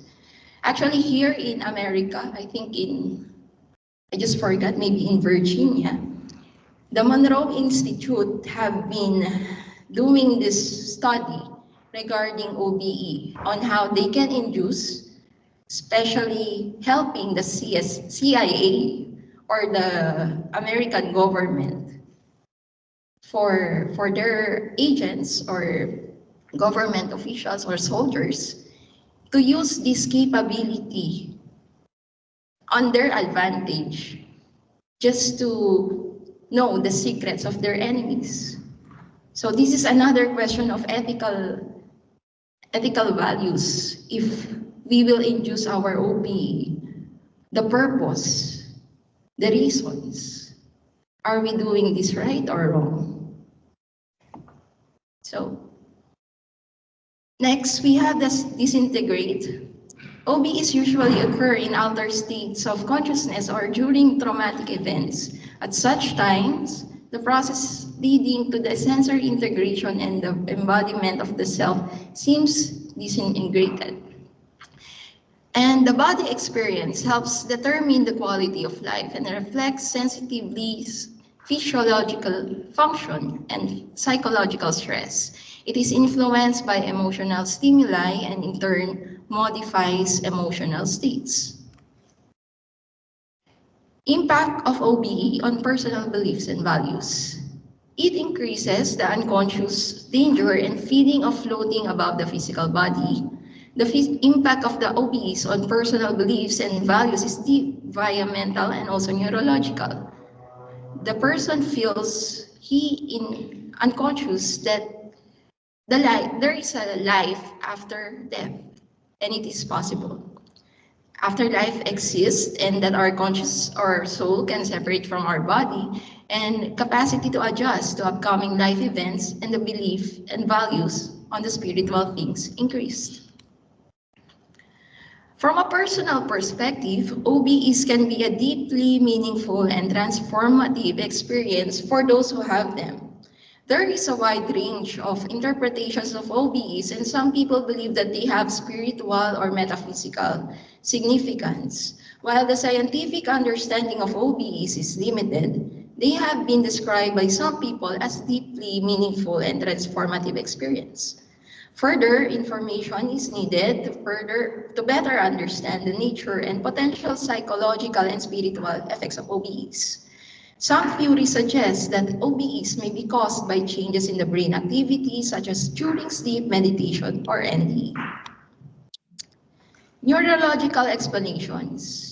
Terence Hines has written that spontaneous out-of-body experiences can be generated by our artificial stimulation of the brain, and this strongly suggests that the OBE experience is caused from temporary minor brain malfunctions, not by the person's spirit or whatever actually leaving the body.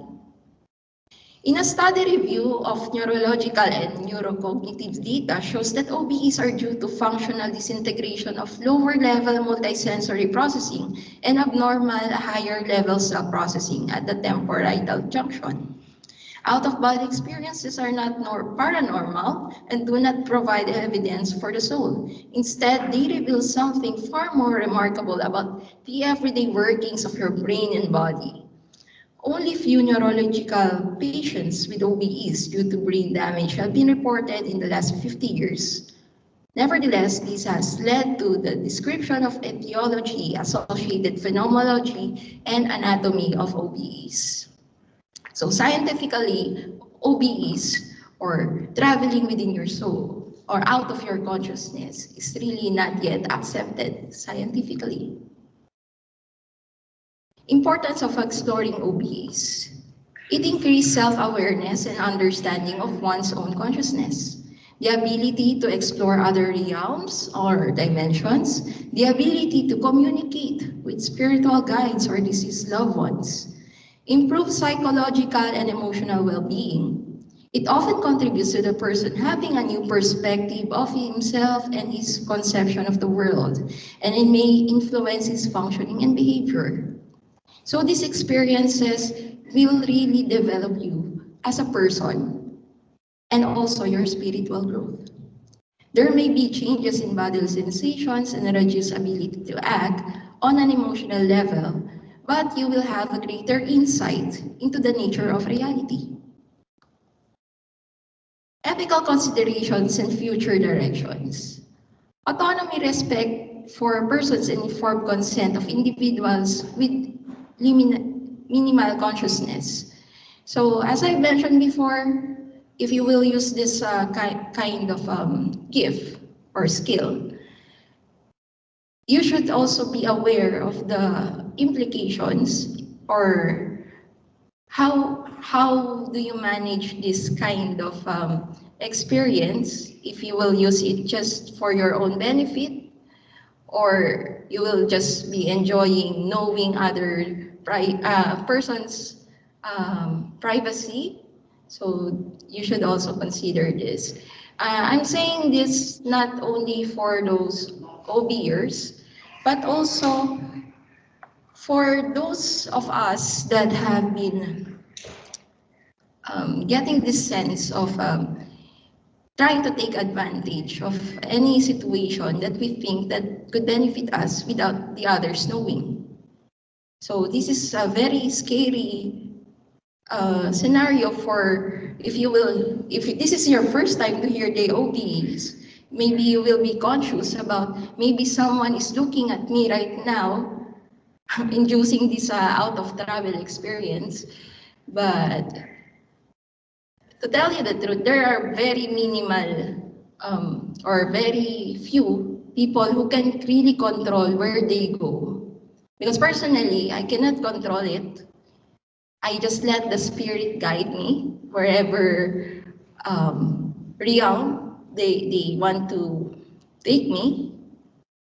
And anyway, I'll just move to the next. These principles include voluntary participation, informed consents, anonymity, confidentiality, potential for harm, and result for communication.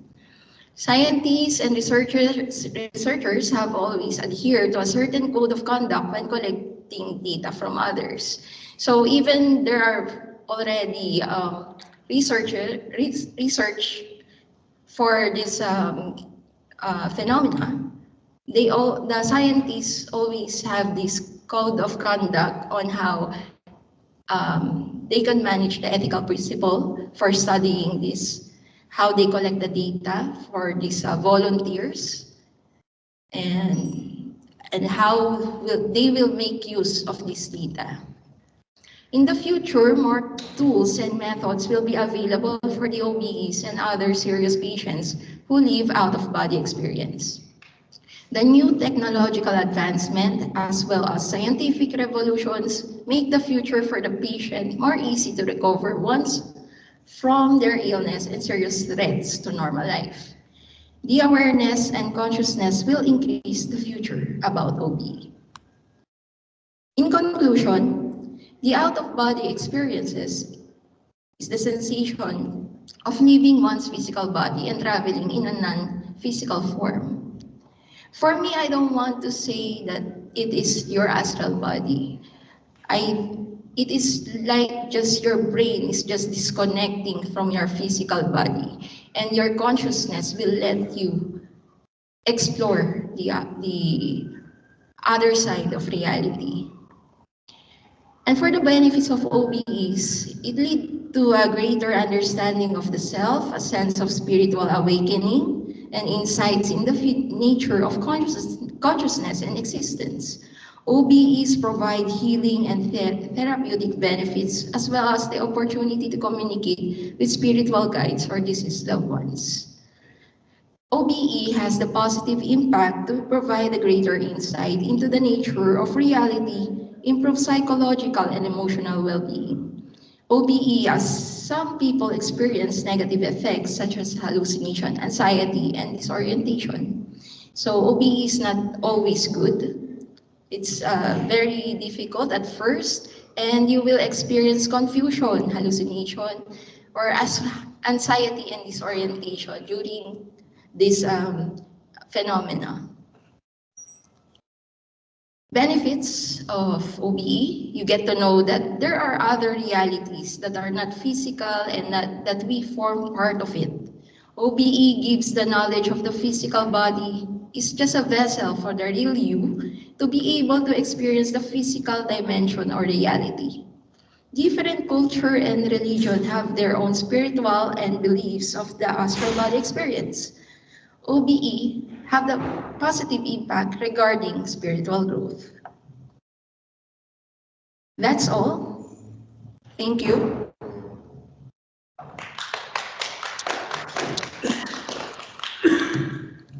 Thank you, Margaret. I'd like to open for questions and discussion. I should note that during this presentation, everyone was looking at your presentation because this is something which is very new and also maybe interesting for people to share. And please, who would like to make some comments or reflections? How many times have you experienced this? Actually, before I was counting, but it was 20 years ago, so How many times a week do you encounter this? A week. Before it was 3 times a week.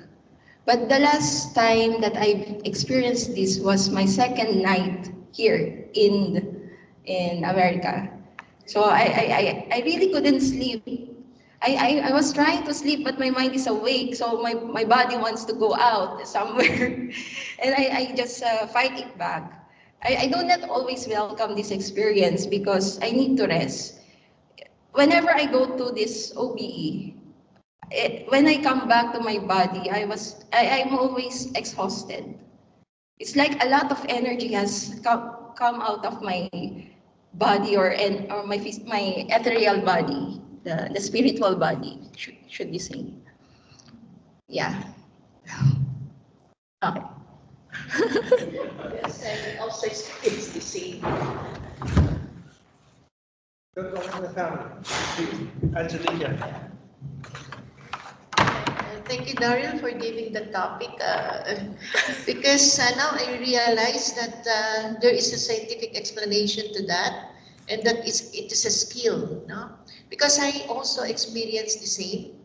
I think twice. One, when I was probably in high school, I also saw my body, but at first it was scary. Then the second time I experienced was in college, but that time I explored. I went out, parang I was flying, and I was enjoying the sight.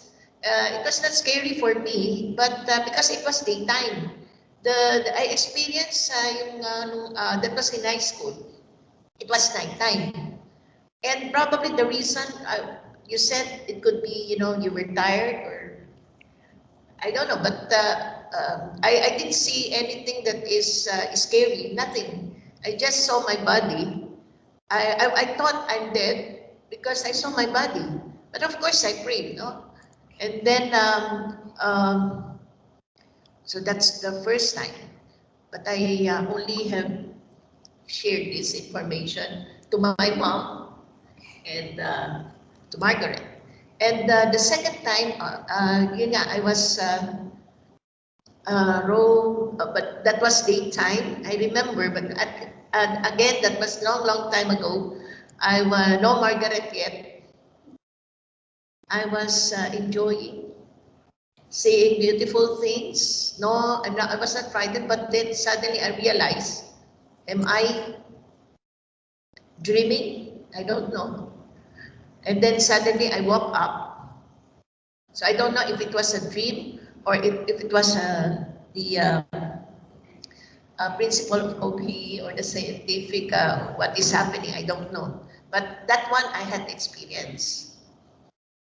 You have a question, sir? This is a great question. So you told me that... Can you come up so we can see you on Skype? You told that you saw your body.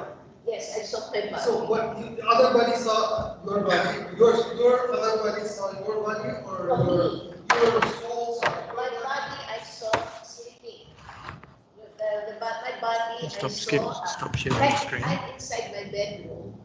And then I saw my body, you know, on the bed.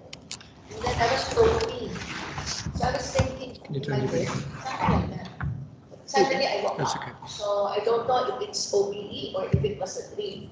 I don't know. But nothing scary. I didn't see any monsters, nothing like that. And then the second or third time I was enjoying. People on Skype can't hear you. But interesting, Angelica. So I also experienced the same, but I would deny. You'd like to speak now? Other comments or questions? Good evening, Dr. Sheriff. Hi, Dr. Sheriff. Great to hear your voice. Yes, sir. Thank you. Thank you so much after a long time. See, I joined this out-of-body experiences. See, once what I understand from this is, once I met with an accident. It was near death. I was traveling in a car. A small truck came and hit me on the front side of the car. The car glasses were smashed, bleeding, unconscious. But at the same time, I was trying to communicate with Almighty, please do something here. Then all of a sudden, I was taken to a hospital.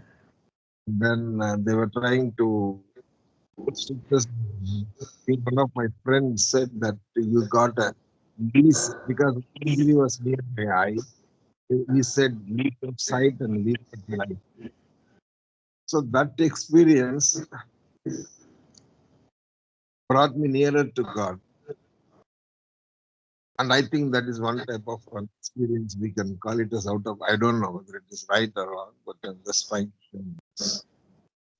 And another one was when I was in India, when the guns were being shot at different levels. I had to cross a barricade.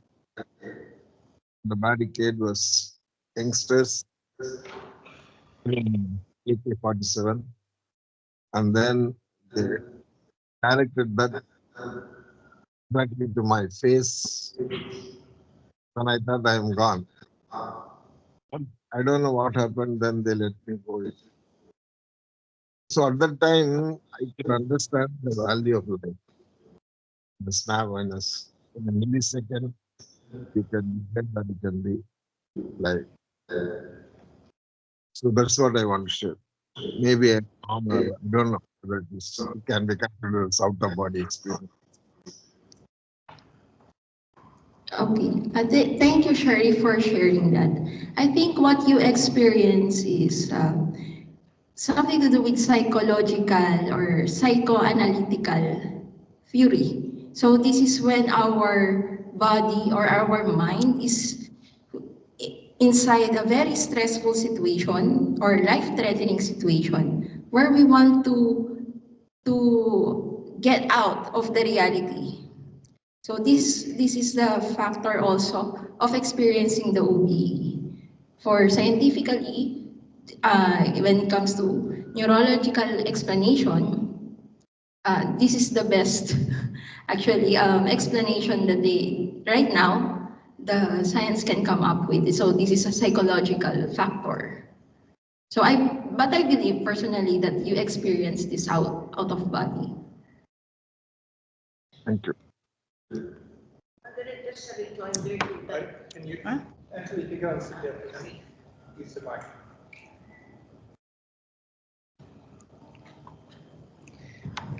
Just a rejoinder of what was asked.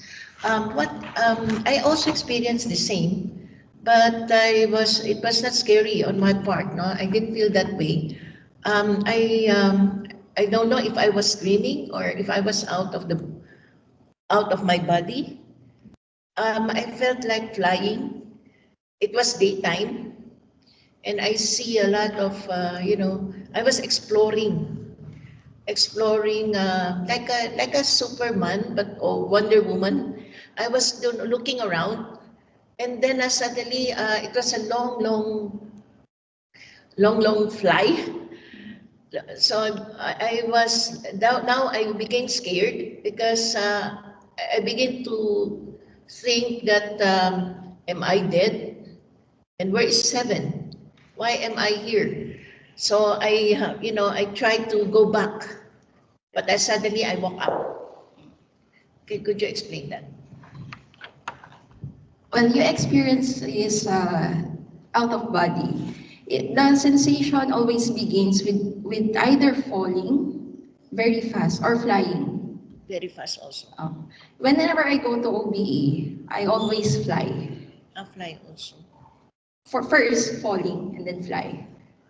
But just curious, when you fly, don't you get tired? Like sometimes I fly way above, and I've actually reached the moon one time, but in a very fast time. But then suddenly my body will just begin to get conscious of what is happening. Sometimes I get excited, although I know that I'm already astral projecting. For this moment, I get excited and I get conscious with the physical world. That's the time I go back to my body. Because whenever you experience OBE, you should be with no judgment at all. Just enjoy it and let whatever reality that you can face, maybe something is destined for you to experience during that time. Let the guidance of the spirit world, or should we say angel, maybe you can meet, or just try to enjoy this. But once you get too conscious, too afraid, your physical mind, your physical body will immediately pull you back. So that this is what I call the astral cord. This is actually the general term for that. There's a lifeline. Because some experiencers, especially those first timers, of course will be really get scared, and they will think that maybe dead, or will they ever come back to their body, something like that. But if your consciousness will be connected with your physical body. It is very safe, and that's what my actually my take for that. So I thought initially it was a dream. I didn't know that it is this OBE thing that I have experienced. Okay, thank you. Any more questions? This is a USN expert on out-of-body experience. So please. So I got a question. Please, Casey, come here. Unless you can ask for a project. Thank you. It's a very interesting topic, though. Is it like it says that your soul goes out of your body, or it has got some scientific correlationship with your subconscious mind being active and conscious mind being dormant or going inactive, and then you experience yourself going out of the body? What could be like? Is it like my point is it scientific? You back up with the science, or there's no science related at all, and then you just experience what it is? Okay. Thank you. Okay, that's a very nice question. This is actually what I've been saying about that there's a lot of debate and issues regarding scientific explanations. So it is really difficult to describe what is happening during that moment. So a lot of terminologies has come up that your spiritual vessel, your soul, your astral body is leaving your physical body. But for me, it's not like that. It's the consciousness. So how did the scientists or researchers try to prove this kind of phenomenon or experience? So there are a lot, or not a lot, but there are specific organizations been trying to study this. So there are volunteers. They put something. I'm just not familiar with the wave reader of the brain, electromagnetic something like that. Yeah. So what they do is these volunteers have been experiencing already that out of body. So they study this kind of experiment, like a person will induce the OBE by meditating or whatever technique. And then they will just have their computers read these brain waves during those scenarios. So after the OBE of that person, they will collect the data. What did you see? Then the person will say, I saw you looking at that monitor during this time. I read that in time, this is maybe 3 minutes, blah, blah, blah. And they try to experiment that you should go to the other room, but they did not disclose what is on the other room, what is happening. So they try to have him describe during that OBE. So this journal, somehow they prove that it is real. But scientifically, what they can only provide is this brain waves. There's a spike in this. Yeah. Okay. So it's something. Yeah. Okay. Thank you. Yeah. So I mean, I come from a faith who believes in this kind of things, right? Hindu faith. Right. It is got like we're ample of stories having double body, and to the extent that if you are hit in this room, the next body will be hurt in the other room. So we are pretty much ripe of this kind of stories, and to some extent, I've also seen people or a person doing some supernatural or unnatural thing when he is under different influence, or he claims to have attained a different soul or different body. And another example is one or an expert can have control over your body and make you other person, or make you speak as a third person. Even in California, here in Los Angeles, there's a person who can do that. You can, let's say, the case is a friend of mine lost her husband under a little bit of unusual circumstances, and she went here in Los Angeles to that person, and then her husband was speaking on his behalf. The husband came in her body, and then he was like, hey, why did you come to help on time? Those kind of thing. This happened, and she told me that. I mean, she kind of narrated that exactly what that person, or at the time her husband was speaking, was in fact true. So basically, a third person, an expert, can have control over your body and soul.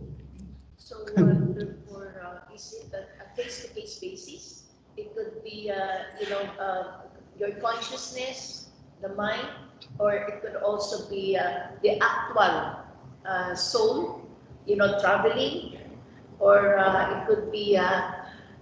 So that's why you said there's no scientific explanation, because how could you scientifically explain like what was experienced, the real thing, spiritual, going to the, the body of another person and speaking on his behalf. So that cannot be explained by scientifically, no explanation. But you can actually see and feel it. Yeah, but you can see and feel. And also, that's why I was thinking, probably I just saw, but it could be a dream, because it depends on your subconscious. Subconscious mind, being active. Yeah, for me, I believe it's just a dream. I was not really actually, I'm dead.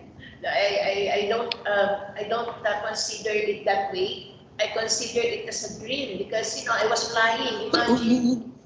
Would it be appropriate to say, is it not dream, but a little bit more than a dream?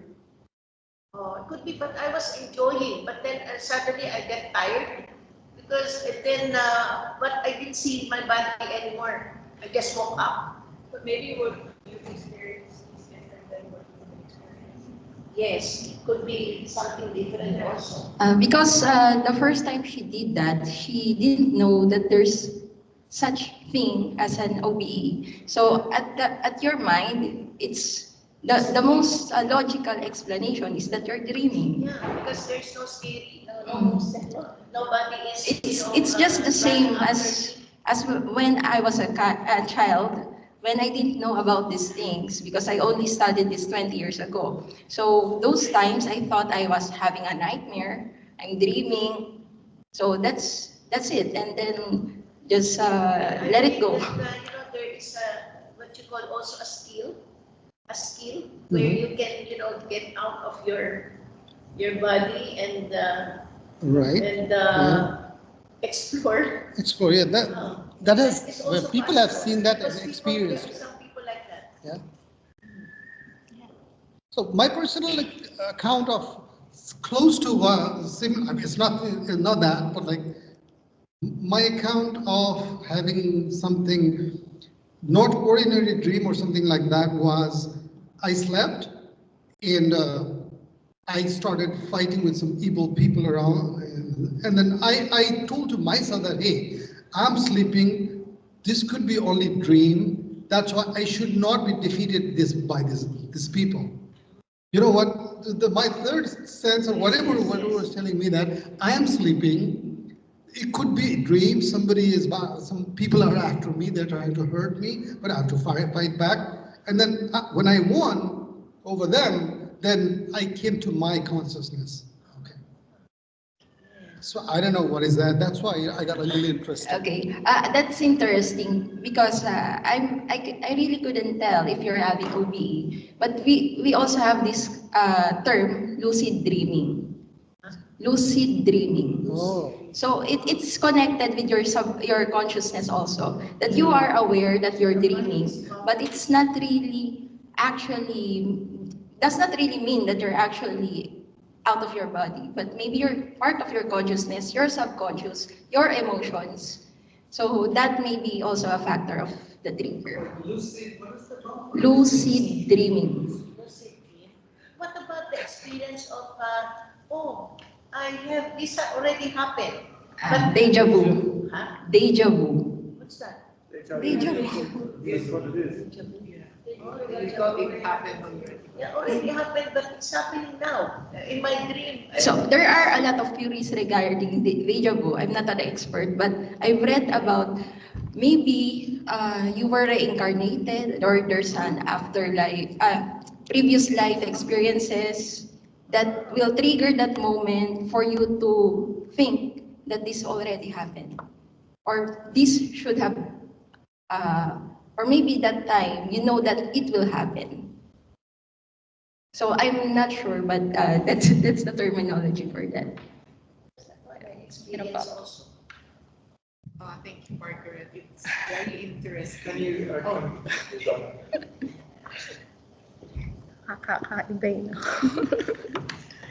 Yeah, thank you.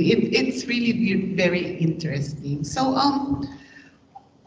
my first question is, how long does it last? Like if you do the OBE or if you experience OBE, how long? Like how many seconds or minutes? The time in the, we can call it astral realm, is different from physical. Yes. So there are instances that I've tried to do this OBE, and it felt like it's been going on for 2 hours.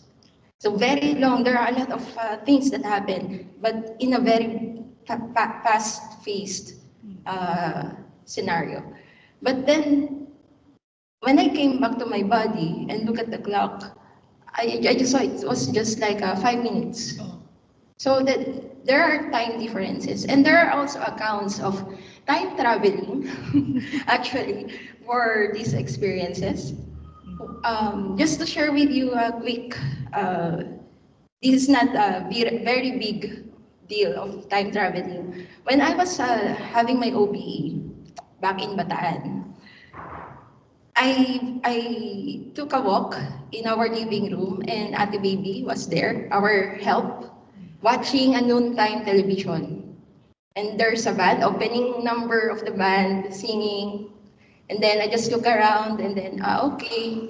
Then go back again to my bed. And then when I came back to my physical body, I walk out and go to the living room. And there's just a commercial. I thought there's already a band or an opening, something like that.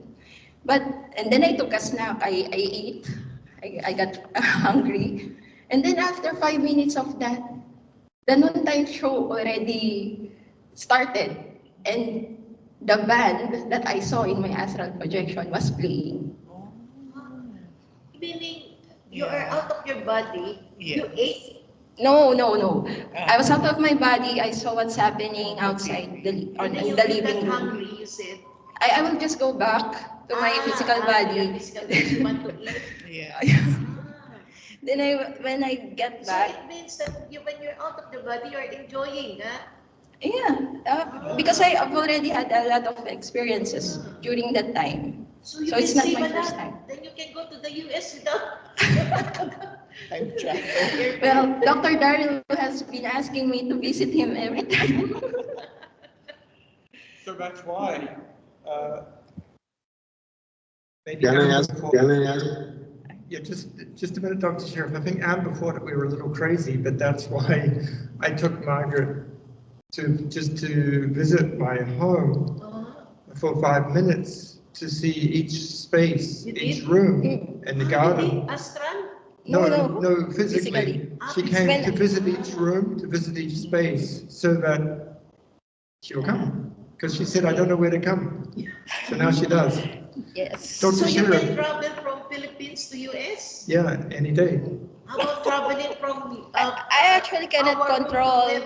I cannot control where I go. Sometimes the spirit will guide me somewhere else, because in my subconsciously, whenever I go to this phenomena or experience, I want to see something else beyond this world. So that's the first thing on my mind. So, Dr. Sheriff, go ahead. I'd love to hear your voice. For example, my son is 2,000 kilometers away from me. But whenever he has a problem, or a physical or a mental problem, I'm able to pursue. And Sorry? I made, but my son is now in 2,000 kilometers away from me. But without him telling me, I could perceive that he's having a problem. Then I call him or ask him whether you are having any problem with your health or that. Then he says yes. This can be one.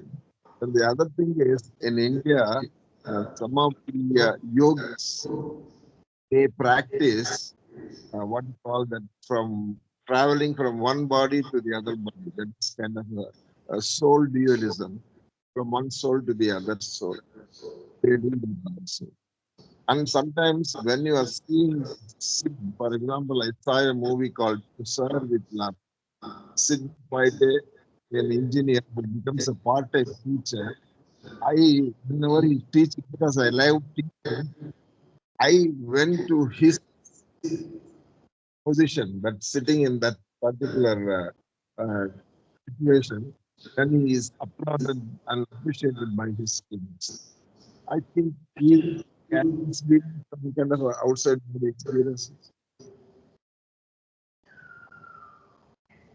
Do you think out-of-body experience will help people to reconnect to their son or shit? Yes, for me, it has been always a good experience or spiritual enlightenment. And even when you do some researches, the justification or testimonies of the different experiencers have always been positive.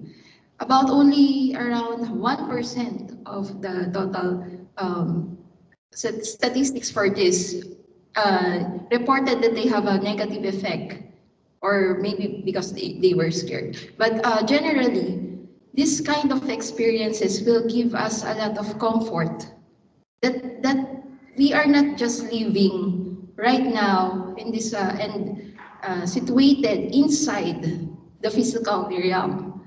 So there is a comfort for us to explore that other realities and other possibilities could happen. When it comes to your son, I'm sorry, I did not catch what happened to your son. No. See, any parent, sometimes they can perceive the problem of their sons or daughters without being with them. So I'm not physically present. I'm not physically present with my son. But when he had a physical problem, I could perceive being away from him. Then when I call him, and then with that signal I call him, are you all right? Whether your health is okay? Then he tells, no, my health is not okay. Okay, I understand. So this kind of emotional help, is it for your side, or are you worried that your children are not, or do they need you? That's why you're asking if maybe you or them could do this out-of-body experience and have the comfort. Because for me, for your case, I mean, I think that it will really help you if you learn how to do that. If you will travel within this physical realm to check or visit your children, I think emotionally, after you go back to your body, it will be really helpful and will bring you comfort.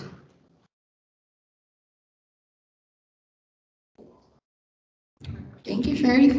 Amber? Do you think it's possible for everyone to experience this? out-of-body experience or not? Because I haven't experienced it. Really? Okay. So I think this is very, very possible for all of us. I think God provided this kind of gift. I don't want to say it's skill, because it is already there already in our anatomy, should we say, if we will talk about our brain or our spirit. But sometimes those people who have not experienced this might have just a very, what do you call this, attachment to the physical. Yeah. Or they're behind the consciousness. You are, should I say, okay, I'll just make an example. According to statistics, the most number of people who experience OBE are within below the puberty state age, or not yet in years, sometimes a child, and also the old ones, 50, not 50, 60 above. So it means that their mind is very innocent for the child, and for the elderly, they are already in the term of self-satisfaction or actualization achieved during their lifetime here. So their worries are not that heavy compared to our age, from 20 to 59 or something like that. So this emotional, if we are very attached, like before we go to sleep, we think of work, what we are going to do, our family problems, or what are we going to do the next day. So that is actually one of the problems that we can encounter for not inducing this OBE. Because personally, me, I have not been always experiencing this OBE right now because of stress, of work-related things also. Yeah. So if you try, have you been meditating? You try meditation? So maybe that could be one of your technique. You can try. Just relax and find your energy. I'll let you know. Okay, just let me know. Thank you. Okay. Well, thank you very much, Margaret. Thank you. Okay, thank you. Thank you. It's. Can I close this? Thank you. Yes, you can close, and we're next to.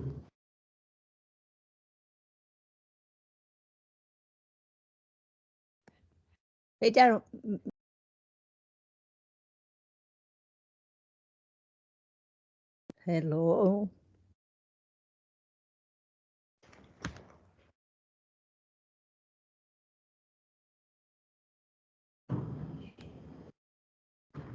Okay, so I'm going to, Casey's going to use... May I do a quick question to Margaret?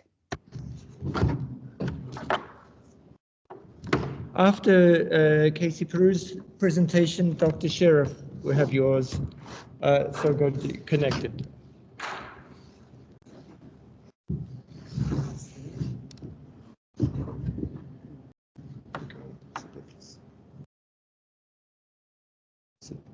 Sorry.